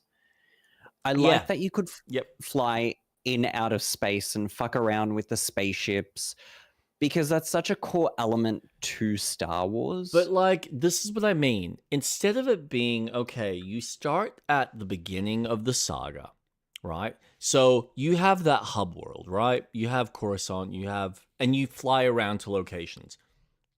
What would have been cool is if you would have seen all the various major locations change as you go through the story. So that you're just doing the quests and you've got other little side quests along the route for these main characters, and you're moving through that timeline and seeing the changes affecting the kind of like the areas. That would have been sick, but they don't really play with any of that. And it was just like, anyway. I agree. We got what we got. It was a... But it's... This is going to be... I reckon this is exactly what they needed it to be. This is... Yep. Finally... in my opinion, I think this is such a safe choice in IP to build the game.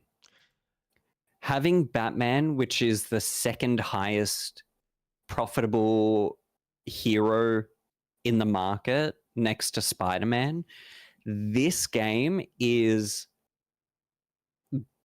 the attention to detail. They went, okay, what worked?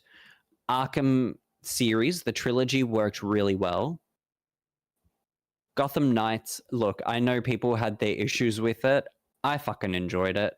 We both I'm going to say it's better than Arkham Knight. I love that it had co-op. Mm-hmm.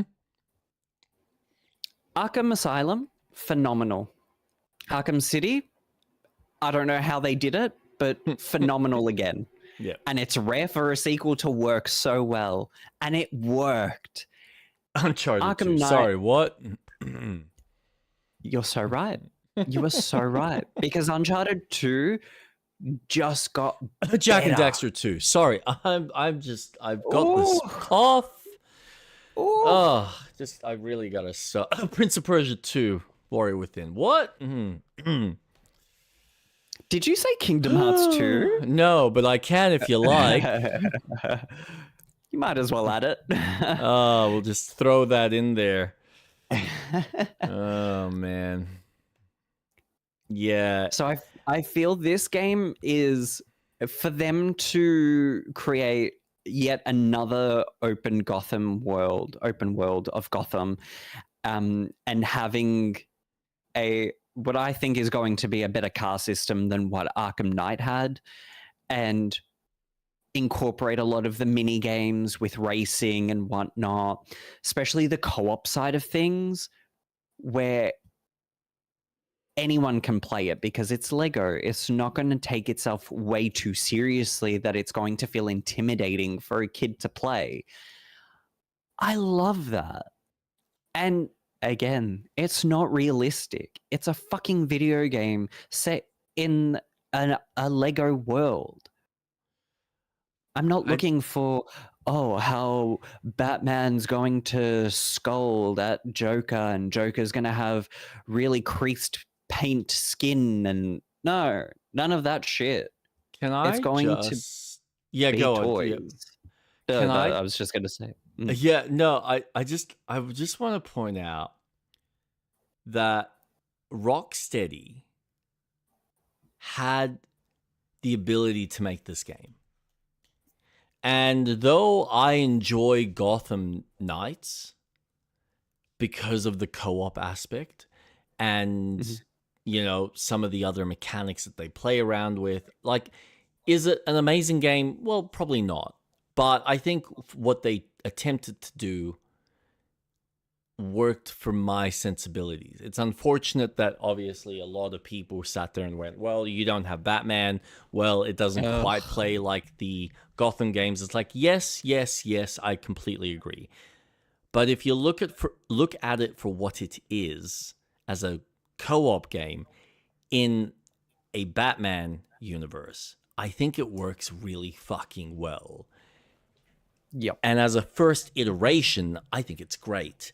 And it's sad that Rocksteady decided to make Suicide Squad over this style of game, which I honestly feel like this is so much better.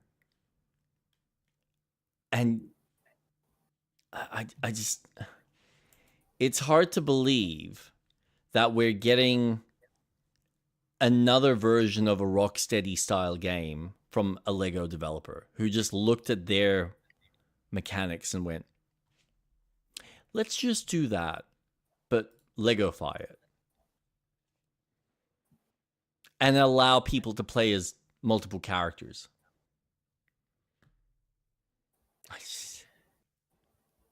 That's the part that money was on the table, guys. And look, to be fair, we don't know whether, like, this game might not sell that well. But everything that I'm seeing, this looks fucking fun. It looks legit. It has an open world setting. You've got multiple characters. You have all the references. I mean,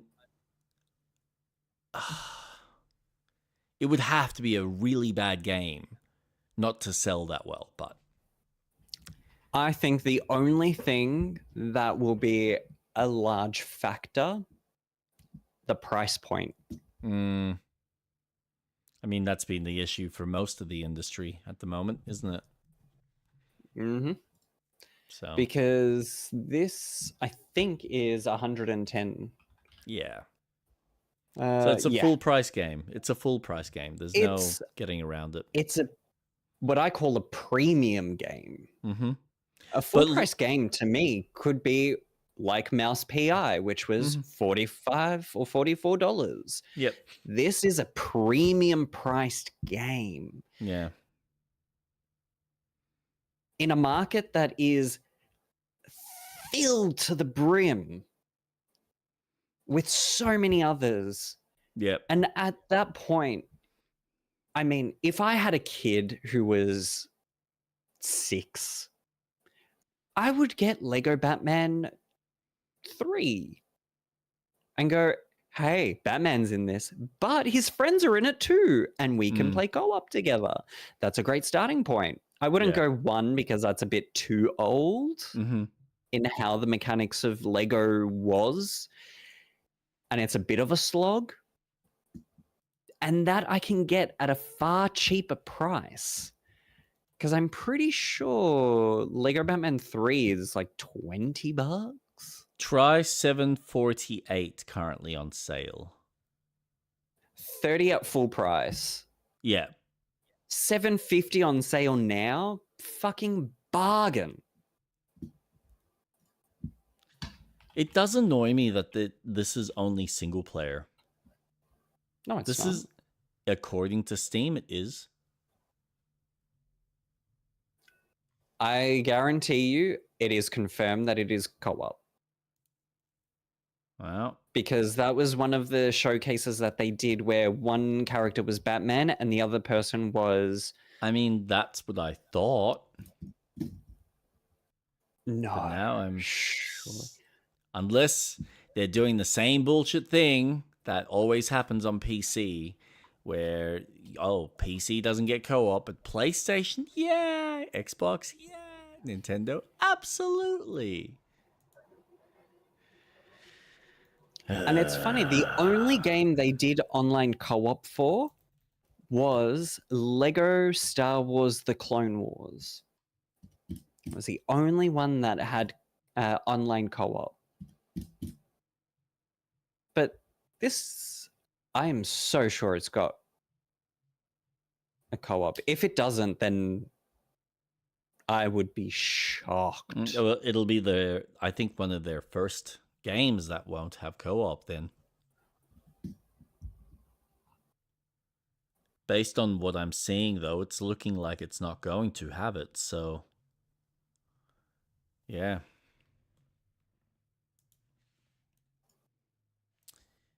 Batman Legacy of the fans for all generations will be able to enjoy the game solo or team up with a friend or family member through 2-player local couch cooperative play. Features 2-player local couch co-op. Okay, allowing players to team up. Okay, so it does have couch co-op. So why wouldn't it say it? Maybe they haven't got all the details and they haven't updated the Steam page. This game comes out in a month. Uh-huh. Next week. No, next month. No. Okay, yeah. Yeah. I was going to say next week. Yeah, I know. You'd be like, I'm on that shit right now. Yeah, so it looks good. I'm not disputing that. It doesn't look good. I think I'm just not in the mindset to play this right now. But maybe as Piper gets older, I might pick it up on sale. This is a game that I will purchase when on sale only, because I refuse to pay $110. See, this is the thing. Depending on the title, I have no issues. Like Crimson Desert, I had no issues. And honestly, I feel like I'm going to get my money's worth. For me, yes. Right? Yes. It's subjective for everyone. If I had the time and I really wanted a Batman game, I would probably buy this at full price. Because honestly, there's so much happening. There's so much that they're putting into this. This is a large-scale game. And it feels premium. This isn't, some off-the-shelf attempt at, an open-world platformer with, like, Lego sensibilities. They are putting their money where their mouth is. And I think it's worth it if you want this type of experience. But if you cannot justify the price or you can't afford it, that's fine. Wait for a sale. See, my problem is you pay $110 now, play the game, get a story DLC. We're going to drop a whole bunch of different DLC packs, get different characters, new levels. Yeah. You're getting close to $200. Now, Lego Batman 3 Beyond, where you get everything. So, Lego Batman 3 and the Season Pass, which gives you access to the 3 paid content, a whole whopping $9. You might as well just... It's like 100%. I get it. If the game to you is worth that price of paying it because you want to support them, absolutely. I've done it. So many people do.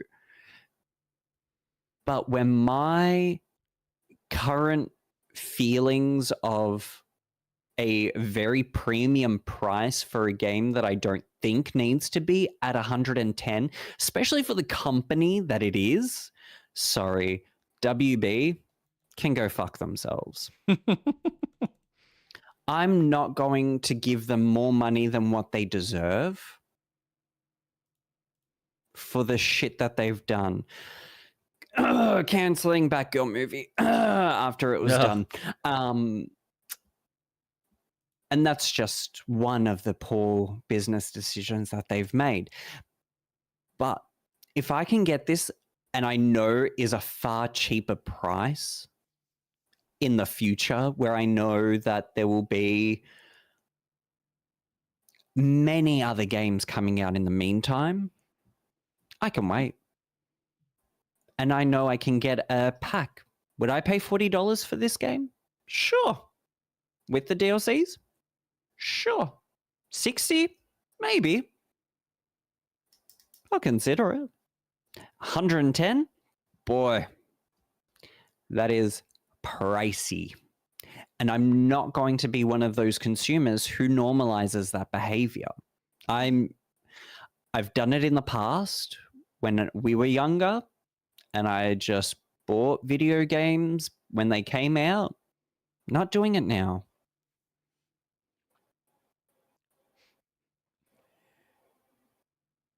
At the end of the day, if you've got disposable income, you're going to spend money on whatever it is that you're going to spend money on. It's always going to be hard for people like us who have responsibilities or have bills to pay or have God knows what other financial things that we're trying to, balance and consider. Again, it just comes down, I think, for what you're paying, if there's nothing else and you've got $110 lying around for what would be, 35, 40 hours worth of content, I think it's worth it. Like, we're talking, what is that? About $3 an hour type of deal.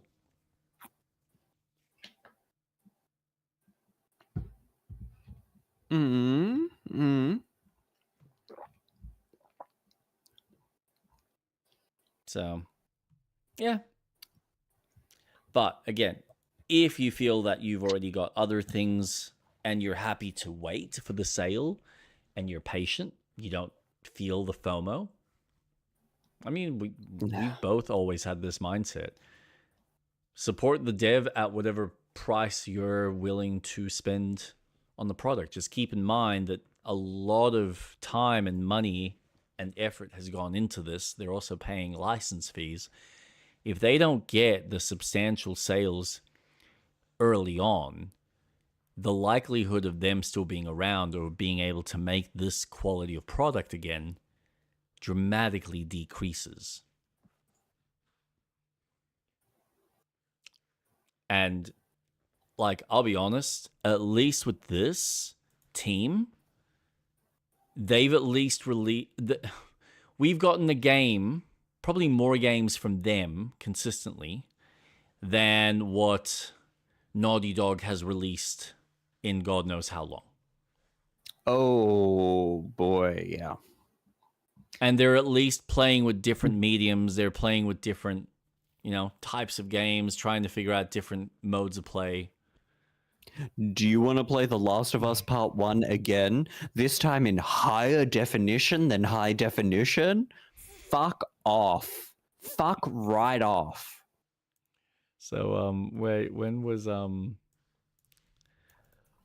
Lego Star Wars Skywalker Saga?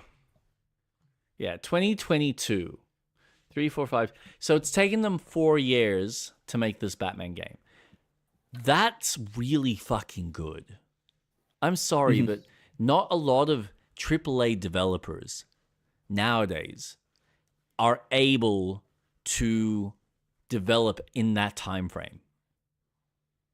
Like, I get the cost of development has gone up. I get that it's much more complicated. There's more moving parts. However, this tells me that you can still make a good quality game, a really high premium quality game, within a budget-friendly time frame. And not have it so that people feel like, oh, it's going to be 6 or 8 years, or it's going to be, a fucking century before I get to play the product. Like, are you fucking serious? We still don't have Beyond Good and Evil. Like, am I actually going to see it in my lifetime, or is that just a pipe dream? I don't fucking know. Oh, gosh. That game. I'm just not going there. It's not worth it. No. If I see it, I see it. But I'm not expecting it to be anything of the... It won't be the game that they showcased as a tech demo. There's no way. It's not even that. It's not the game that I wanted as the true sequel to the original game. Not even a sequel. Like, I wanted the sequel that they had first announced in one of the E3s many, many years ago, where you've got Jade in the desert underneath an umbrella, and you've got her best friend trying to fix the engine of whatever vehicle that they're in. And I went, awesome, we're on a new planet, dealing with new issues, probably trying to fix our ship to then fly off to maybe one of 2 or 3 planets and deal with a different solar system. I didn't need it to be massive. I needed it to just be, instead of giving me one area and outside of that area to explore, give me 3 kind of zones, 3 planets to explore. Nice, concise. Really nicely detailed with different puzzles. Yep. And I feel, just a theory, Star Wars Outlaws was that test.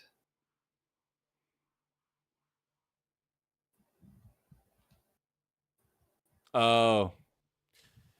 Yeah, probably. It's just a shame that the game fucking sucked, but anyway. Yeah, I haven't played it, and I refuse to pay any more than $10, and it hasn't reached that price. You'll... Even at $10, you'll turn around and be like, well, I know I only spent $10, but it's fine. And at least you'll have the improved version with all the patches and all the bells and whistles that they could have added just to make it slightly more enjoyable. But anyway, it doesn't really fix a lot of the underlying issues. Moving on. Since we're on the topic of Ubisoft... Oh, Assassin's Creed? Shall we? Exactly. Yeah. So what was it? Insider Gamer confirms Assassin's Creed Black Flag Resynced is scheduled to release July 9th, 2026. We were supposed to get a trailer on Friday, according to them. But that didn't go through. I would say Thursday America, Friday here. I mean, there's what more can I say about a remake? If it is a remake or a remaster, however you want to word it, because apparently they've added stuff. Until I see it, I don't really know. But I mean, if it's going to be an Assassin's Creed that I'd probably want to or would be happy to replay, I think it would be that one. So, anything you'd like to add?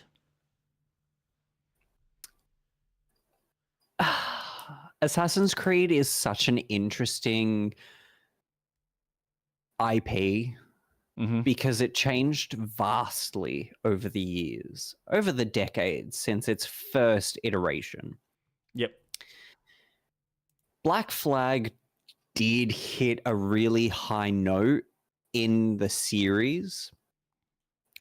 I never finished it because I got bored, because I played every other Assassin's Creed prior, and when I played Black Flag, and while I did enjoy it, I have to sail to this island and collect all these and climb this tower and do a leap of faith into this hay bale so I can unlock the map, more icons. I just got bored. Yep. The combat was boring.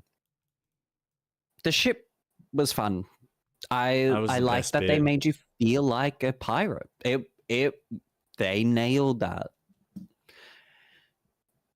So for me, this whole re-release of Black Flag, especially after the failure of Skull and Bones, and the track record that Ubisoft has, because I can assure you, the more failures that they have lined up, we won't see Ubisoft for much longer.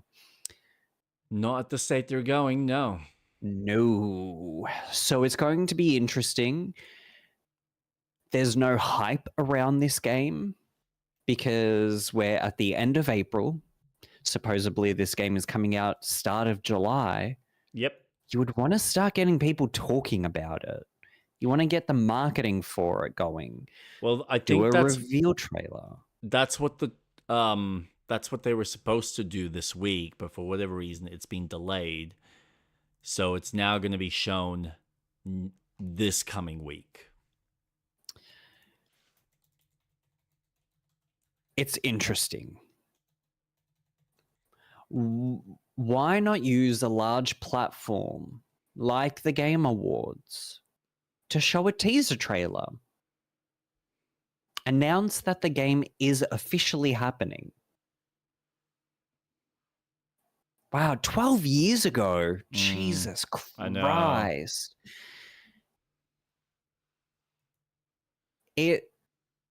It's Ubisoft. I'm sure it's going to have the Ubisoft tropes of their combat as it is now. So it has that Dark Souls vibe of here's your heavy, here's your light attack. It's what they're going for at the moment. That's why they're redoing it. Remake 1. Honestly, remake 1 and start from there. Modernize your older titles and go from there. But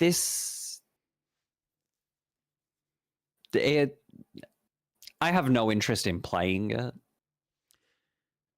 I know your thoughts on Sea of Thieves, and I agree with it didn't give that feel, but Rare did something so great with the puzzle elements.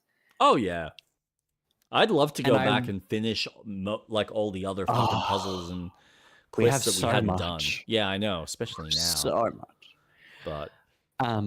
But what's the new one? Wind Rises? Wind Rose? I don't know. The new pirate survival game that's come out. Oh, Windrose. Windrose. That's come off pretty strong.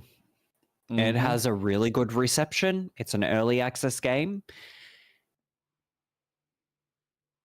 is a re-release of Black Flag going to help Ubisoft when people are playing a game that's doing something that's already better than what Ubisoft will offer?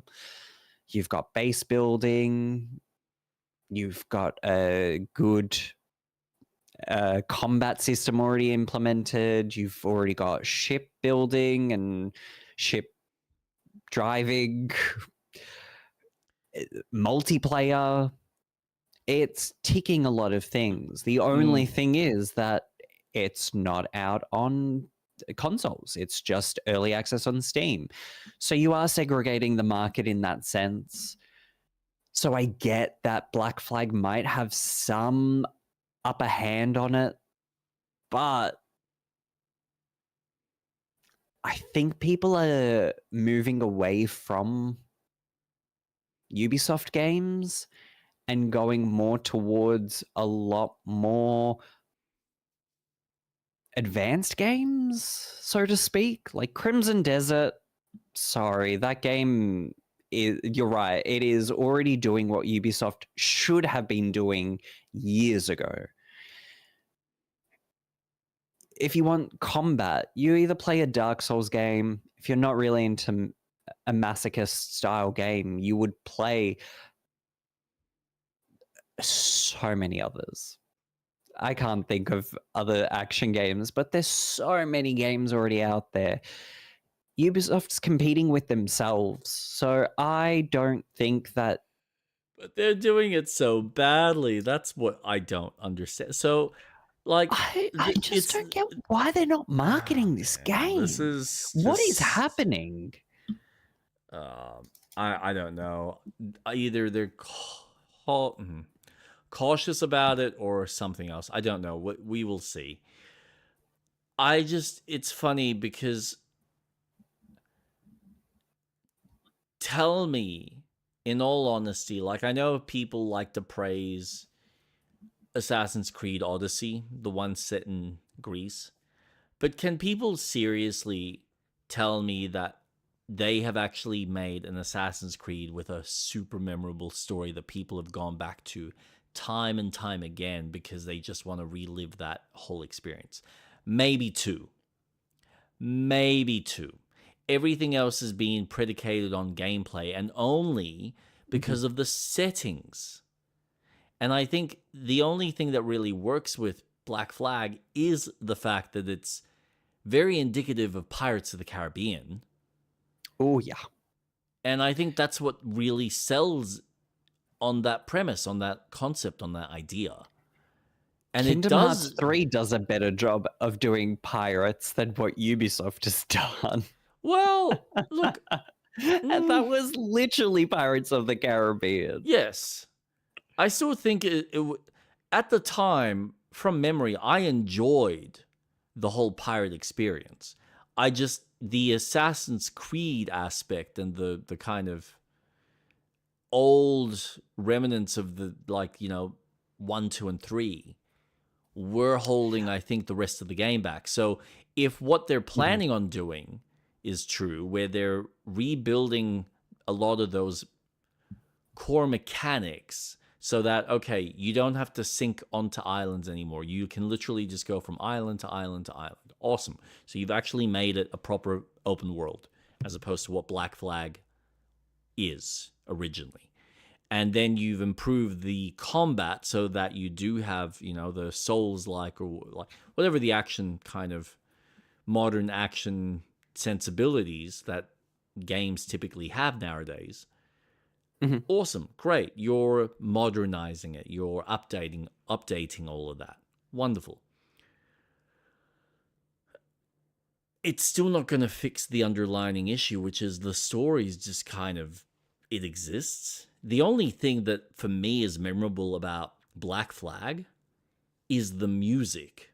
That's the one thing that I will say without a shadow of a doubt. The composer, who also I think did the composition for Far Cry 3, did a phenomenal job. I still occasionally go back and listen to that soundtrack. But other than that,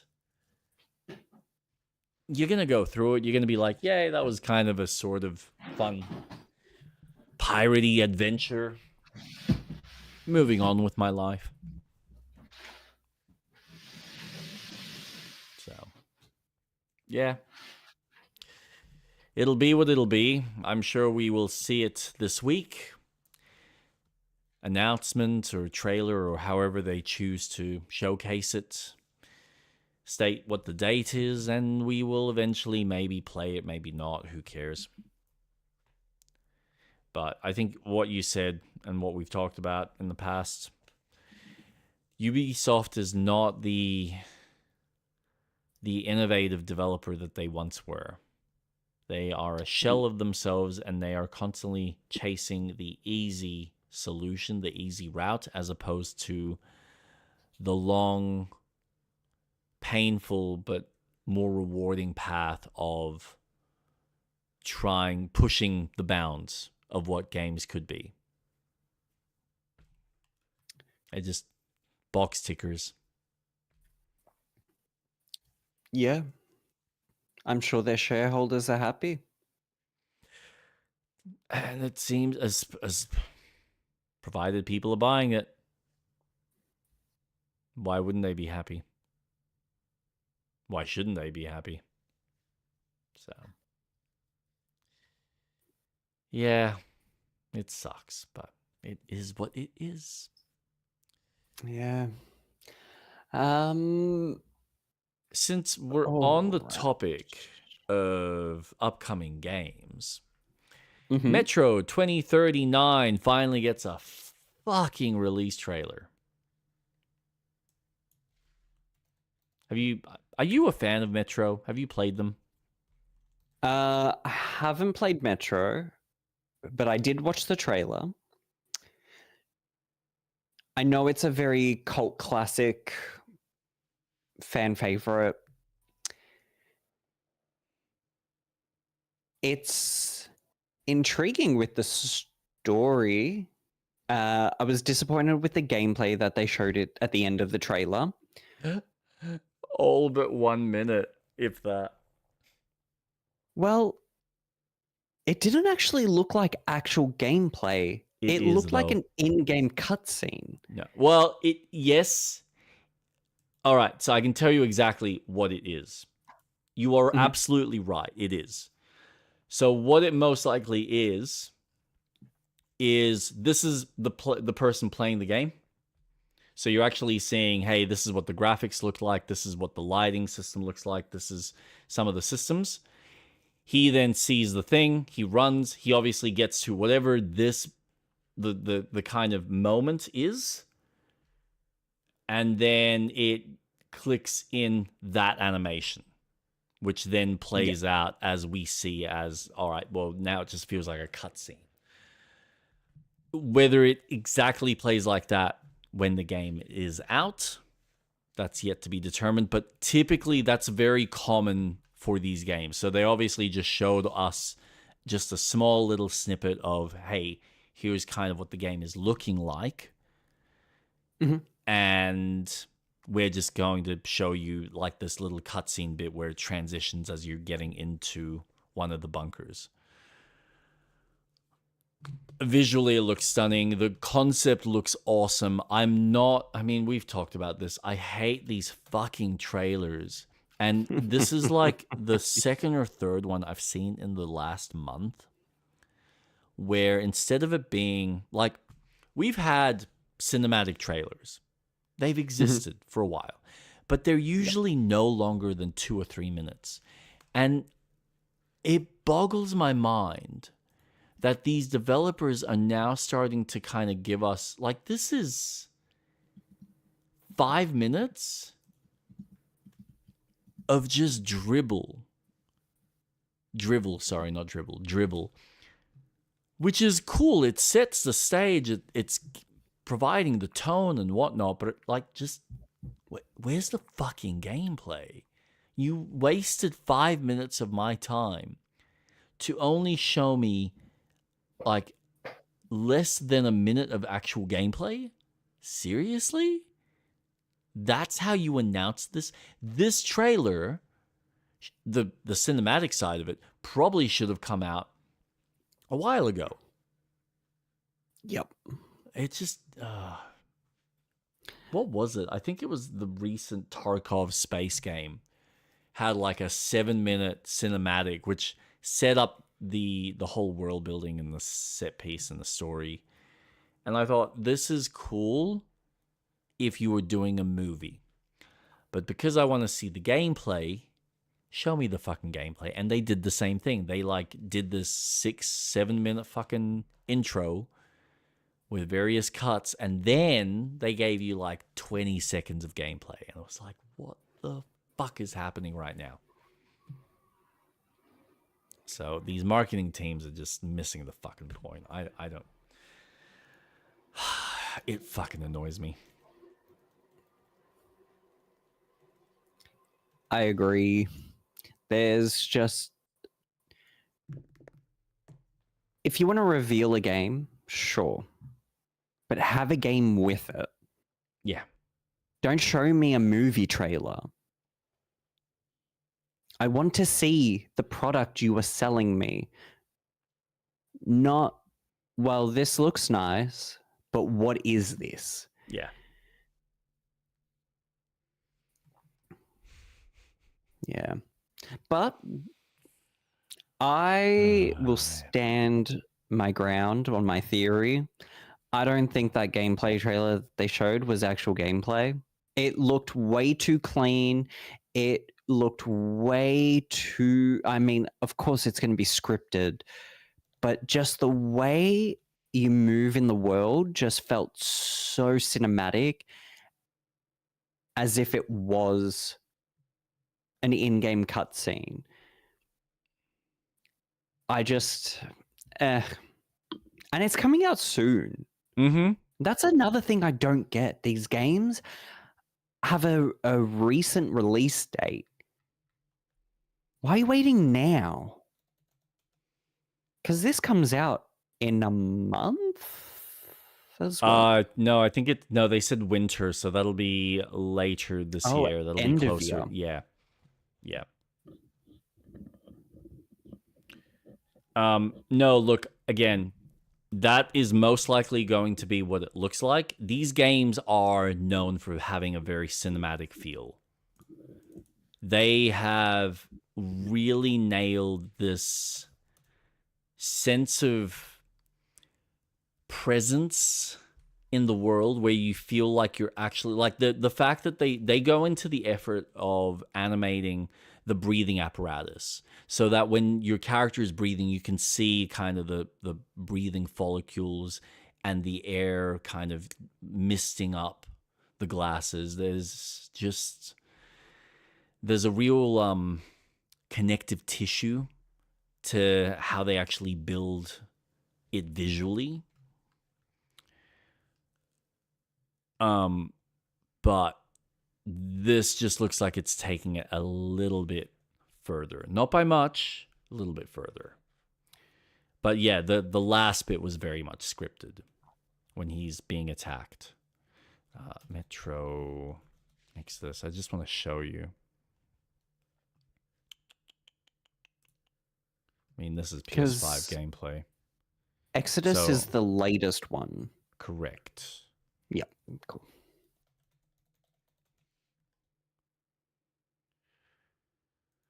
Let's have a look. This is always the other issue, is that when you get a developer playing through it, they're always going to be very slow and methodical. But yeah, like this is a cutscene from the last one.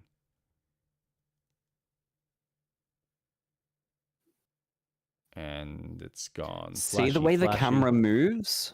Mm. In that in-game cutscene, the camera moves in a very specific way. That is how that last gameplay trailer looked. It didn't feel like it was someone controlling. It doesn't sit right. And when the game releases and when you play it, I want you to tell me if it was playable or if it was a cutscene. I mean, that's fair. Look, I think, again, a player is always going to play it differently compared to a But developer. look how the camera looks, right? When he's moving around, Yep. it's far different than what it looked like in that moment of gameplay. Okay, no, because again, I said it just a second ago. Developers, when they showcase, present it, they do the slow panning. They want you to see every little bit of it. They're also aware of the fact that YouTube's algorithm, or like how it's dealing with the codecs, is fucked. So if they don't do it in a specific way, then it doesn't come across clean. This is just what Digital Foundry has pointed out. YouTube does like a decompiling of videos. 2039. I get that. I absolutely get that. But it matches how the cutscene works when the monster attacks. It's the same camera panning. It's still slow when you're running down the escalators to the bunker. It's the same. When he turns around to look, it has that same... Perfect example. Look at how his gun is slowly adjusting when he's looking at... So yeah, I'm not disputing that there isn't a cinematic quality and a cinematic look. This is probably them trying to showcase the new graphic engine, the new kind of detail that they've got. But there's nothing clean. Is this an in-game engine? Yeah, I would say this is in-game. Nice. If you look at... Oh, sorry, in-house engine. They're not using like Unreal Engine or anything. I actually don't know.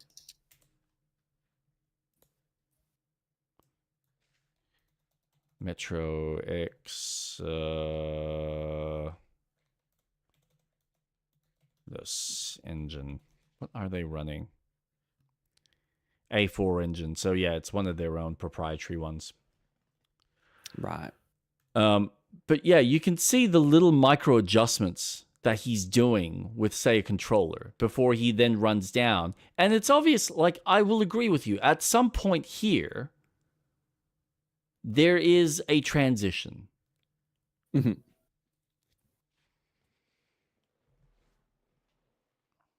Because, yeah, the rest of it then just does suddenly become cinematic. Because, yeah, from here, absolutely. This would be a cutscene that is you just being pulled in, being saved, looking at these random people. And then, depending on the system that you're running this on, will also determine how it looks. Of course, yeah. Because I know...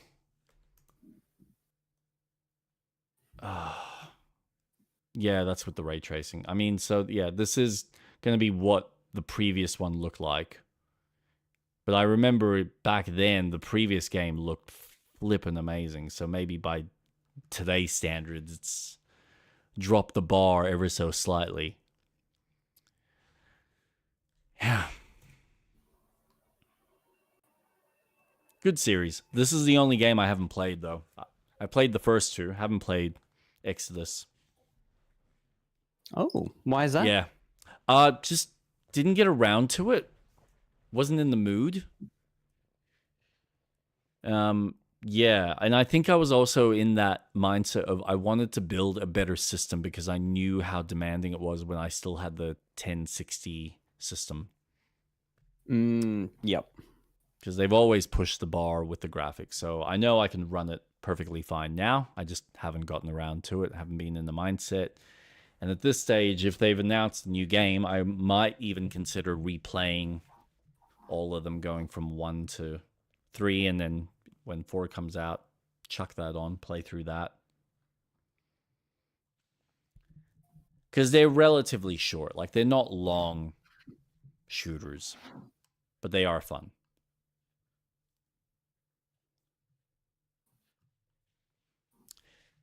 Did you have anything you wanted to add?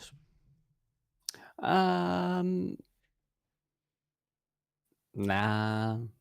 It's not a game series that I'll play. Yeah, no, that's fair. I'll watch it for the story, because I think the story is sick.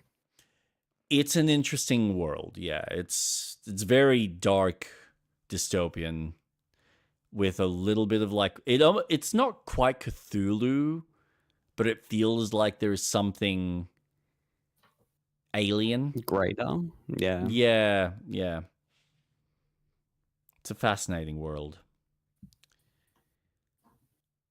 Apparently, Jez Gordon from the XB2 podcast mentioned that Xbox is looking back into exclusivity. Oh, I did see that, which is interesting. Because I've read that someone's contradicted that and gone, no. So that's interesting. Who said it's contradictory? I saw it on a Reddit post. And then because it was Xbox, I didn't retain the information, which I should have. Yeah. That's fair. But I think it was Bethesda. Because when the comment came out, and then Bethesda's like, no, we're still multi-platform. The interview with their old I'm trying to remember his name, but he was the old executive producer, part of the Bethesda ZeniMax kind of team. He's been spouting he's been talking and sharing his thoughts and opinions on Microsoft as a developer / producer. And yeah, he's had some negative comments about just how they say one thing, they do another. They haven't necessarily been the best fosterers of Bethesda's kind of development, which is why he kind of walked away from the studio initially. It's a bit rough, but it'll be interesting to see how, was it Asha Sharma takes charge and what decisions she makes over the next year or two. Because it seems like they might be reconsidering certain decisions. It feels like she's trying to restructure things. Maybe for the better, maybe for the worst. We don't know. Time will tell. So anything's possible. Xbox is in a very interesting position. Yes, they are. And not necessarily a good one either.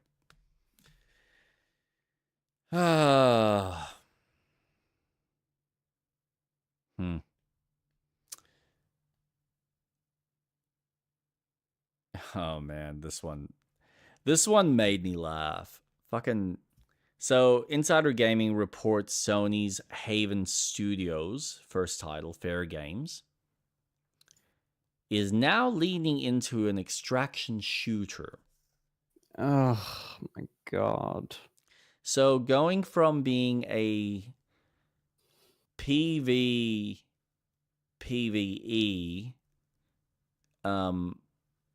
heist game, it's now potentially going to have an extraction shooter mode attached to it. So they've still got the heist mode, but then apparently they've got like an extraction mode or something along those lines. The game mode's description reads, break in, find a vault code to gain access to the safe, collect cash, upgrade your skill set, and make your play. Drill, the vault is breached. Be the team to grab the cargo or set up your strategy to intercept it. Extract, the cargo must be brought to the extraction site. Use the extraction device to call your ride home. If your team fails to extract cargo, use another exit to get away. So is this now going to be every desirable game where something's an extraction shooter? Is this what the market's really craving for? Oh, people will spend money on this because it's an extraction shooter. They love extraction shooters because they're playing this. Well, if they're playing that game, good luck, because they They're probably playing like that game Yeah. for a fucking reason. Yeah. You were too late.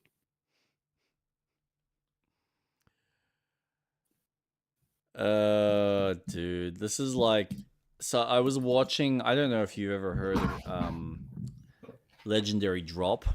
He's a YouTuber that I watch. He did a recent video on Epic Games, and I highly recommend watching it. It's fascinating, but there's obviously been some recent news with Epic Games and some of the decisions that they've been making, the layoffs, and then the restructuring of how they're building their games, where a lot of the times they're now building games up to about version 0.5 and then releasing them and just going, we'll fix it after. We'll just get the game out and then we'll fix it along the way. And so they're ending up releasing a lot of these half-assed updates, these half-assed modes that aren't finished, that require a lot of patching, because their mindset is just get it out. There's an idea, get it out. Without any real consideration of, yeah, but you've got the money. How about put the quality and the time in and make people feel like they're getting the value out of it?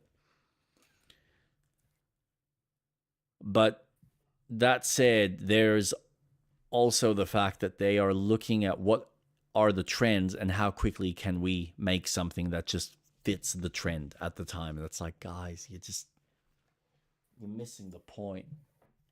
You're never going to create, like, the fact that you did it once is great. Congratulations.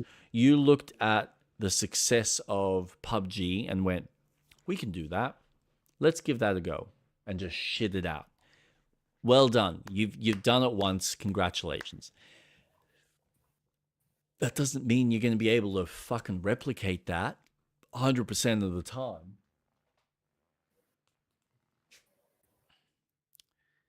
But these studios just seem hell-bent on looking at what the landscape is and going, copy that. Make our version of that. Make it cheap. Hurry up. Get it out.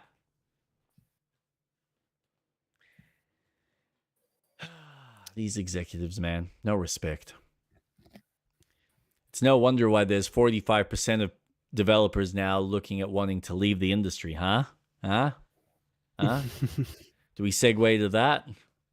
Or do we just want to sit on this last one a bit?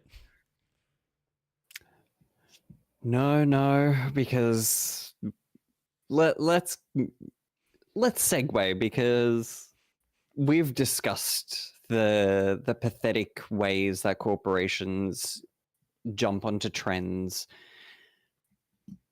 So let's go into the redundancies. So 44% of games industry professionals have considered leaving the industry as a result of redundancies. Our game didn't make $1 billion. You're fired. We're going to have to let you go. Oh, we made so much money. Let's make a studio that's got a gym and a fucking cinema, and we're gonna have a fucking pizza night every single day of the week. Have a caterer, have our own personal chef. What do you mean we don't have enough money to release the game in a year and a half? What? Or, wow, these CEOs get way too much money for the position that they're in. Yeah, fucking hell. Why? Why are they being paid so much fucking money? Who the fuck knows, man? Who the fuck knows? But yet, a Japanese company, that CEO or lead will have a pay cut to make sure that their staff are paid equally. Crazy what a Western society does with greed. But yet an Eastern company, sure, their working conditions are a lot more intense. I won't deny that. But there is something to say about a leader who will take a pay cut so that there isn't a need for high redundancy rates or turnover rates. It doesn't make sense in my mind where, Activision, for example, COD, it sold gangbusters. It made them money. And at the time, good old Bobby Kotick. Oh, this isn't enough. We're going to have to cut the team back. Sorry? So the COD that just released made more money than what it did last year from your last release. And that's still not good enough for you? Really? Really? Fuck off. Yeah. Fuck right off with your greed. I don't blame people in the industry wanting to leave. We're going through an economic crisis. There is going to be another gaming crash any moment now. Yep. It makes sense that you have, sadly, an industry that will suffer. And guess who's going to be the one that's going to save it? Because they crashed it last time and they saved it again. Nintendo. Good on Nintendo. Yeah. Well, this is why I'm so fascinated between Sony now going back into exclusivity and Microsoft flirting with the idea. Are they now looking at the fact that, well, people don't necessarily have that much money to spend.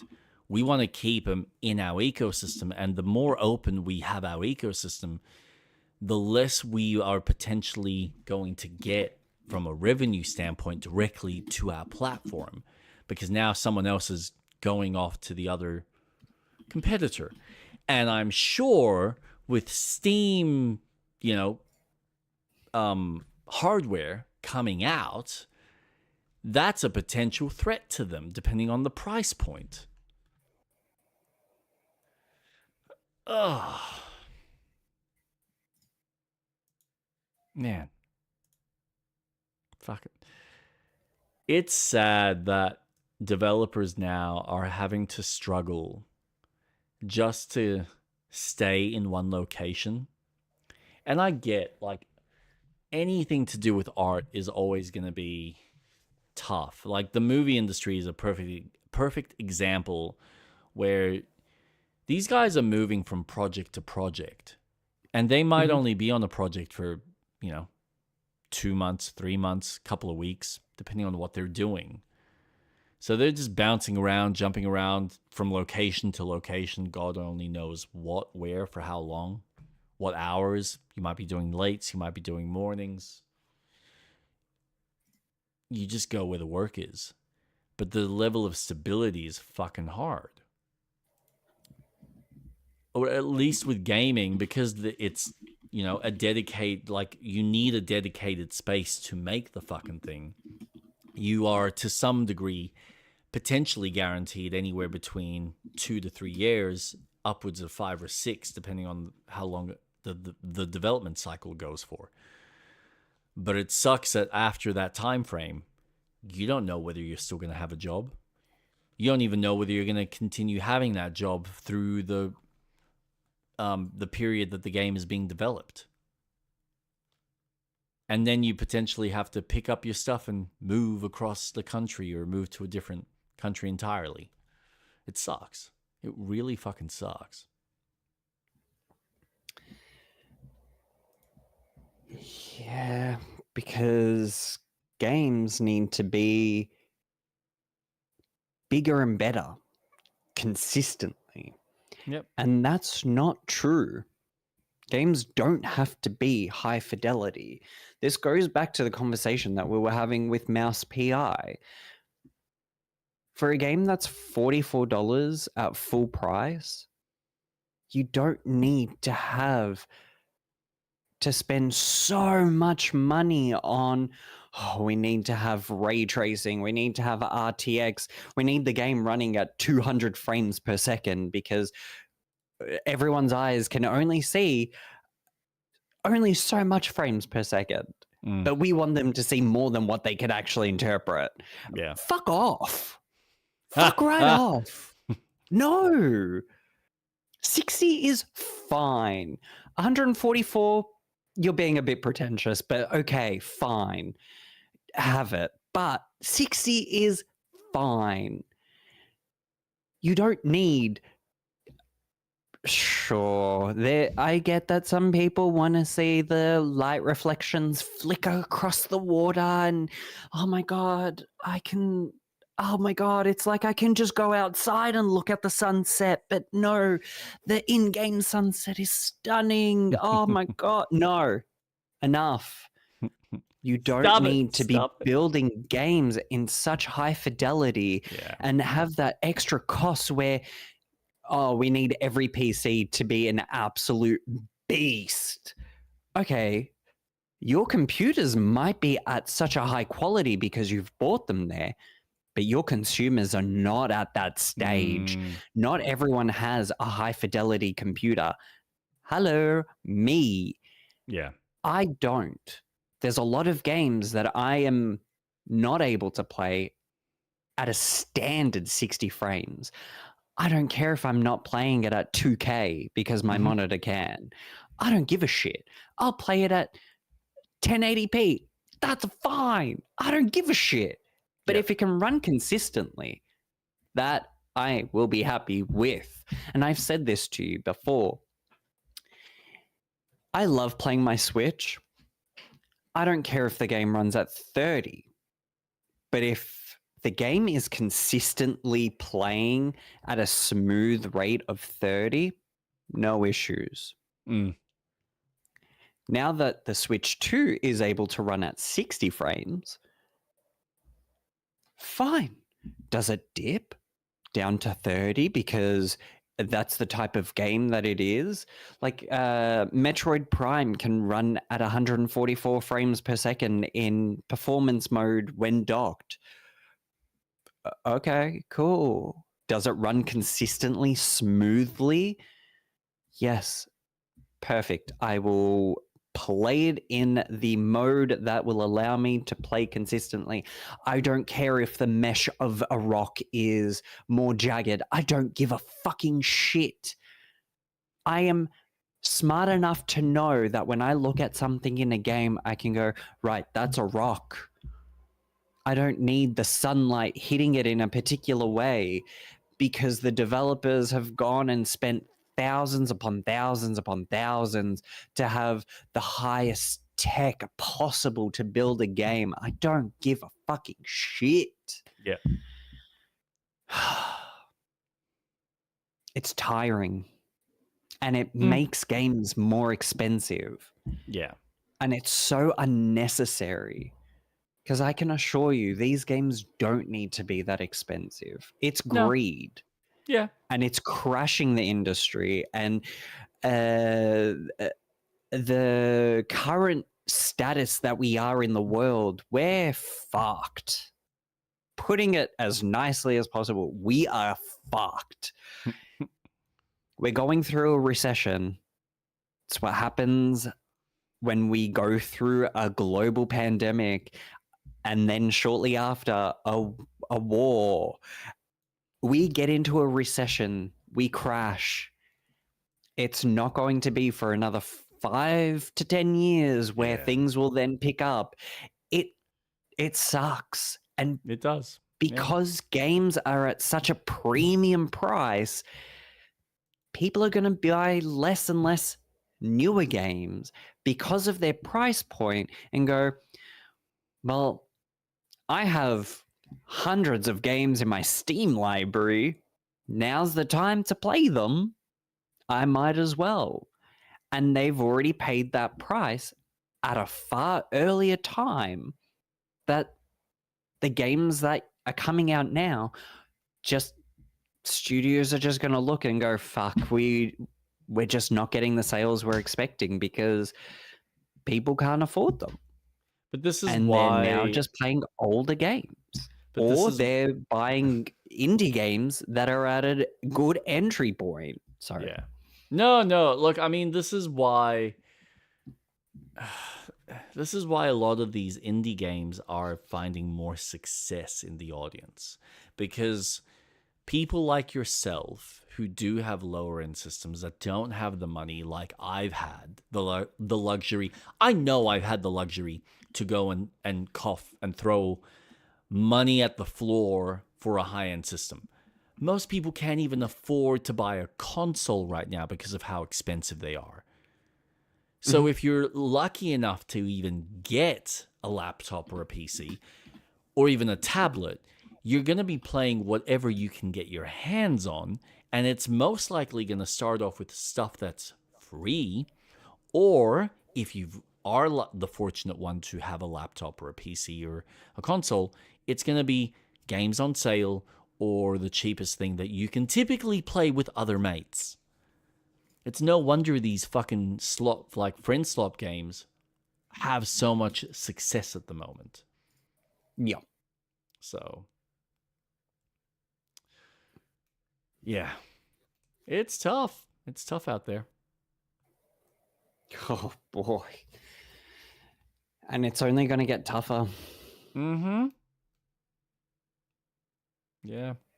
It's not going to get easier. Not going to get easier.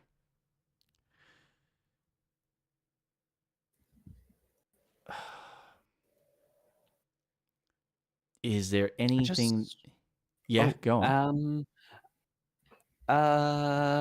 What was I going to say? I stopped myself because I was going to interrupt you. No, you were going to... No, interrupt me. What was I going to talk? Oh, Temtem... Fuck, what's the title called? Temtem Pioneers? Oh, yeah. Did you watch that trailer? I think it was the latest one where they were showcasing the different like Temtem abilities and how they affect in the world. Yep. I don't want to be excited. It looks good, doesn't it? It really does. Yeah, I think I mentioned it to you the other day, and you were like, yeah, but, I don't trust them because they've done some shady shit in the past. Yeah, So... just their choices with what they did with Temtem. Yeah. And how they've kind of treated their community. I just... no. That's what you're building an MMO like. You are building it for the people, not for yourselves. Yep. But looking at a game like Pioneers, where it is going to be cooperative, open world, and the focus is a lot more on the individual Temtems and how they interact, and seeing that video of them using their moves, I was like, oh, this is going to scratch an itch that Pokemon has kind of scratched with the Legend series. And being able to play as a Temtem, I've suddenly come around. Okay. So I'm looking forward to seeing more of it. I've chosen not to back them this time because I did back Temtem. Yep. I'm not doing it this time, but I'm keeping a close eye on it. Look, what I saw of it looked fun, but I spoke to you, and I even spoke to Jason about it. And he said the exact same things that you did, where, yep, they just did some shady shit. They weren't honest. They were putting all this other unnecessary fucking bullshit that just ruined the game. Unless you were the one person that was happy paying money for garbage. I'm like, all right, cool, fair enough. You guys have had that experience. Not much else I can really say past that. Like, yeah, it's... Hopefully they've learned their lesson. Only time will tell. I hope so, because this looks like a very ambitious game. Yeah. Oh, yeah. And this is, if anything, it's competing not only with Pokemon, but Power World, which they're already talking about Power World 1.0. Yeah, what is happening with that? Because I'm still like, is that even going to be a thing at this point? Well, they have talked about it, so I imagine we're going to get something soon, maybe? Fucking hope so. Jesus Christ. I feel like there's a few things that they need to really work out, but again, it's early access. You can't always guarantee that you're going to get a complete game. No, Hence why correct. Steam warns you, hey, it's early access. If you purchase it, just be aware you might not get a complete game. Yeah. And I like that transparency. Speaking of early access, I think we're going to have a while until No Rest for the Wicked 1.0 comes out. You reckon? Either end of year or next year. Why do you suspect that? So I follow the subreddit of No Rest for the Wicked, and just the conversations that the devs have had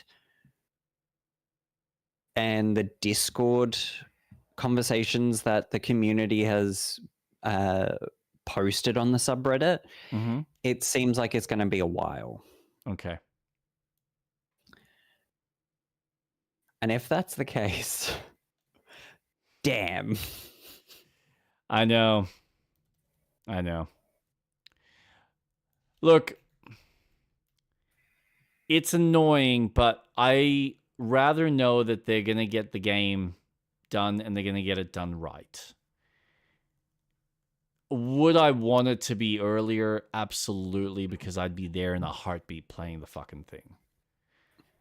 But we are still technically going through Baldur's Gate, so I think if it gets delayed, that's probably a good thing for me because I'm less likely to jump in and play it without you. Because I know myself, I'm going to be like, fuck, I want to play this thing. I want to play it. What? We need to play it. And I would probably really just want to play it. Go off and play it and then play it again with you because I know I'm going to enjoy it playing it twice. But I'm just insane like that when I can find something that just pulls me in as much as that game has. So yeah, it's that is disappointing. That is disappointing. But to be fair, we've got how many other co-op games that we can play between now and then? So many. Yeah. The next one, I'm pretty confident in saying that it is Split Fiction. Yeah, I think so too. And I don't think that's a very big game. I mean, we're playing one of the biggest games on the market right now. And for me, I'm really happy that I can just tick it off once I'm finished. Because to me, that's an achievement that I never thought I'd ever see.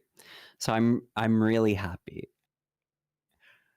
I really love Baldur's Gate. That game is so much fun. Yes, it is. Oh, I've continued playing Jack 3. Oh, how is that going? I love that game so much. So much. Like, oh my god. I don't know how. Oh, it's so funny looking at where Naughty Dog is now and playing their last PS2 game. Mm-hmm. Because I don't think they made another PS2 game after that. they went into Uncharted 3 for the PlayStation. PS3, Uncharted 1. Yeah. Yeah. And it's just such a charming adventure. And it's funny because, again, I'm just playing it as I did when I was younger. So I'm collecting all the secrets, like, oh, yep, I've got to go over here, collect this, I've got to get this, I've got to get this. Oh my God, the game is just so fucking great. It's so much fun. I'm in Haven City, so I've done the wastelands. I'll go back eventually, but I'm following the story. I'm doing all the missions, collecting all the secrets where I can, so that when I do finish the game, I can then unlock all the abilities, so then I can go into hero mode and just essentially play New Game Plus with all unlimited ammo, infinite light and dark jack, all the upgrades, all the cars, you know, all the bullshit that makes the game really fun. And it's funny because I look at that element of you are rewarded and you can unlock really fun, stupid shit and some game-changing shit. And you just don't see that in video games these days. Funny that. Where, I mean, Uncharted did it, where you found the secret treasures around each level. And you can unlock Donut Jake, you could play as Elena. They were just skins, but they allowed you to do that. Yeah. But in today's games, it's like, no. No. This is what you get. No cheats. This is all you get. It's like, yeah. Where was the time where people had that extra little fun in games? Yeah. Well, but that takes time, and then we have to spend money when we can charge people for that extra stuff. Oh, they're called cosmetics. Yeah, that's true. That is true. Does that be the way it goes? It sucks. I know. I don't like it, but thanks, Bethesda. It's where a lot of developers have gone for a lot of your premium games, as we call it, the AAAs. But isn't it ironic that you then have all the indies that just go, yeah, what else can we add? Just give them something for free. Let's patch it. Let's add this system. Yeah. Just give you new ways to play, new ways to do things. Because to me, indie games is what feels like that they have a grasp on what retro video games were from the 90s to the early thousands. Yeah. And have kept that essence alive. Oh, Jak 3 is such a fun game. If anyone is interested in playing the Jak series, make sure you have the ISO. So if you have the disc and a disc drive, drag that ISO, get OpenGoal, get it decompiled, compile it, and play the fuck out of them, because that trilogy is so much fun, and you just don't get that in premium games unless it's an indie game. And even then, there's a little twist to them. But, it's so fun going back. So I played that. So I'm going through that. And I'm still going through Pokepia. And guess who has fucking overwhelming anxiety when they play it now? This guy. Because, I finally committed today because I'm building in the open area where you can build whatever the fuck you want. It's large. They give you a really large play space. I finally moved the Pokemon Center to where I wanted it to be. Mm-hmm. And I'm like, okay, that's a good first step. It's been weeks that I've been putting it off because I just My brain as a creative, I'm like, it just needs to work. It just needs to work. Yep. I just want it to look good. And my brain can't comprehend that. Just do things slowly. And I've said this before. I want to do small parts at a time. But the game it's so fun just hanging out with Pokemon and finding them. Ugh. Yeah. Anyways, yeah. I just wanted to add that to the earlier conversation about games we've played. I forgot to add Jack 3 and Pokepia. No, and like, I think... I mean, Jack 3 I get. Like, it's why, like, you're getting such a kick out of something like Mouse PI, because it is just, here's a simple game. You know exactly what you're doing. You know exactly where you're going. It's not trying to give you more than what the intended design is. Mm-hmm. I look at the opposite spectrum where I look at Crimson Desert and I go, this is too much. But I appreciate the effort that you guys have put into making this as much of a premium product as you possibly can. Because I feel like these bigger studios who should be offering this level of tech and development don't anymore. Or don't have the capabilities. Or sit there and just try and over-focus on, well, it's got to be like fully animated and have all these fancy, and it's this game that does that as well, but it does it in droves. Mm-hmm. And still offers all of this just life and texture to the world. Obviously easier fucking said than done, but you know.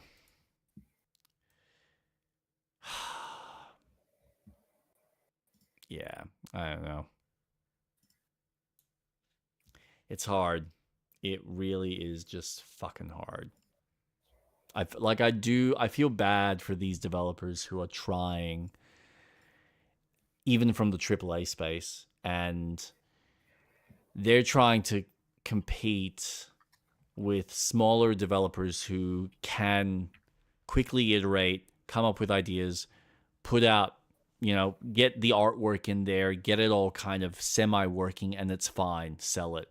Whereas at the bigger high end, it's like, well, we need to make it feel premium. So they feel like they need to justify the costs and the development and everything else because, well, we are showcasing the best of the tech that we're putting it on. And that in itself would be fucking intimidating. And if they don't, and they probably have people higher up that are sitting there going, yeah, but why aren't you making that live service style game? Why aren't you making that type of game that we know is popular in the industry? Why haven't you got these features? Why haven't you got that? And it's like, well, as Jason and I were discussing, you can't have an every game. It doesn't work. There's no such thing as a game that fulfills every single fucking niche and every single type of design. Because it's just impossible.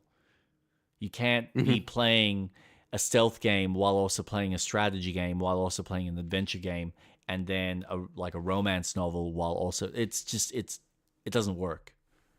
It becomes a jumbled mess, and at the end of the day, people are going to fall into the category that they enjoy the most. So that's why we have these very specific niche games. You just need to budget yourself accordingly for the fan base that you are releasing it to.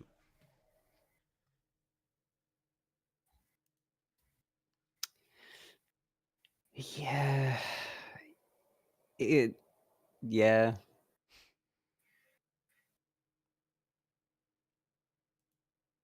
And it's hard because how do you get a market interested?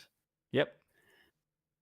Like I look at Dragon Ball Kakarot, and it was a few months ago that they announced that they sold that game 10 million units sold.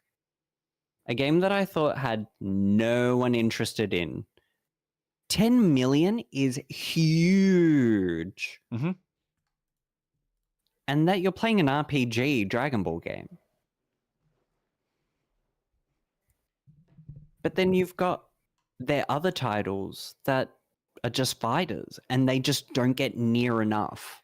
And it's so interesting because how do you then go, well, this series is primarily about fighting.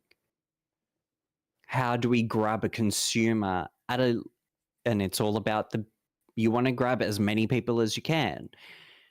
Mouse PI isn't for everyone. If you enjoy Doom, you'll love it.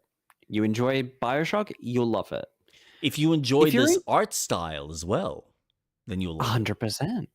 But if you're someone who plays Final Fantasy, CRPGs like Baldur's Gate, it's probably not going to be your style. Mm-hmm. And you're right, it is niche. But I think that's what we need more of. Yeah. Where there is something that is niche in the market so that it does grab the attention because it's not something that's so fatiguing to look at. It's something that you can go onto your console store or Steam and it's there and you're like, what the fuck is this? This is different. Wow, that worked. You've talked about it. We've done our job. You didn't buy the game, but you might later. You're probably thinking about it. You'll add it to your wish list. You'll follow if there's updates and maybe there's a sequel. Maybe there's an announcement saying that they sold X amount and there's a letter from the dev saying, we want to thank for all the support that you've provided us. So here's a nice little update for the game to show your support to us, so we support you back. Hey, okay, this game might be worth playing because it's done really well. I can say that has worked on me when Claire Obscure had the devs put out patches, put out a photo mode and put out extra content, fucking added a whole new area to the game because, hey, you loved it so much. We want to support you because you've supported us throughout the release. So here's something. It's not for everyone, but it's niche. It's something that you don't see and it grabs the attention of the consumers, even though if they don't buy the game straight away, it is something that you talk about. And I'll say this again, word of mouth is the most powerful marketing tool you will ever think of.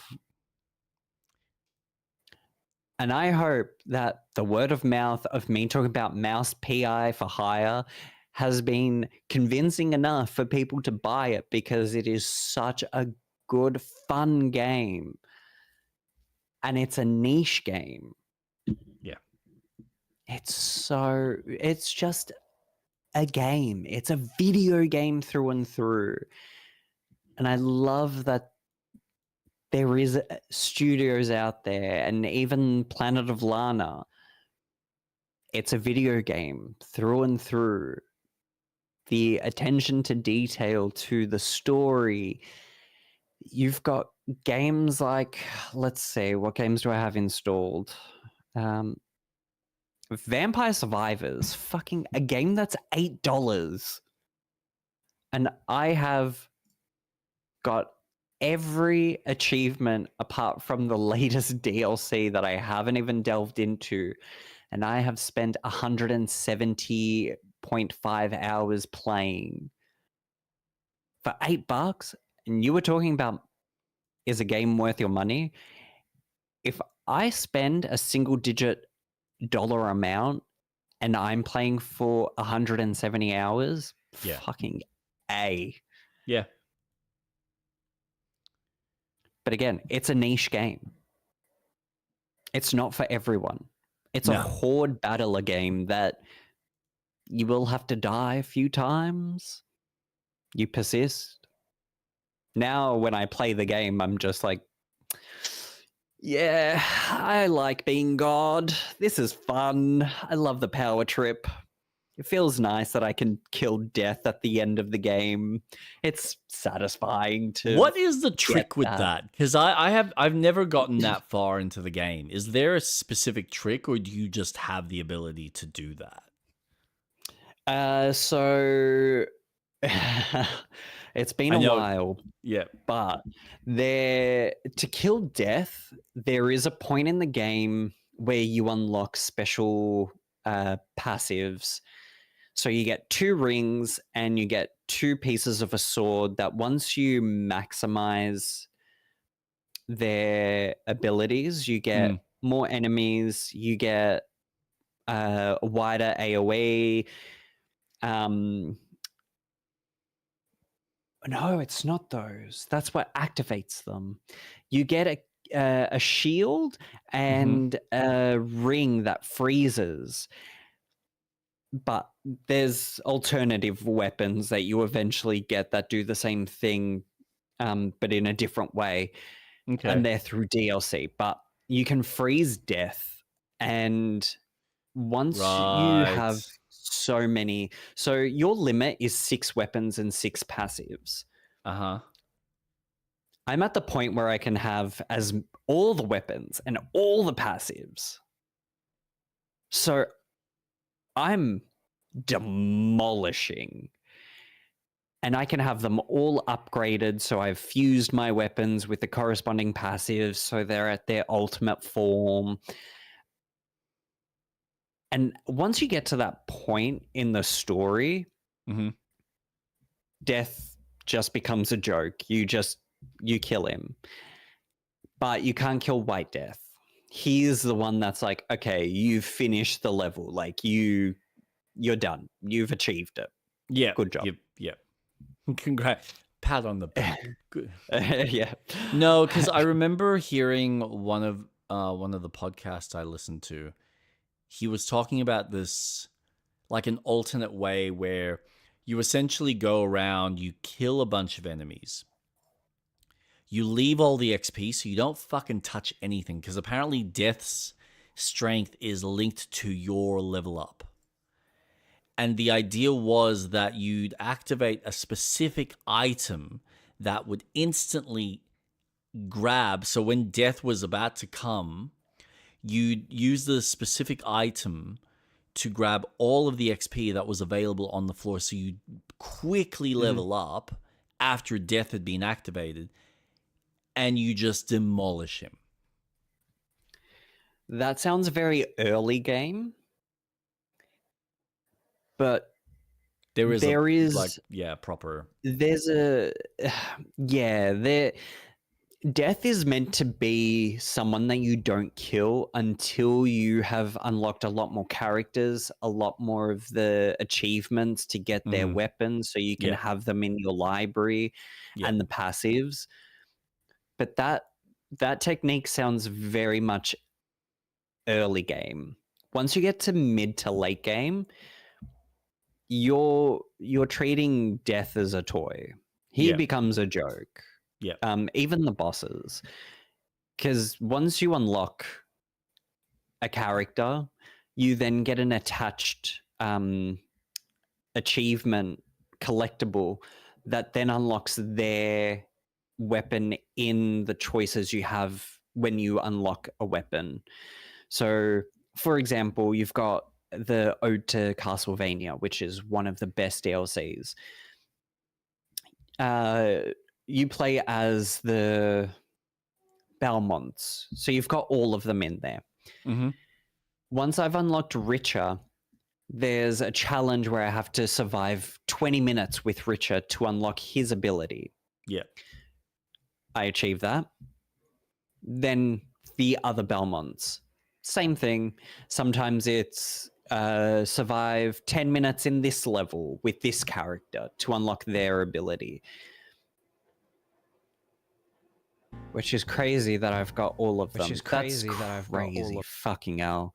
And I haven't even finished the Castlevania DLC because once you finish it, the game's like, oh, here's another 50 more things to do. And it's like, are you kidding me? You're giving me more? Okay. I'm happy with that. Yeah, they've gone nuts with the content. Oh, to me, full price is $8 for the base game. Well worth it. Well worth it. And if you ever want, I can always help you in co-op.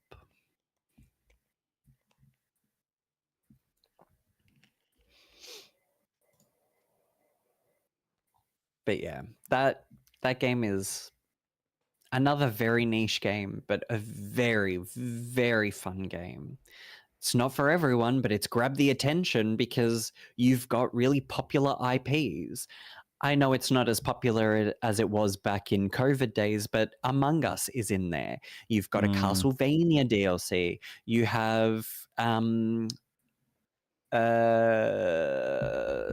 Metal Slug.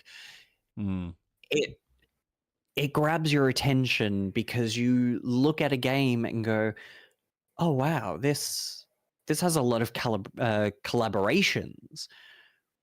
I'm going to keep an eye. It's a great entry point for $8. That's nice. So I think having indie games that do grab the attention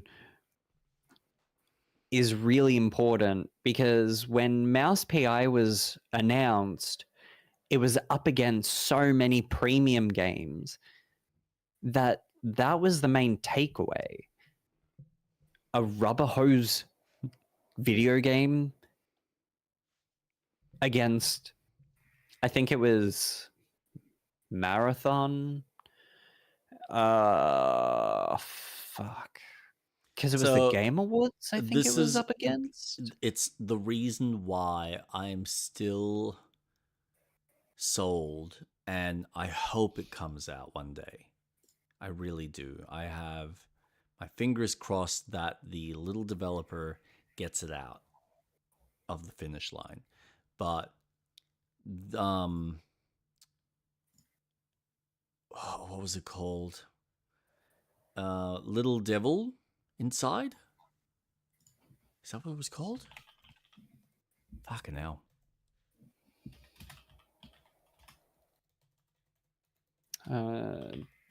Devil Inside. I think it was Little Devil Inside, yeah. Little Devil Inside Us? Roots of Evil? No, just Little Devil Inside. Oh. Mm-hmm. I look at the way this game looks and I go, this is just so unique, and I want this to be real. I want them to actually bring this fucking game out. And it sucks that they have been struggling as a developer to bring this out when people should be like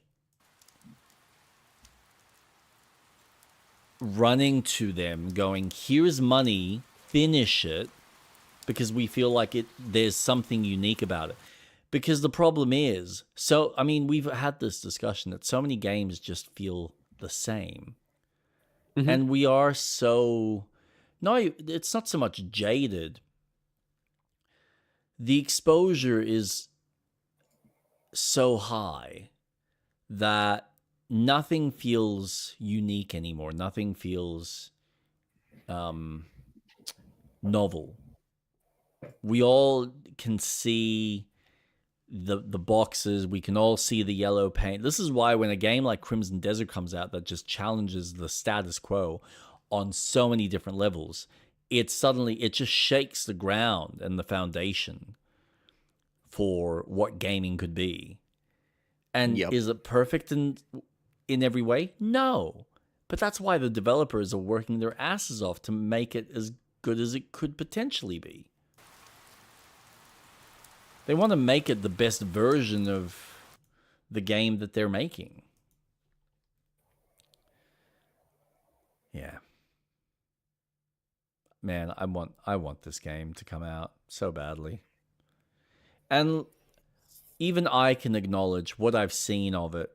It's not like it looks amazing. This isn't the high level fidelity. This isn't the high level of gameplay mechanics, but provided they can get all the fundamental bits together, I still feel like it'll be a fucking fun game. I mean, look at Peter Molyneux's fucking, what is that called? Masters of Albion? Yep. Another example of a game that you can pull it apart and go, there's so much. Oh, it's coming early access. This game is coming out into early access. Like, they're not even bringing it out as a full release. This comes out in less than a week. Yeah. Whoa. But this is what we need. It's what this industry has needed for quite some time. We got too comfortable with the high fidelity, high octane games and a lot of the multiplayer stuff that has been successful, that's been making money, that, has been pulling in investors because they've seen this huge return. I mean, I laughed at the fact that when Take-Two had announced Rockstar was making like $1.2 million a day or something ludicrous on their game. And all the investors out there went, well, we want a piece of that pie. So all of a sudden the share prices for Take-Two went up. I'm like, are you guys for fucking real? You've known this for so long. Why are you suddenly jumping on the bandwagon now? Morons. It's funny how that Short-sighted. effect went around. I guess the hackers had a different interpretation of how that was going to go down. And it's like, no, it's made us more successful, so thank you. Yep, thank you. Thank you very much. We won't give you any money. Because, that's what it was. It was the hacker that released the information. Yeah. Well done. Good job. Jeez.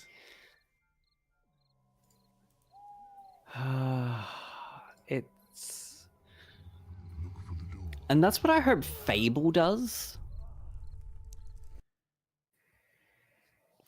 Where it plays with the mechanics of what the originals did with the good and bad, the good and evil. Yeah. No, it wasn't good and evil. It was hero and evil. Yeah. Mechanics. But just modernizing it to today and having that particular look of... It almost reminds me of what The Witcher did. The Witcher 3. Which I tried so hard playing, but I just can't get past it. I just can't. Can I ask what it is that you get stuck on? It's not mentally? that I get stuck. Oh, okay. Yep. Yeah, no, you're right. What I get stuck on mentally. Because it's not the game. So I have killed that hippogriff or griffin at least 13 times. That's the amount of times I've tried playing that game. The amount of times I've met up with Yennefer, I don't know. It's just... I think I get bored because I picture that Geralt is just this really strong witcher, but the game doesn't make me feel like I am. Strong? And it does... Yeah. Do you feel weak? Yeah. Okay. So and I know it's one of those RPG things where, you need to build Geralt up and add skills and all this. And it's like, but it's a third game. Why is he starting from scratch again? Why can't I just play The Witcher 3 as like strong that's and I know it's that's always going to be an issue when you're dealing with a third iteration of any game. It suffers, unfortunately, from that style of, okay, you start from the very beginning again and you build yourself up.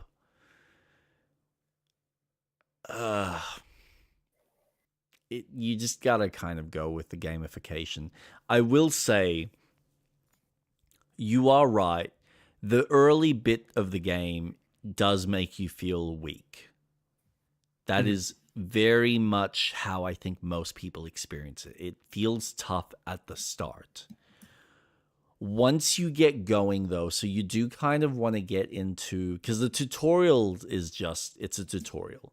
Once you get into the main game and you suddenly have the freedom of which direction you want to go, and you start to do some of the different quests, and you get into the story arcs, whether it's the main story or whether it's the little stories that exist, you will get a better sense of what the game wants. And what's fun is when you do start uncovering your potions, you do start uncovering other new weapons and swords, and you can start building your character kind of to the way that you want to play, whether you want to play more with magic or whether you want to play more with melee. I will say the game favors more melee than it does magic.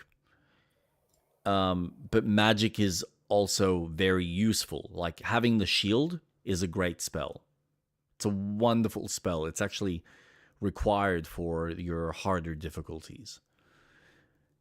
But then you can get into, your other types of spellcraft, whether it's, the Ard, which is the force push, or whether you want Igni, the fire spell, playing with the mind spell and using, leveling that up to max, where you can start having enemies turn against themselves.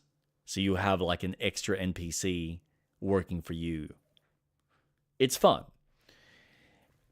And then what's really cool is when you get into the potion crafting aspect and you go, okay, so I'm about to do a fight. What am I fighting? All right, do I have any information? Let's just look at the little, the dossier or the description on what this monster is.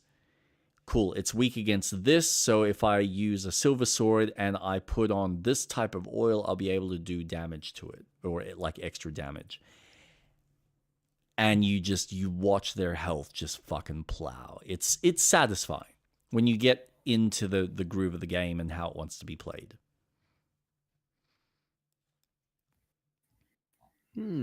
It's very rewarding. What's his name? Ciri's dad. He wants me to find her, but we all know that. Fuck, not the Lich King. The Butcher? No, not the Butcher. Fuck. The Baron. Yeah, so I've spoken with the Baron and he's given me a quest to find Ciri. Oh, yeah, and so it's not the castle. Yeah, okay. So that's not no, you're talking about Emir. Yes. The old guy on the throne who's voiced by fucking, what's his name from Game of Thrones? But it's Ciri's dad. He's... Yes. Yeah. The one in the black when you're in Nilfgaard. In Nilfgaard. Yes, that's right. Yeah. Okay. So I'm there. Okay. And that's usually where I stop. Yep.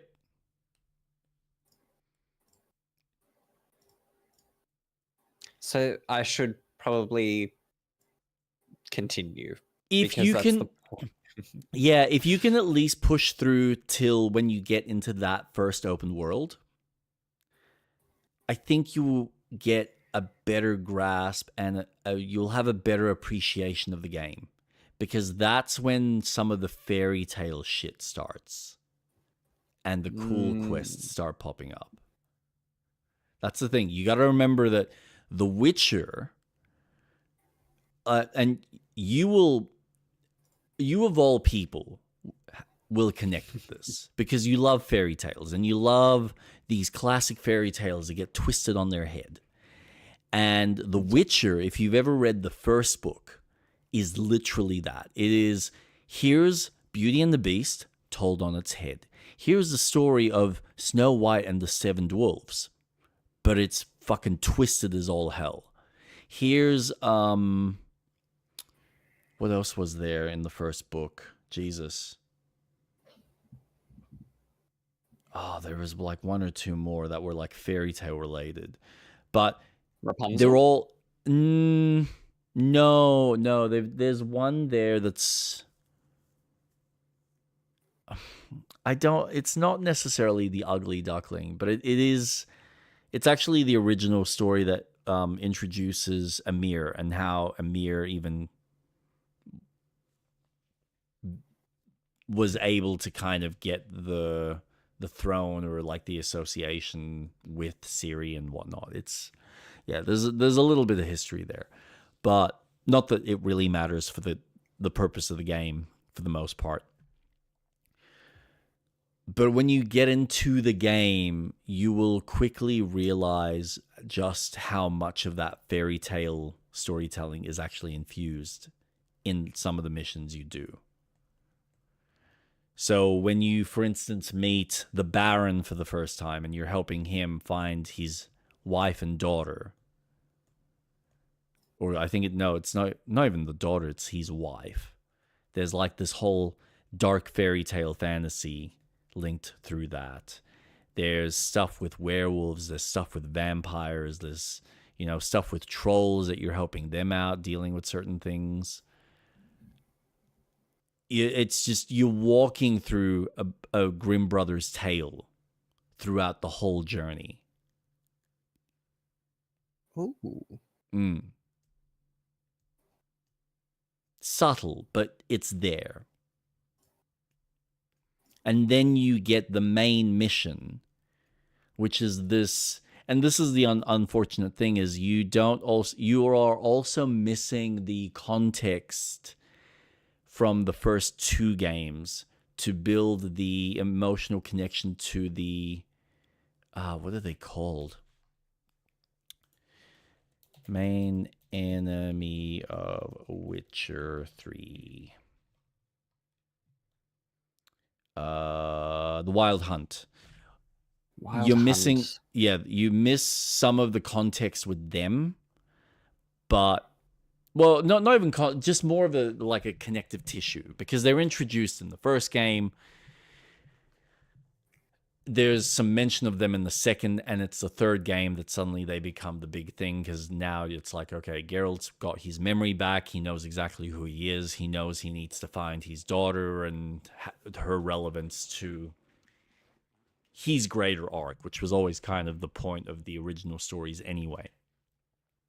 Mm-hmm. And so you're on this epic quest, against time, to figure out why they're trying to chase Ciri, what they want from her, and also like kind of save the world type of deal. So it is a really cool story.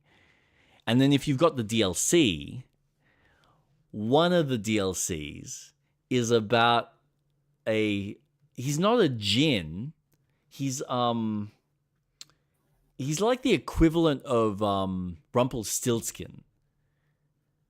But so much in that he's essentially he's essentially the devil, but he's making promise, like he's granting people wishes, provided he can then get something from them. So it's this, there's some really fucking cool quests in there. And then you get all the choice and consequences as well on top of that. It's just, I think you will love it more than you give it credit. And I know that first bit is a little bit of a this is a bit slow and it's a slog. It is, because everything you're doing there is just a setup for this is how you play the game. This is how the quests are kind of structured. And here's kind of the main mission where, all right, you're just learning about who Geralt is, learning a little bit about the fact that he's chasing down Yennefer, he wants to find her, blah, blah, blah. So, and the Griffin is like your only small little tie to, all right, there's a fairy tale aspect, and then you got the ghosts, which is the supernatural aspect. Cool. I'm assuming you've done everything in that area, because it's probably worth doing. Yes. Cool.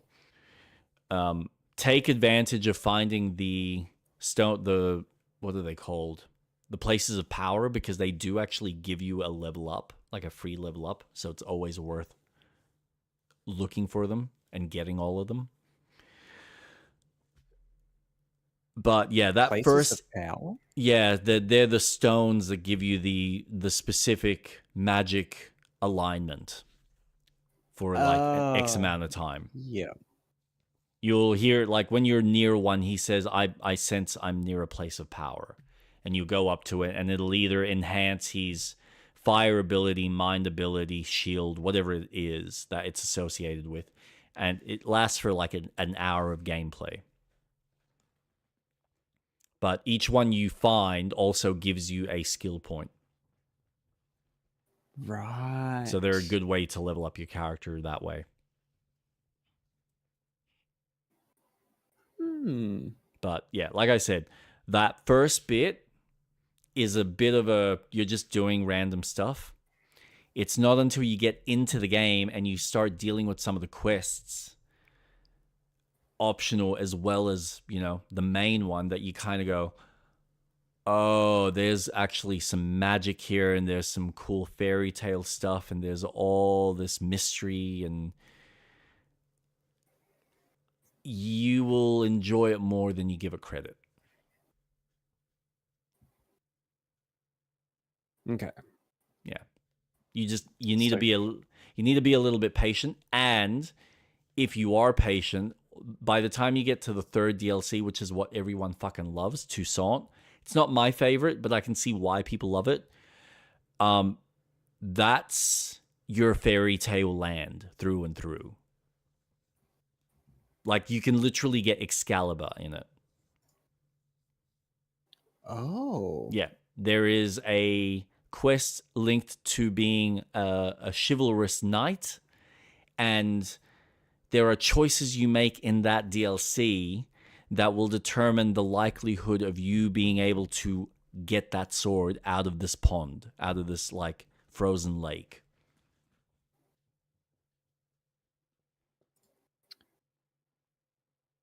Okay, that's fucking interesting. It's really cool. Man, I don't want to say anymore because there's some stuff in there. It's like Mass Effect, man. Like, I could chew your ear off, but if you just experience it, and then we talk about it, and then we just reflect on the things that you pulled out of, the things that you liked, or the things that I really, like, kind of pulled out of it. There's like a haunted mansion sequence that was just so well done, that's almost on the level of what you've experienced with Claire Obscure, where you just go, I am going through someone's mental anguish right now in order to uncover parts of the past so I can figure out what the fuck is going on and how it relates to this grand quest that I'm on.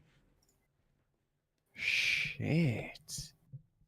And then you got the fucking card game in it, which is as simple as it is. It's actually fucking cool. And collecting all the cards is like, oh, this is half the fun. Where can I get them all? Can I find them all? Ugh.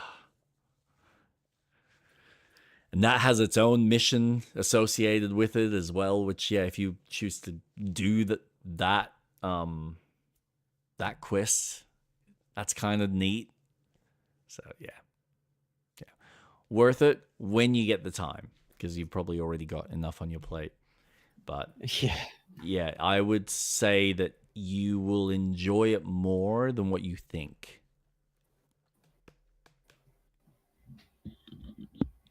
Okay. So just keep going with the Push with where I'm through. at, because I would this say is where the game opens. okay. So I would say do.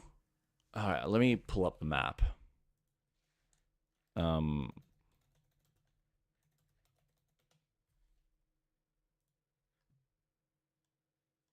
on. I'm just gonna cover this because I don't know how. Velen and Novigrad, because I don't want all the fucking bullshit markers and crap. Hydol, here we go.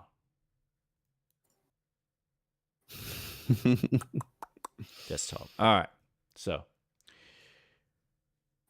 I'm just trying to remember.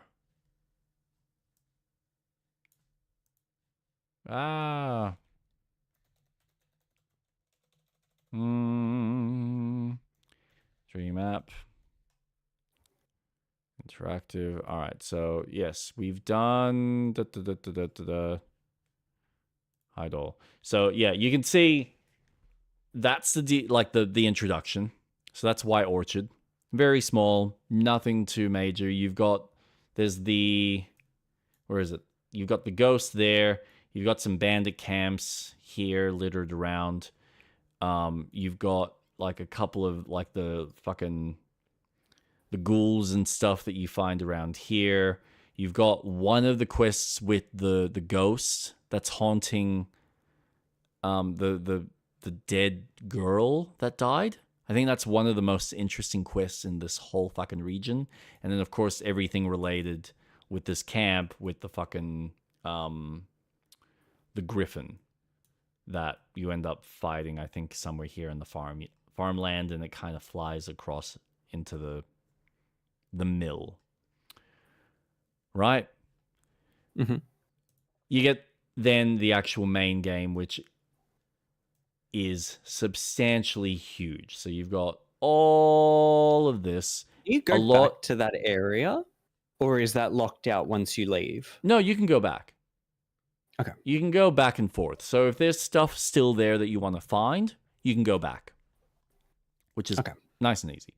But when you start, you will start kind of around here, I think. There's like a specific area that when you kind of arrive that's near this border.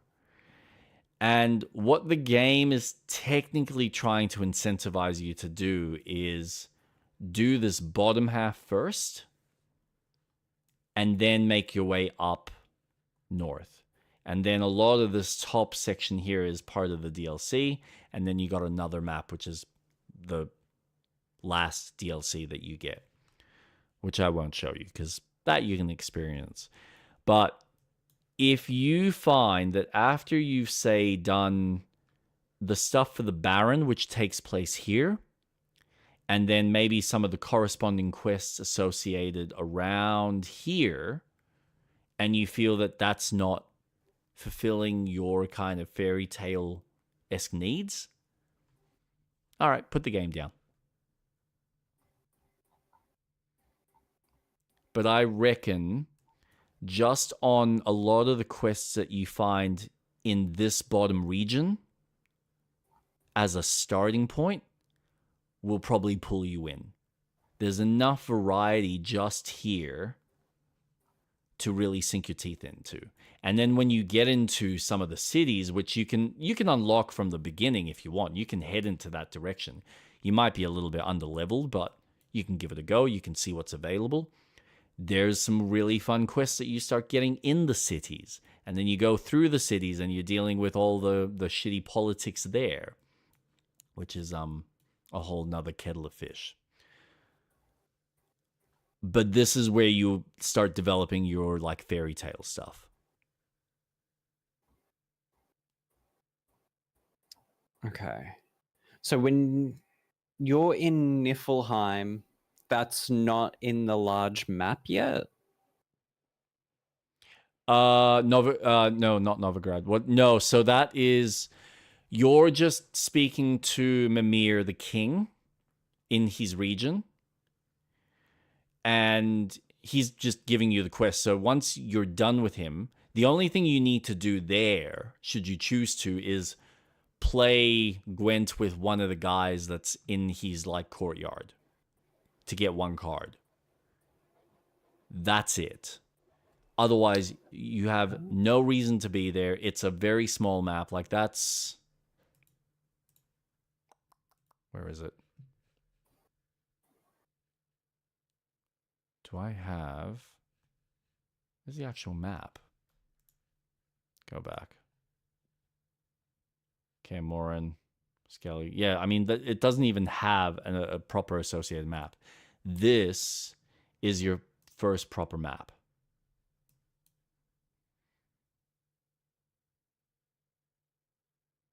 And it's, you can see it's substantially large.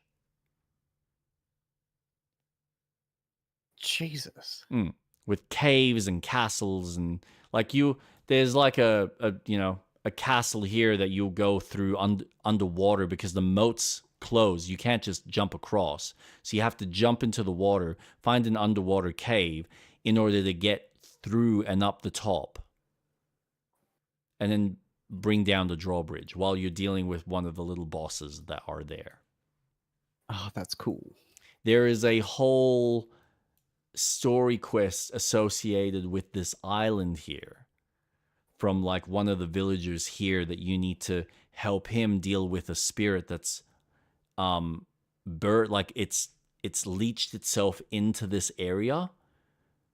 And so you're helping him solve that, and there's a specific way of solving it depending on how you want it to play out. So again, it's kind of got the shades of gray, the good, the bad, the ugly, the sad. There's a lot. There's so much. And then there's all this crazy shit in between. There's some weird stuff that happens as well. There's some really dark, eerie fucking stuff. Yeah. Huh. Yeah. I think you will actually enjoy it. You just need to get a little bit, you need to sink your teeth into the game a bit more. And once you do, and you get a little bit more comfortable with the mechanics, because you kind of go, okay, now I know how to play with the oils. Like I'm actually going off and I'm finding some of the ingredients I need so I can unlock and level up, the best oils, the best potions, all of that, so I can just get straight into battle, put the oil on my weapon, pop a potion if I need to, strengthen myself a little bit more, or give myself an advantage, or see in dark spaces, which most of the time you don't need to, but you can. You have all of those tools, and it's just about how you choose to use them. On top of the regular combat, which I think it is very clunky for what we're used to now, but if you get your head around it, it's a serviceable combat system. And it's pretty easy. It's very lenient, I will say, for the most part.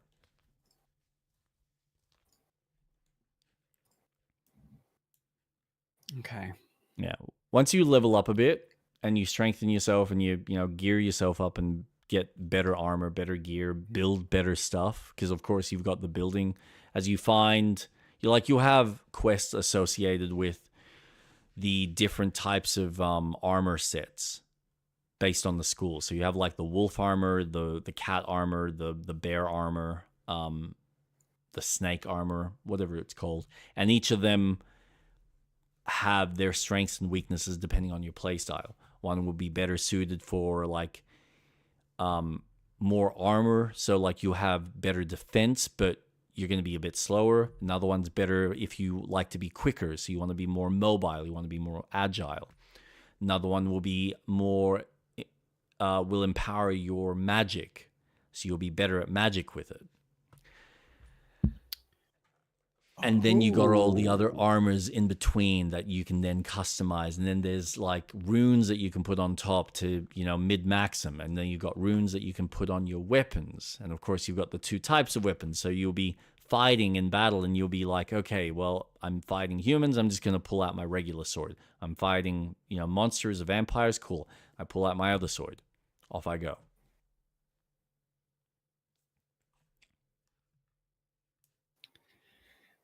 Holy shit. Mm-hmm. Okay.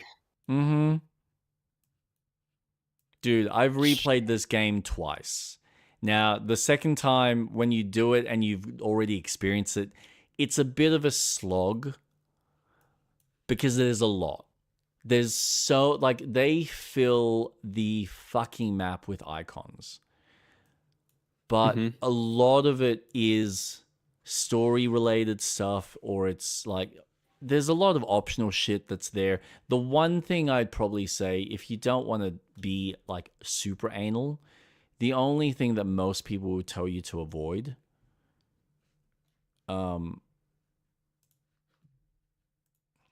so this is a Skellig Isles. Avoid all these fucking smugglers' chests. This is the only thing that the game does fall apart. When you get to this, like the missions in this area are fucking cool. But it's the traveling on the little kayak that just feels boring because there's nothing in between. You're on this little sailboat. When you pass enemies, you shoot them with your crossbow. It's not interesting. All the interesting stuff happens when you're on land, when you're traveling, when you're meeting people, when you're helping solve quests. Okay. What I will say is all the gear that you collect helps in either deconstructing for crafting materials or purely just selling it as junk so that you can then level up whatever you need. On top of the fact that when you do get to Toussaint and you start exploring it's, in my opinion, it's probably the weakest mechanic, but they introduce hey, we're giving you your own base of operations, and you can level it up, and you can put your armor here, and you can put your choice of paintings and this and that. It's like, it's very cute. It's very nice. You spend a lot of your gold up until that point on it. For me, it was shallow, but I did appreciate, say, putting up my favorite weapons or armor on the specific mantle pieces. So that was kind of cool. But other than that, is there any benefit to having the base of operations? Not really. It's just a place that in that DLC, it's just another place that you can go, all right, well, I can sleep here, meditate, have all my gear here, as well as like crafting table and everything, just all in one location. That's all. Right. Okay. Other than that, it's just more for it's a cosmetic thing. And look, it makes you feel like this is where he's settling down. That's really all it comes down to from a story perspective. Okay. But yeah. You'll get to this when you're ready. But just remember, you want to go through, even if you play from where you are. If you want to go through that slog of the introduction, go for it. Go nuts. But I beg of you, just push through and play a little bit more of the game. Do some more of the main quests. Do I think it's the Red Baron. Or the Bloody Baron. I think it's the Bloody Baron. So venture down into that region. And then do what other little quests you find along the way. Because as you start to do a few more and you start helping people and you start meeting all the different characters and getting to grips with the world and the kind of fantasy of everything, you go, okay, now I see what's here. And even this, like, the sense of exploration, Street Rat, it's I'm telling you, it's Tomb Raider levels. There's some stuff in there. There's I forgot her name. There's a blonde character you meet in this region that you'll do a few quests for her, and you'll be like, wait, what are we doing? Where are we going? We're solving what now? It's fun.